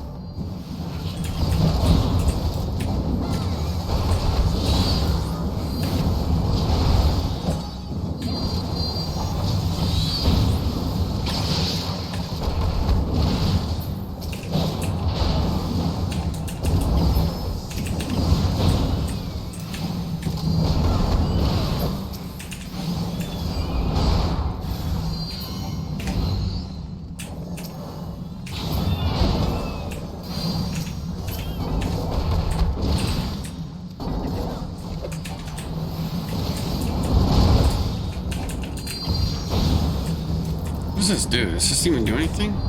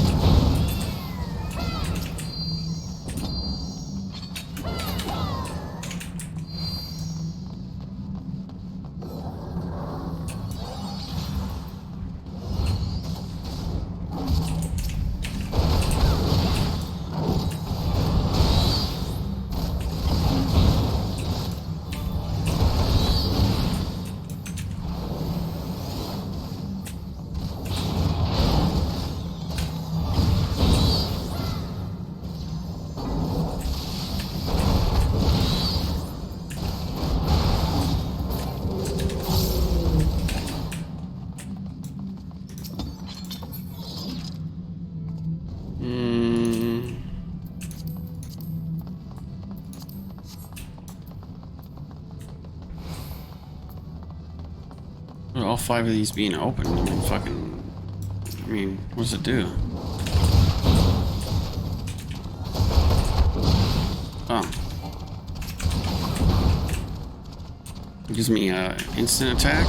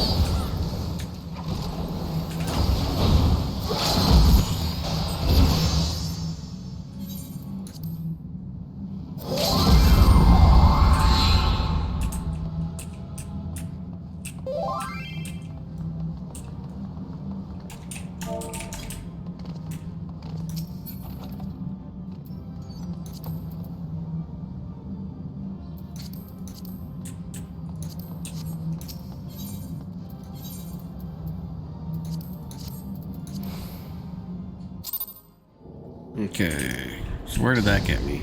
Level 21.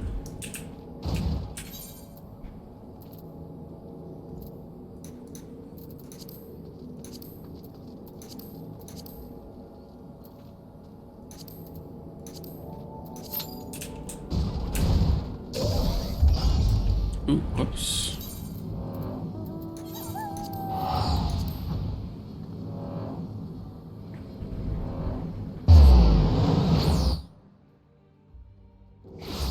Level 20, you get a pugilist quest, I think.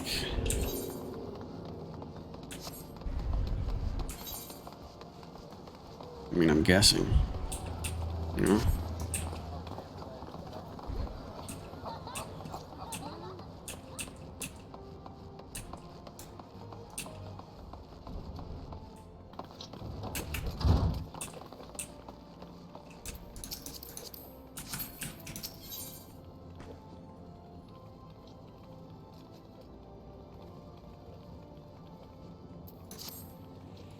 Oh, it's you, Unkillable. I'm sorry, but I don't have anything to teach you. After all, you defended Chucho, you'll find her over yonder. Oh, so it's good to see you improve leaps and bounds above Master Hammond and his dildoms. It seems must more be done. Perhaps the end result is not so important as the manner in which you get there. In other words, if you were to train precisely as Master Hammond once did, you could overcome the same challenge he did in his youth. I dare say it would stoke the fires of the fighting spirit. Listen well, Unkillable. Master once told me that he used to refine combinations of provoking deadly creatures into unleashing fury upon them. For this purpose, he often went into the southern part of the Drybone to fight the hornet clouds there. To this day, the tree trunks that he struck to stir Valkin with hives bear the mark of his fists. I want you to seek out these trees and to do so as Master Hammond once did. Strike them with bootshine combo and fight the hornet clouds that emerge. Once you have felled enough of the creatures, collect 3 of their stingers, return here, and be reminded. Okay.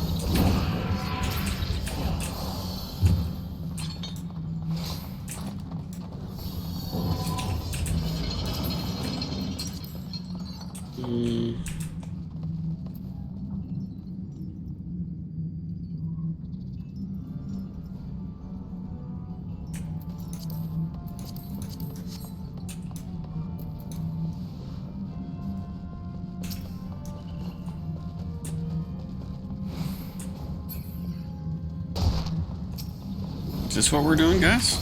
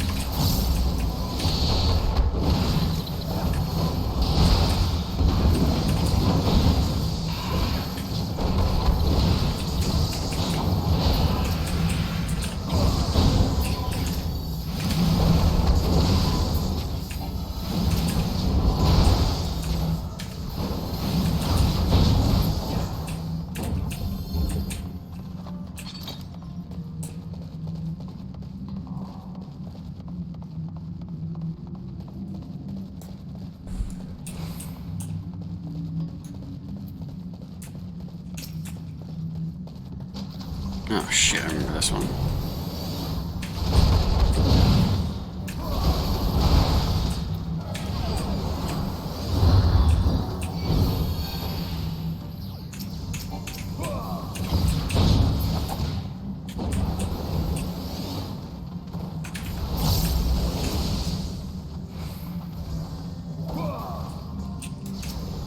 Can't do anything. Here we go.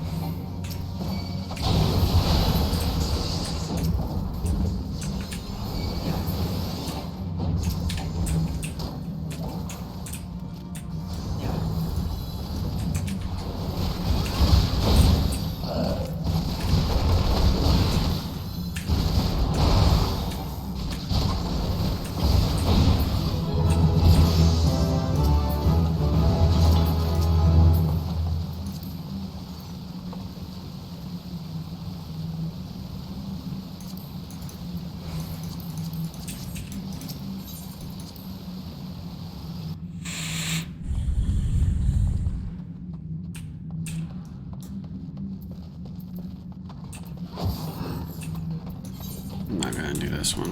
I'm done with this Pugilist after this endeavor.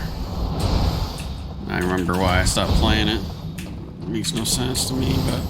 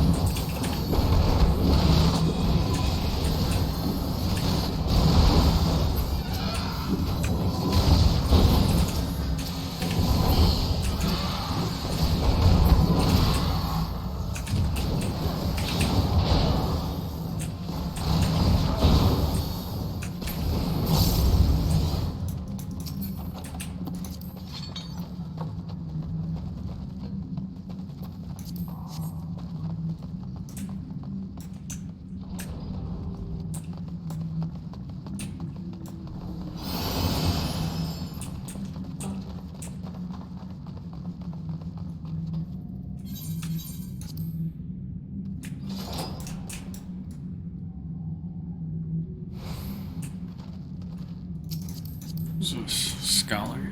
Okay.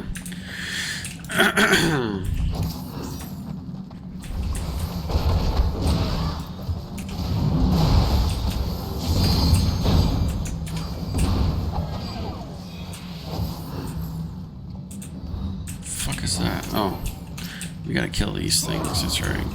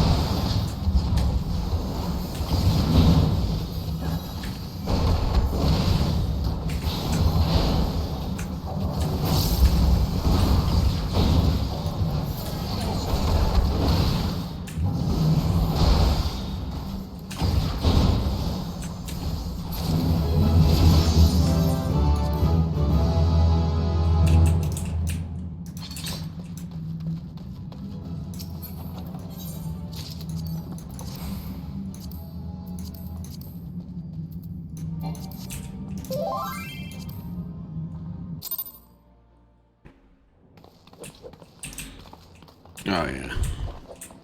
Done with this class altogether. Yep, that one. And that one. And put that all back on. Holy shit. I remember why I don't play that. Shit.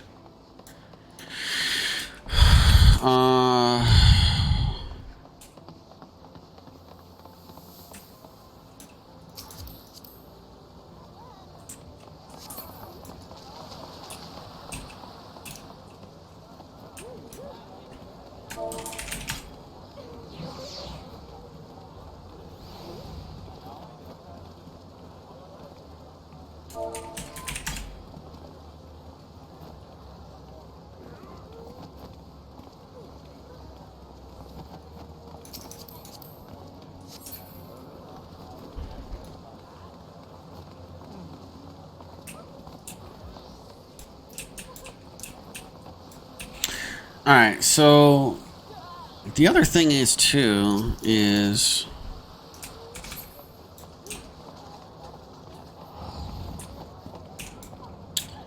I don't know if I want to be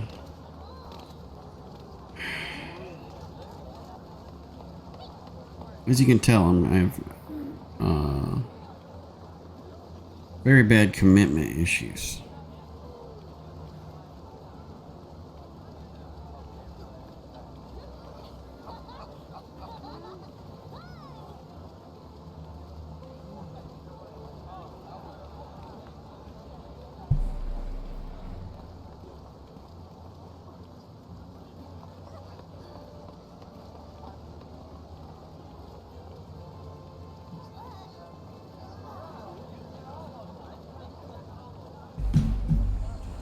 So the other thing, I guess I'll just say Dragoon, and then when I get up a level, I might try Reaper.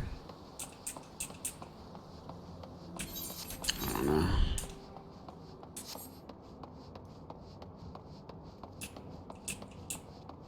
The only thing with Dragoon is, like, there's only a couple of AoE things. And, like, I don't know, I guess every class seems repetitive after a while, so maybe I'm just getting bored of it.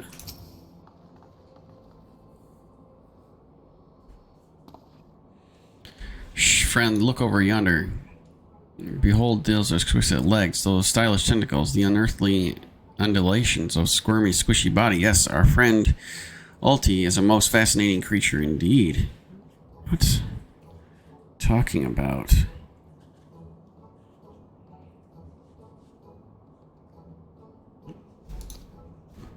Behold how carefully he eyes the gladiatrix before him. What manner of mischief is he plotting? He speaks. Yes, this is the most suspicious indeed.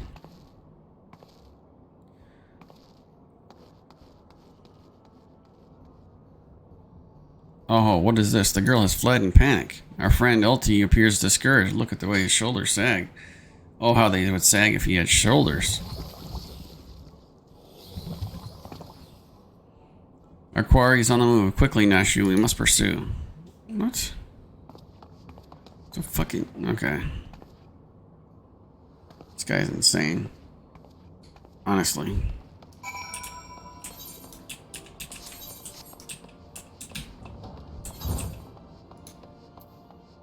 It's just outside, okay.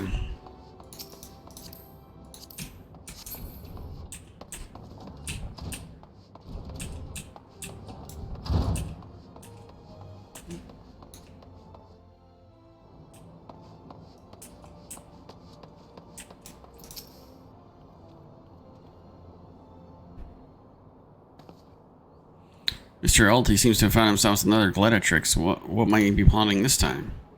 Look at those succulent legs. I reckoned they'd taste wonderful in a good marinara sauce. Oh. He's not perverted. He just wants to eat. Marinara sauce as he speaks. Hit him with your frying pan.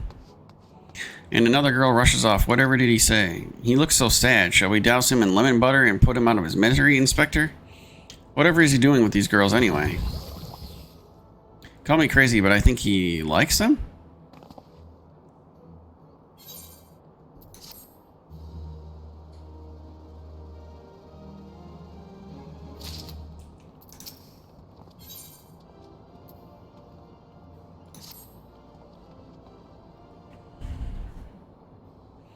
Poor misunderstood Ulti. Here we speak of criminal activity when in the truth he was gentle soul, luckless in love. Oh, Ulti, can you find it in your squishy, slimy heart to forgive us?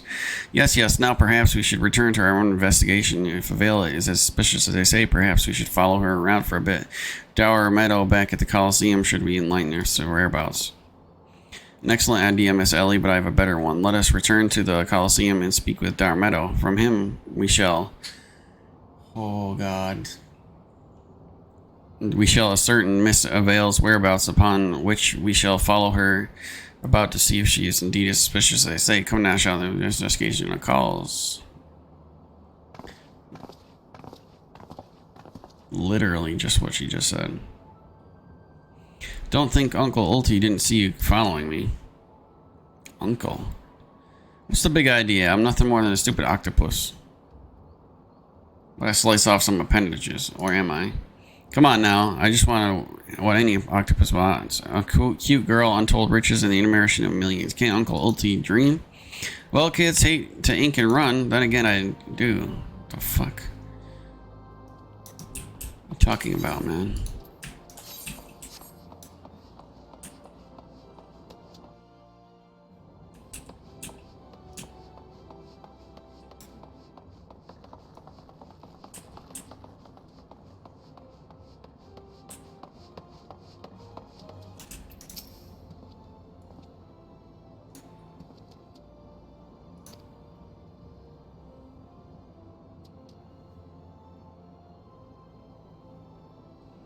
Looking for Avila, you say. She said something about sharing a flagron with your countrymen over the coffer and coffin. I recommend you see there. I'll warn you though, you're smart. You'll keep your distance from that one. That poor bugger Genleon tried to interview her for one. I thought your girl was going to rip her head off. How can I put this? She doesn't seem to take kindly to be asking questions of a personal nature, if you catch my drift. That said, if you're looking for a good sparring match, warm up to the tourney. That might be ticket. I can assure you there will be no need for gratuitous fisticuffs, my good sir. They will... With my remarkable powers of espionage, we will ascertain all the information we need without the fiery lass even being alerted to our presence. Let's be off.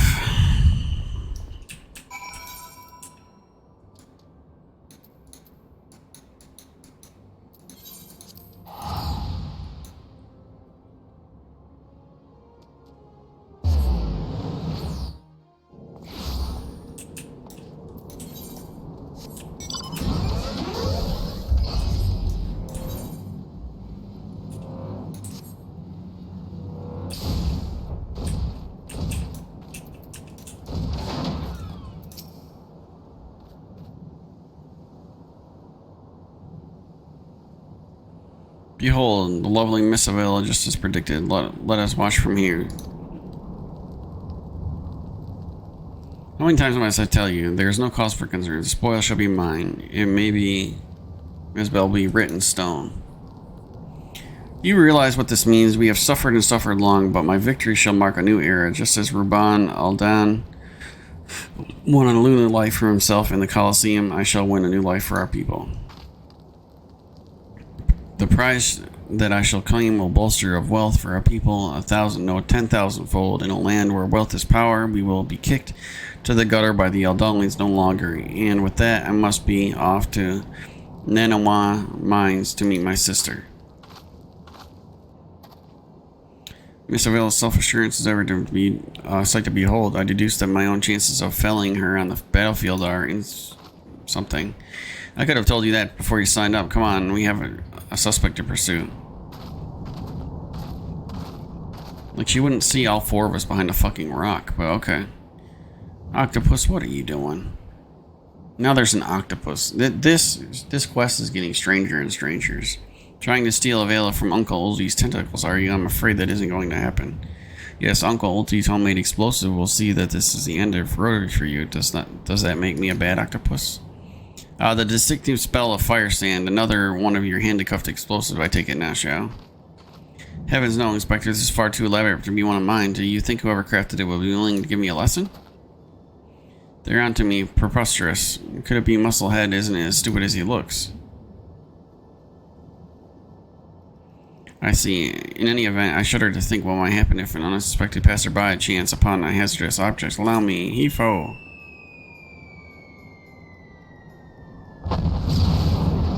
You gotta be kidding me. Oh my gosh, dude. Where am I at?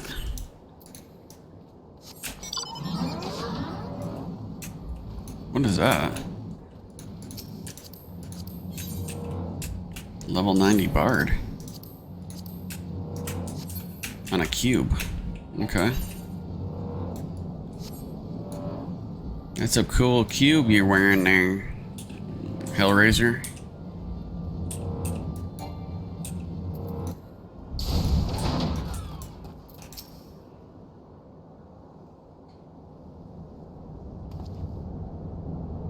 That maiden is mining garb.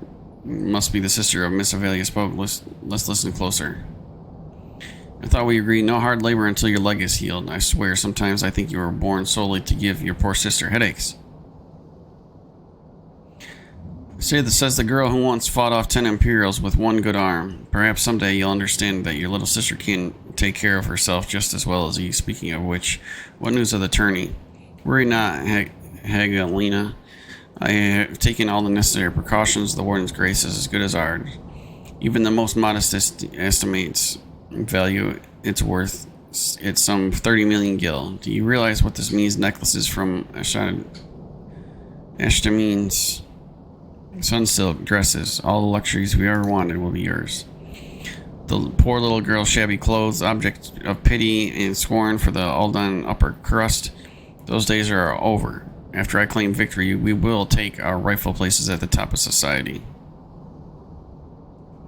I don't know. Avi, wealth is all well and good, but when I see you stand tall in the Colosseum, hundreds of thousands are cheering your name. I am proud no matter what. No matter how humble our birth, if we stand strong, stand together, this alone is all the wealth I ask for. That is your problem, Hagalina. You've always been too quick to settle for less than you're worth. But worry not, for your sister is watching over you. I will do this for us.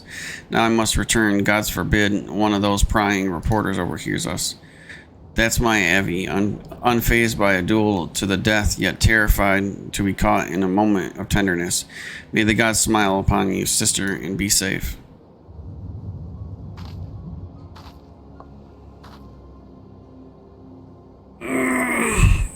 A more moving display of sisterly love I have not seen, and yet I fear it has afforded us little in the way of prospective clues. It would seem Avelia's obsession with victory runs deeper than we imagined. That said, I can't help but feel a bond with my girl. My sister and I were alone in the world too, you see.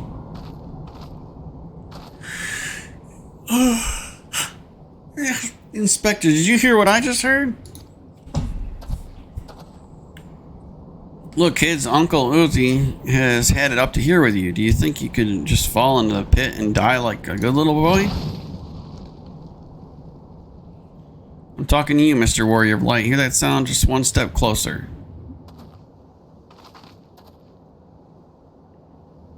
Not you, you idiot. Ahem. No need for your concern, friends. I have simply taken the liberty of investigating this hole in the ground, and I'm pleased to report that there seems nothing out of the ordinary. Our hero. Now, shall we return to Aldal? The Mythic Cup will be starting before long. The last thing we want, after all, is to lose our bout by forfeit. Could it be? Did that musclehead dive straight into my trap to save his companions? The others seem completely unsurprised at this turn of events. Doubtless, he has performed such selfless acts before. A true gentleman if I ever saw one. But if you think that means I'm going to show mercy on you, you've got another thing coming. Time to break out of the big guns. What the fuck? Wait a minute. I dug 2 pits, didn't I? Come to think of it, the second one was right about... He fell down his own pit. Dude, this quest is something else, man. At the end of this shit, they better give me something good. This quest line right here. What is this? What price of victory? I don't know how far along I am on this.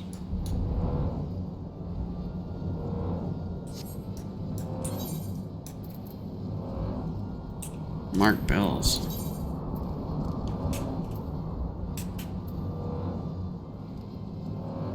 Eight allied seals. Gotta be kidding me. Okay. So that actually makes sense that it would be in that thing. Okay. Now why in the fuck will we be over here when we're going to Aldal for the tournament?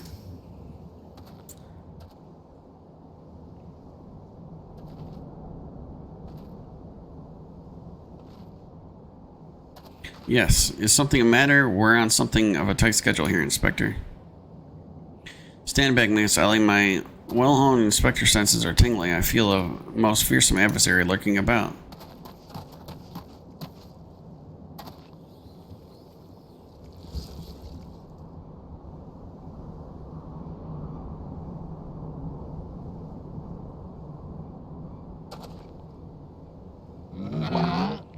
This time you're really up the creek without a paddle, kids.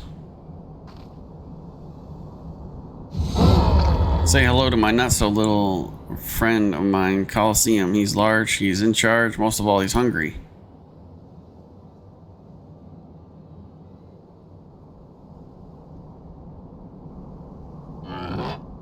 Where in the world is he? I haven't got all night.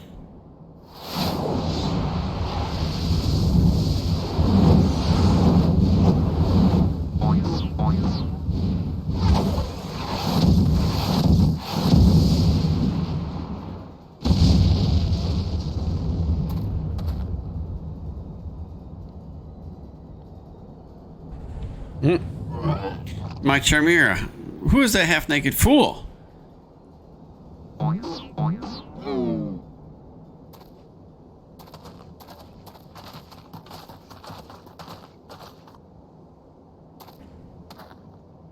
Father, could it be that your aura of unimaginated murderous rage that I felt was not in the quarry about you? Hildy, I was merely taking a stroll in search of inspiration and materials for my newest masterpiece in the making. What brings you and your friends to these parts today? Just a bit of sloth work, Father dear, and with that we must return to Aldal. If you have not heard, your son is set up to compete in the Mithril Cup. Moonlighting as a gladiator, Irie, a fitting career, second career for a Manderville man, if I do say so myself. That muscle-bound old man is the inspector's father. Remind me never to go to one of their family reunions. Gah, just who is this inspector anyway? Hildy is a worthy rival if there is one. Who goes there?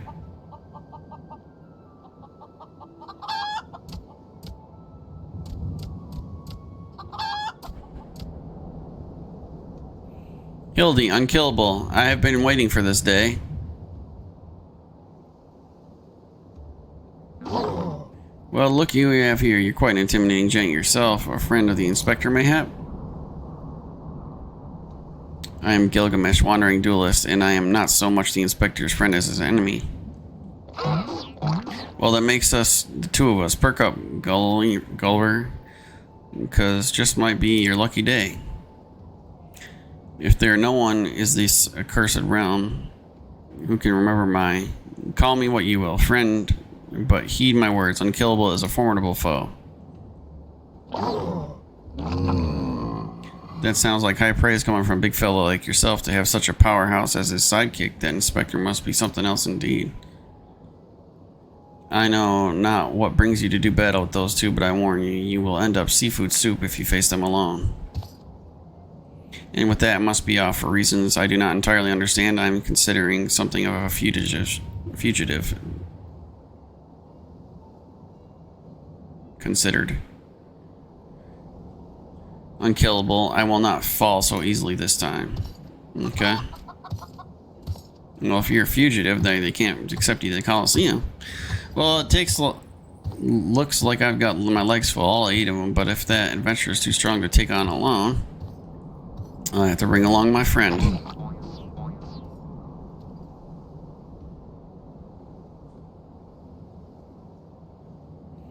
A supplely twisting ring calling to mind the undulations of the creature over the sea. Yes, inspiration has struck.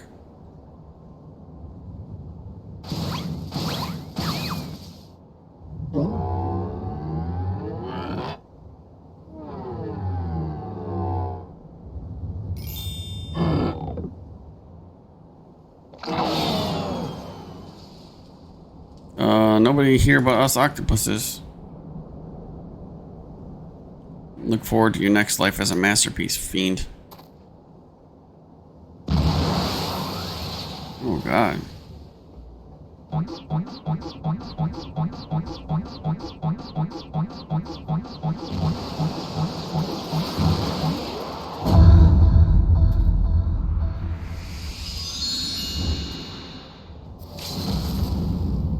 Muscleheads, I hate them.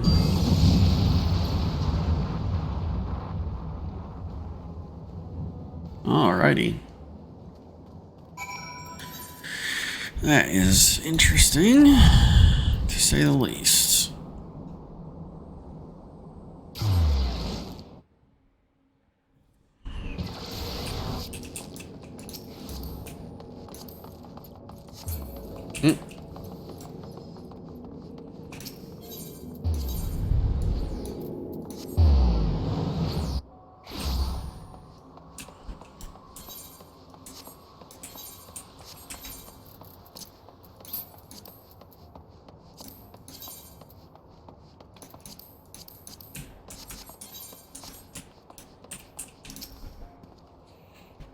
Good heavens, chance to come on your father, like I dare say it's taken a year off my life. Quite a crowd has assembled. It would seem the festivities are nigh about to commence. I had hoped to uncover more of Miss Avail's secrets, but no matter what, best continue the investigation in the field of battle.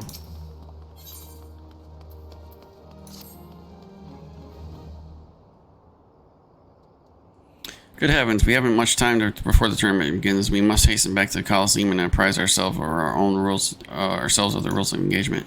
To a true gentleman, the battle is not about victory or defeat, but fighting with honor.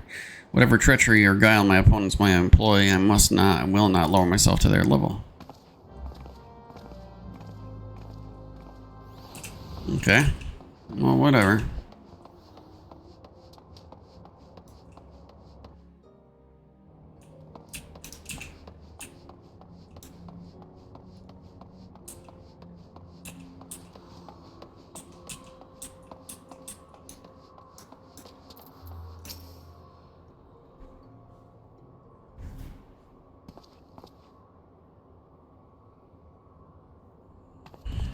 Fucking octopus. Still there.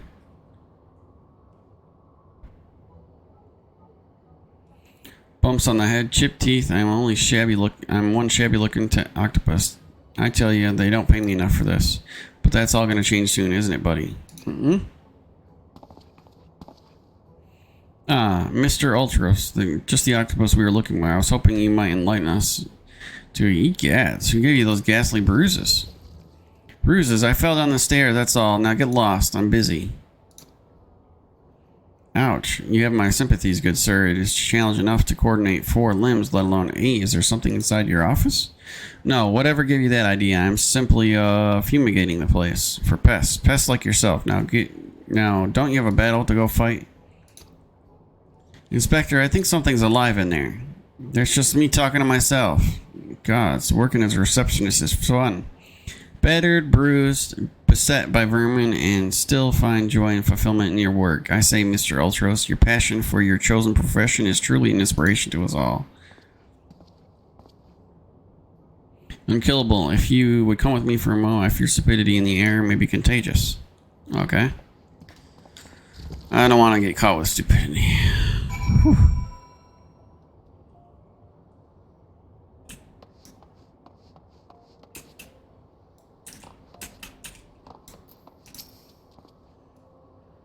How's the investigation been going? Blah, blah, blah, blah, blah. As I see, Villa seeks to win the tournament to claim the fortune and raise her sister out of poverty. Furthermore, she has implied that she has taken the necessary precautions to ensure that her victory is all but certain. While trailing her, you nearly evaded a series of dastardly obstacles, and upon your return, the strange octopus appeared considerably worse for the wear, and the evidence points in one direction. The Almegan girl and Ultros are plotting together to claim the Mythril Cup and its lucrative prize. It is not as preposterous as it sounds. I have done some research on our 8-legged friend. It would appear that Ultros has become something of a regular at adult taverns and House of Pleasure. I suspect that he is using his insider knowledge of the workings of the Colosseum to identify and eliminate potential threats, thereby ensuing victory for Avail and earning himself a healthy commission. There is also the matter of the Tempest Blade that is rumored to be the source of Almegan Girl's strength. This remains a mystery, which means that I fear your life is still in danger, Unkillable. One of the guards informed me that several crates of refuse from the Coliseum reception room were hastily discarded in Peril Lane not bells ago, but it is a stab in the dark, but the contents may have some answers. I would like you to bring them to me. Okay.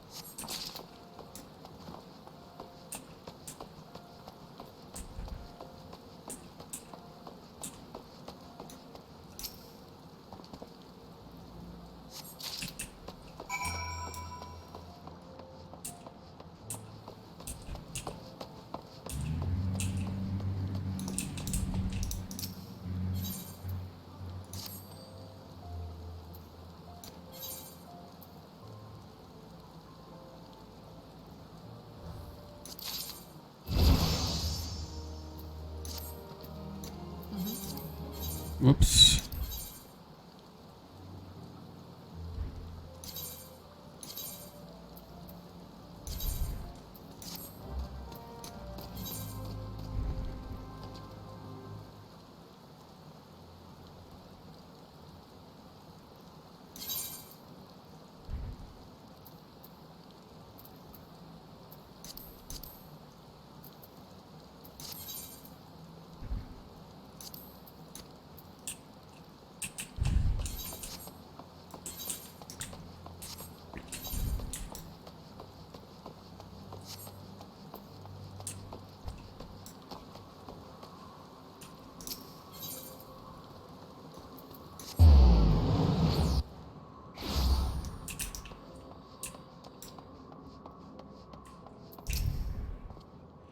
Well, let's see what you found. Now, what do we have here? Oh, yes, a spectacular assortment of innards and entrails. And what's this? A sack, even more foul-smelling than the gore it was lying in, if that can be believed. And look here, something appears to be written on the side. The Sun God Sundries. It seems the merchant has had dealings with that squishy mass of tentacles. Let us pay a visit to the man and have him enlighten us. Okay.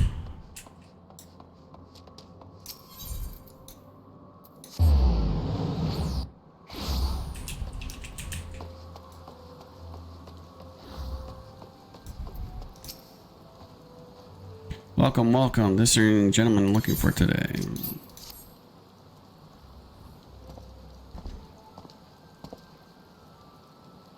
I had nothing in my hand. I'm sorry, sir, but if I've said it once, I've said it 1,000 times. No exchange of replacements or refunds. I stand by the quantity of my wares, and I expect my customers to do the same. Wait. Now, did Ultra send you? I'll be asking the questions here. What exactly did they sell to that ungodly creature? Why, an entire sack full of gold truffles. Can you believe it? What, with the impressive price and that distinctive aroma, they're only for the most discerning of customers, which Mr. Ultros clearly is, as he just placed another order today. Could these truffles somehow be connected to... No, I shall stop myself before I start sounding like... Inspector, it wounds me that you would sneak off to conduct your investigation without me and steal away unkillable here. This gentleman is not impressed. Did you find anything, Inspector? Good gods, what is that dreadful smell? Miss Ellie, I would have expected a cultured young woman like yourself to be more educated on the Epicurean arts. This is most distinct and delightful aroma of the gold truffle, an acquired taste to be sure, but one that has won the heart of many a golden gourmet. I particularly enjoy them slow roasted, as my dear mother makes them. Roasted, you say? Why, my mouth's watering just thinking about it. Might I be so bold as to ask the recipe? Blah, blah, blah, blah. It appears the productive proportion of this conversation has come to an end. Besides, the tourney is about to begin. Let us make haste to the Coliseum.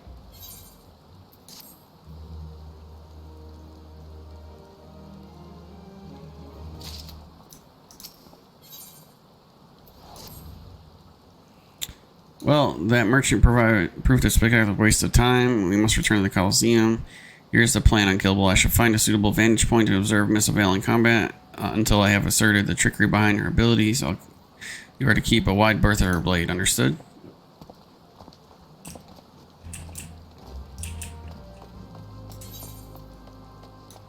Sure. What's this? 44 Dragoon. Alright.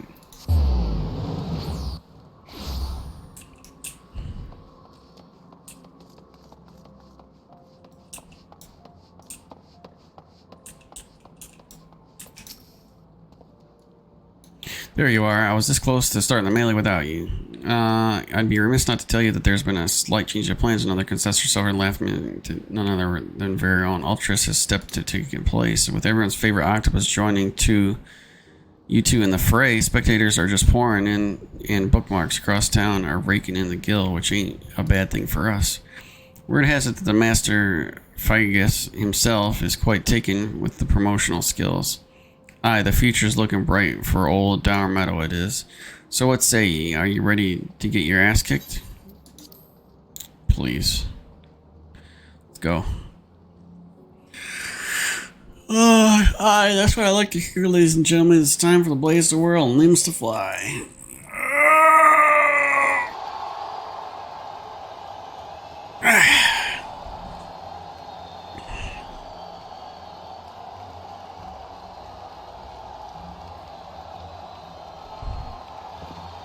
Ladies and gentlemen, boys and girls, plutocrats and paupers, open your eyes and steel your stomach.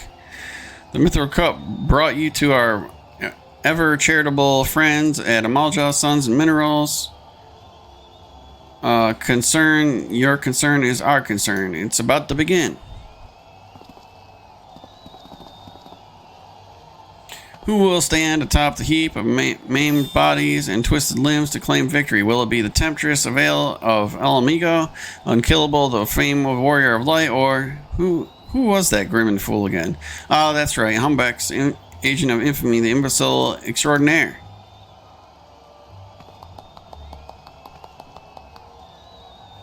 Or will it be the 11th hour entry, Ultros, the 8-legged purple purveyor?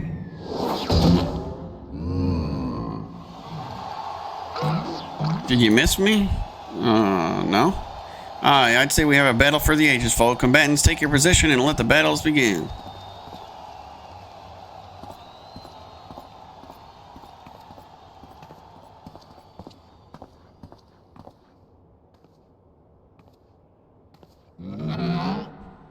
Alright, you know the deal. We team up and wipe out the others, then when it's just two of us, I'll take a dive. And you receive your share of the winnings. I have not forgotten our promise.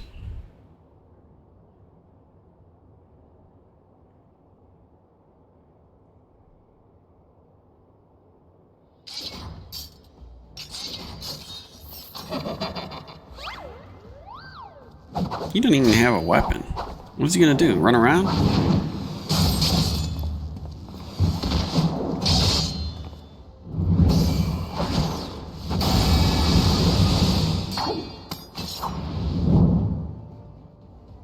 Look at Evelyn's blade spin. Why, she is veritable whirlwind of death and destruction out there. The breed tough in Alamigo, that's for certain.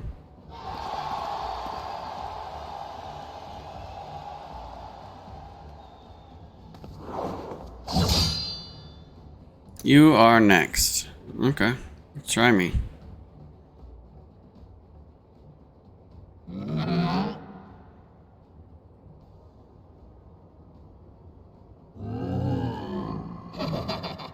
Here we go, ladies and gentlemen. Once my buddy gets a whiff of these raw truffles, he'll be sneezing up a storm.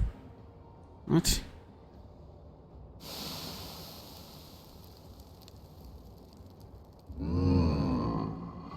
Ain't nothing like the rich aroma of rusted truffles. All this fighting is giving Uncle Ulti an appetite. Is it time for dinner yet? Wait a minute, roasted truffles? Braised and savory sauce just like Mother used to make them. Feel free to have seconds. There's a whole sack full where that came from.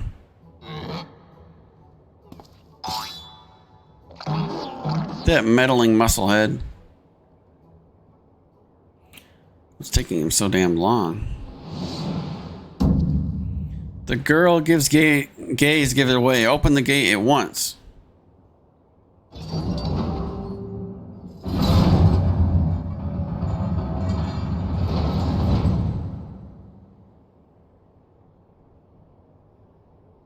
What the fuck is that?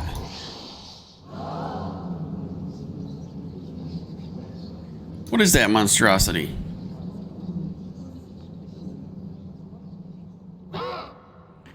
Mr. Typhon, is that your stomach I hear rumbling? Could I interest you in some truffles, perhaps?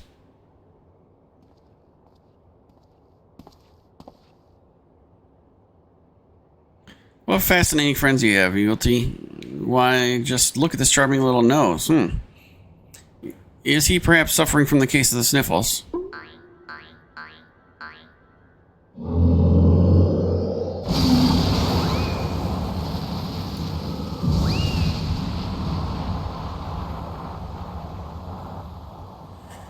I'm playing a cartoon. Tempest Blade was monster all along. The girl played us for fools.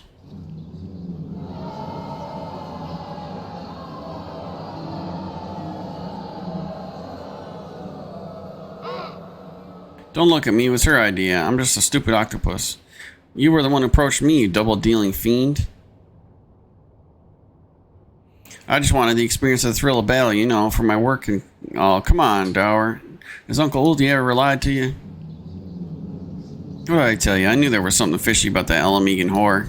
Damn. Alamegans, beggars and brutes, a lot of them. We give them our home and our lands, and this is the thanks we get. Send her to Garlemald for all I care. Just get her out of my sight before I get sick. But I just wanted to... My sister. I feel for the girl, really. My little octopus heart goes out to her, but the rules are rules, right? Now, if Uncle Ulti may be bold, so bold, I say we call off the melee and have a final showdown between the three remaining competitors. That would be me, my buddy Typhon, and Unkillable. What do you say?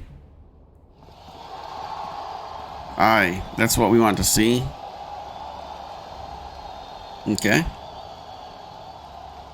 Well, this is the most unprecedented turn of events, but who am I to deny wishes of such a passionate crowd with martial art? The venue, Halti, the fighters, the tag team, Ultras,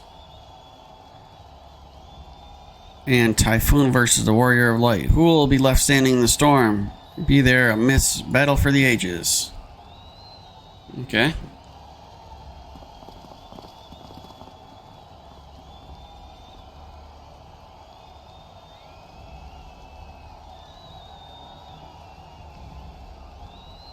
That dude's on top of the fucking ceiling. So to review, the truffles were listed to sneeze the octopus oversized crowning, which would be positioned so as if it were appeared coming from the Almegan's grilled blade, allowing the two to sweep away with opponents. No wonder why we weren't able to see it sooner. Quite possibly the most imbecile scheme I've encountered in my many years as a consulting inspector. At any rate, we have no choice but to trust in your abilities and unkillable.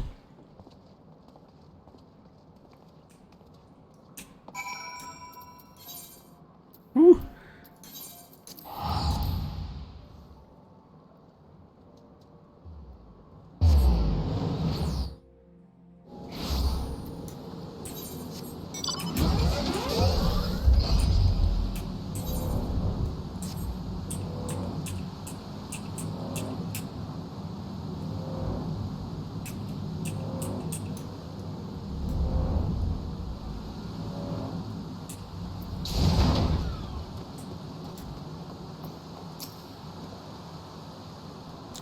Well, this tourney turned into a right mess. With all the trouble I took preparing consultation prizes for the May, it looks like I won't be needing them after all. Of course, as long as you bring the spectators and the profits, I can give it a rat's ass. Now I know what you're thinking. 2 against 1 ain't fair, especially when one of the two is the size of a small house. So here's the deal. Why don't you bring some of your old friends to battle and let the 7 of them, say 7 of them, that should even the odds, eh? The dragon's neck is now accessible. Are you fucking kidding me? What in the shit? The dragon's neck.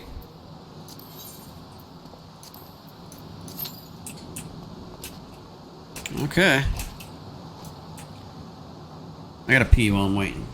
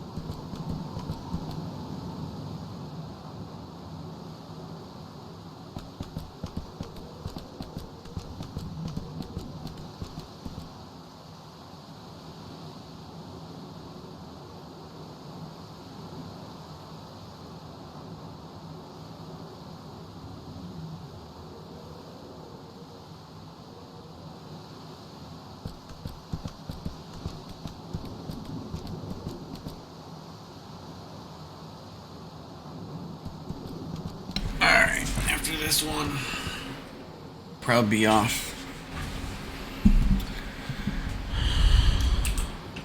It's just 5 minutes.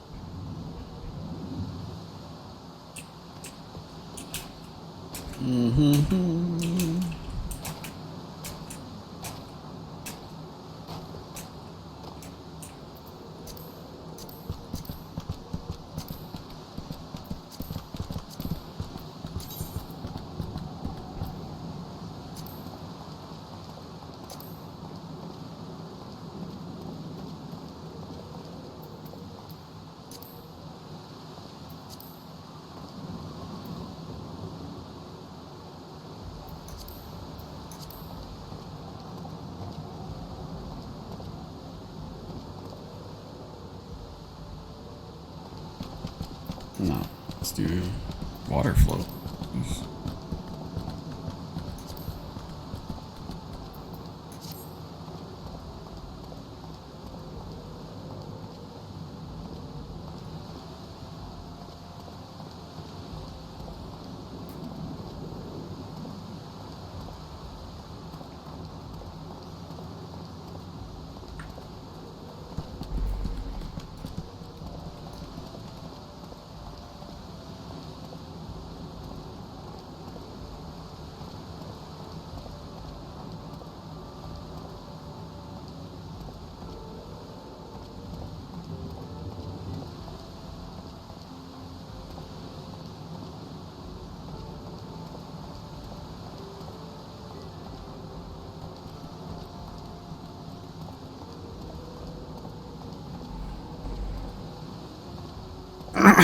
It says 5 minutes. Come on now.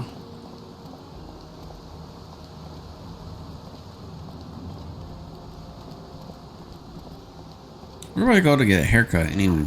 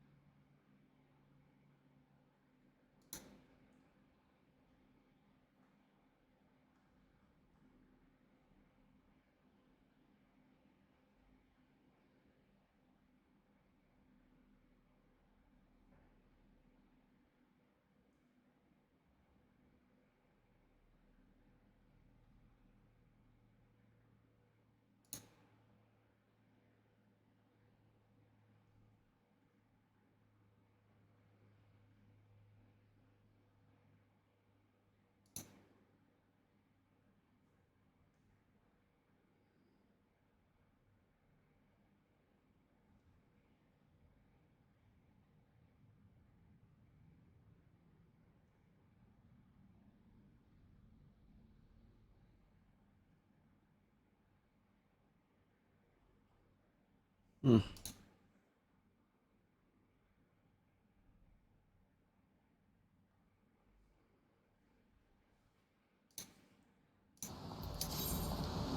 Looks like a long and tedious process. Did I fuck up and do the... I clicked this fucking one again. Damn, bro. I didn't uncheck the fucking thing. For Christ's sakes, man.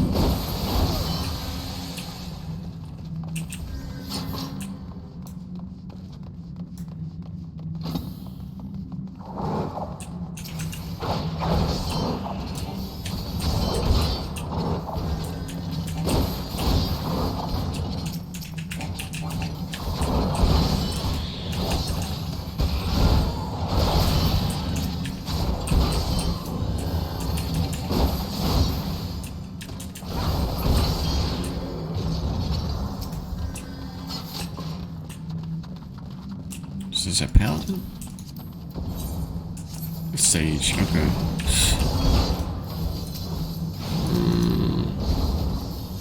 I don't know how to bring that back up. Okay, let's do this. Do that. Do that. Do that.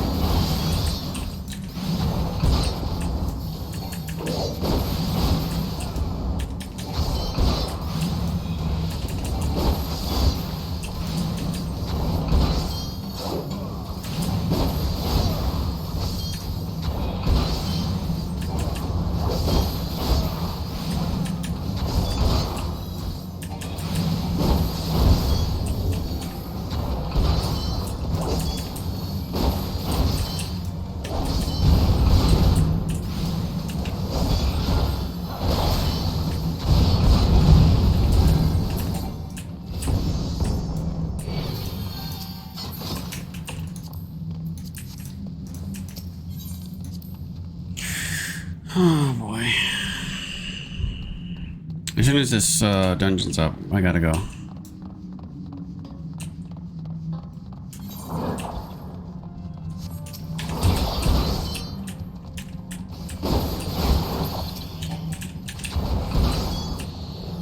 I keep forgetting to uncheck shit before I queue for something.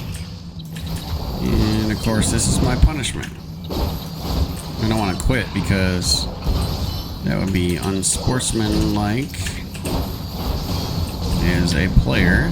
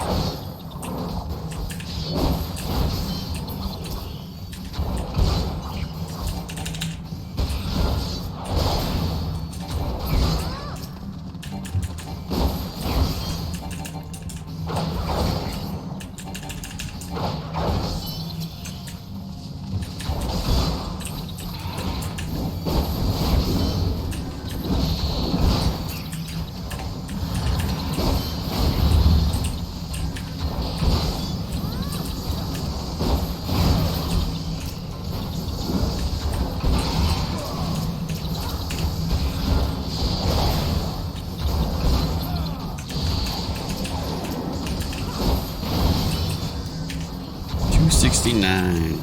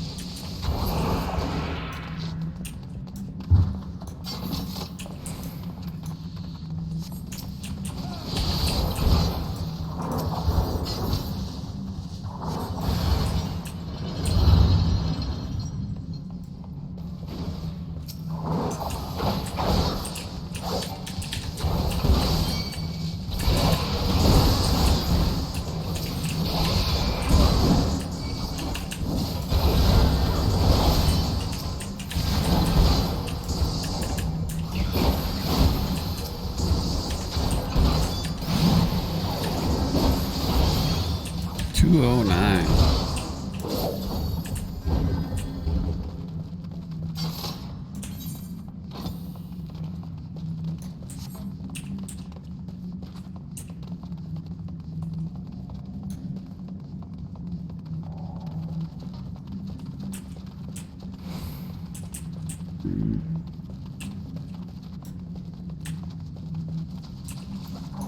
What is this person right now, though? Is it a fucking paladin? Yeah, okay.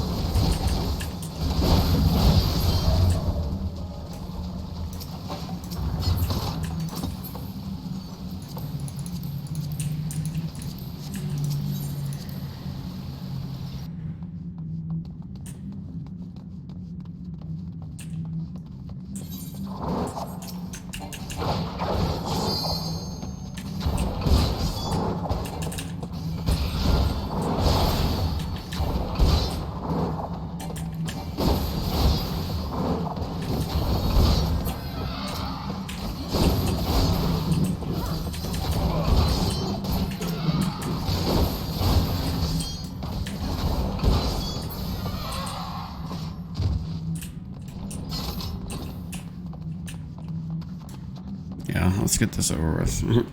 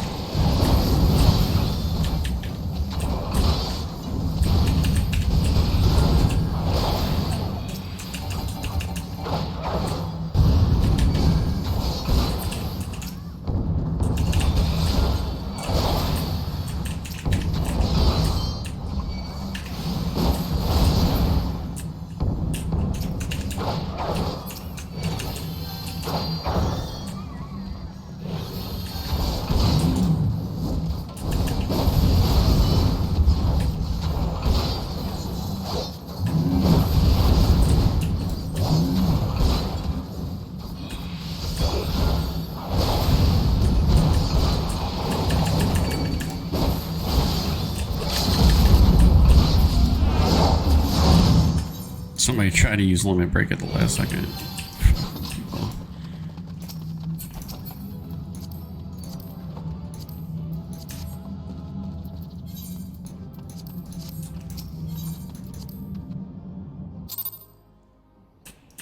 Okay, so let's go back to the steps. And that's all she wrote, ladies and gentlemen. I don't have anything else. I gotta get ready for work now. And it won't be on until Monday night, probably. So thank you so much for watching. I really appreciate it. If you're not following, please follow. I greatly appreciate that as well. And thank you for watching. I really, really appreciate it.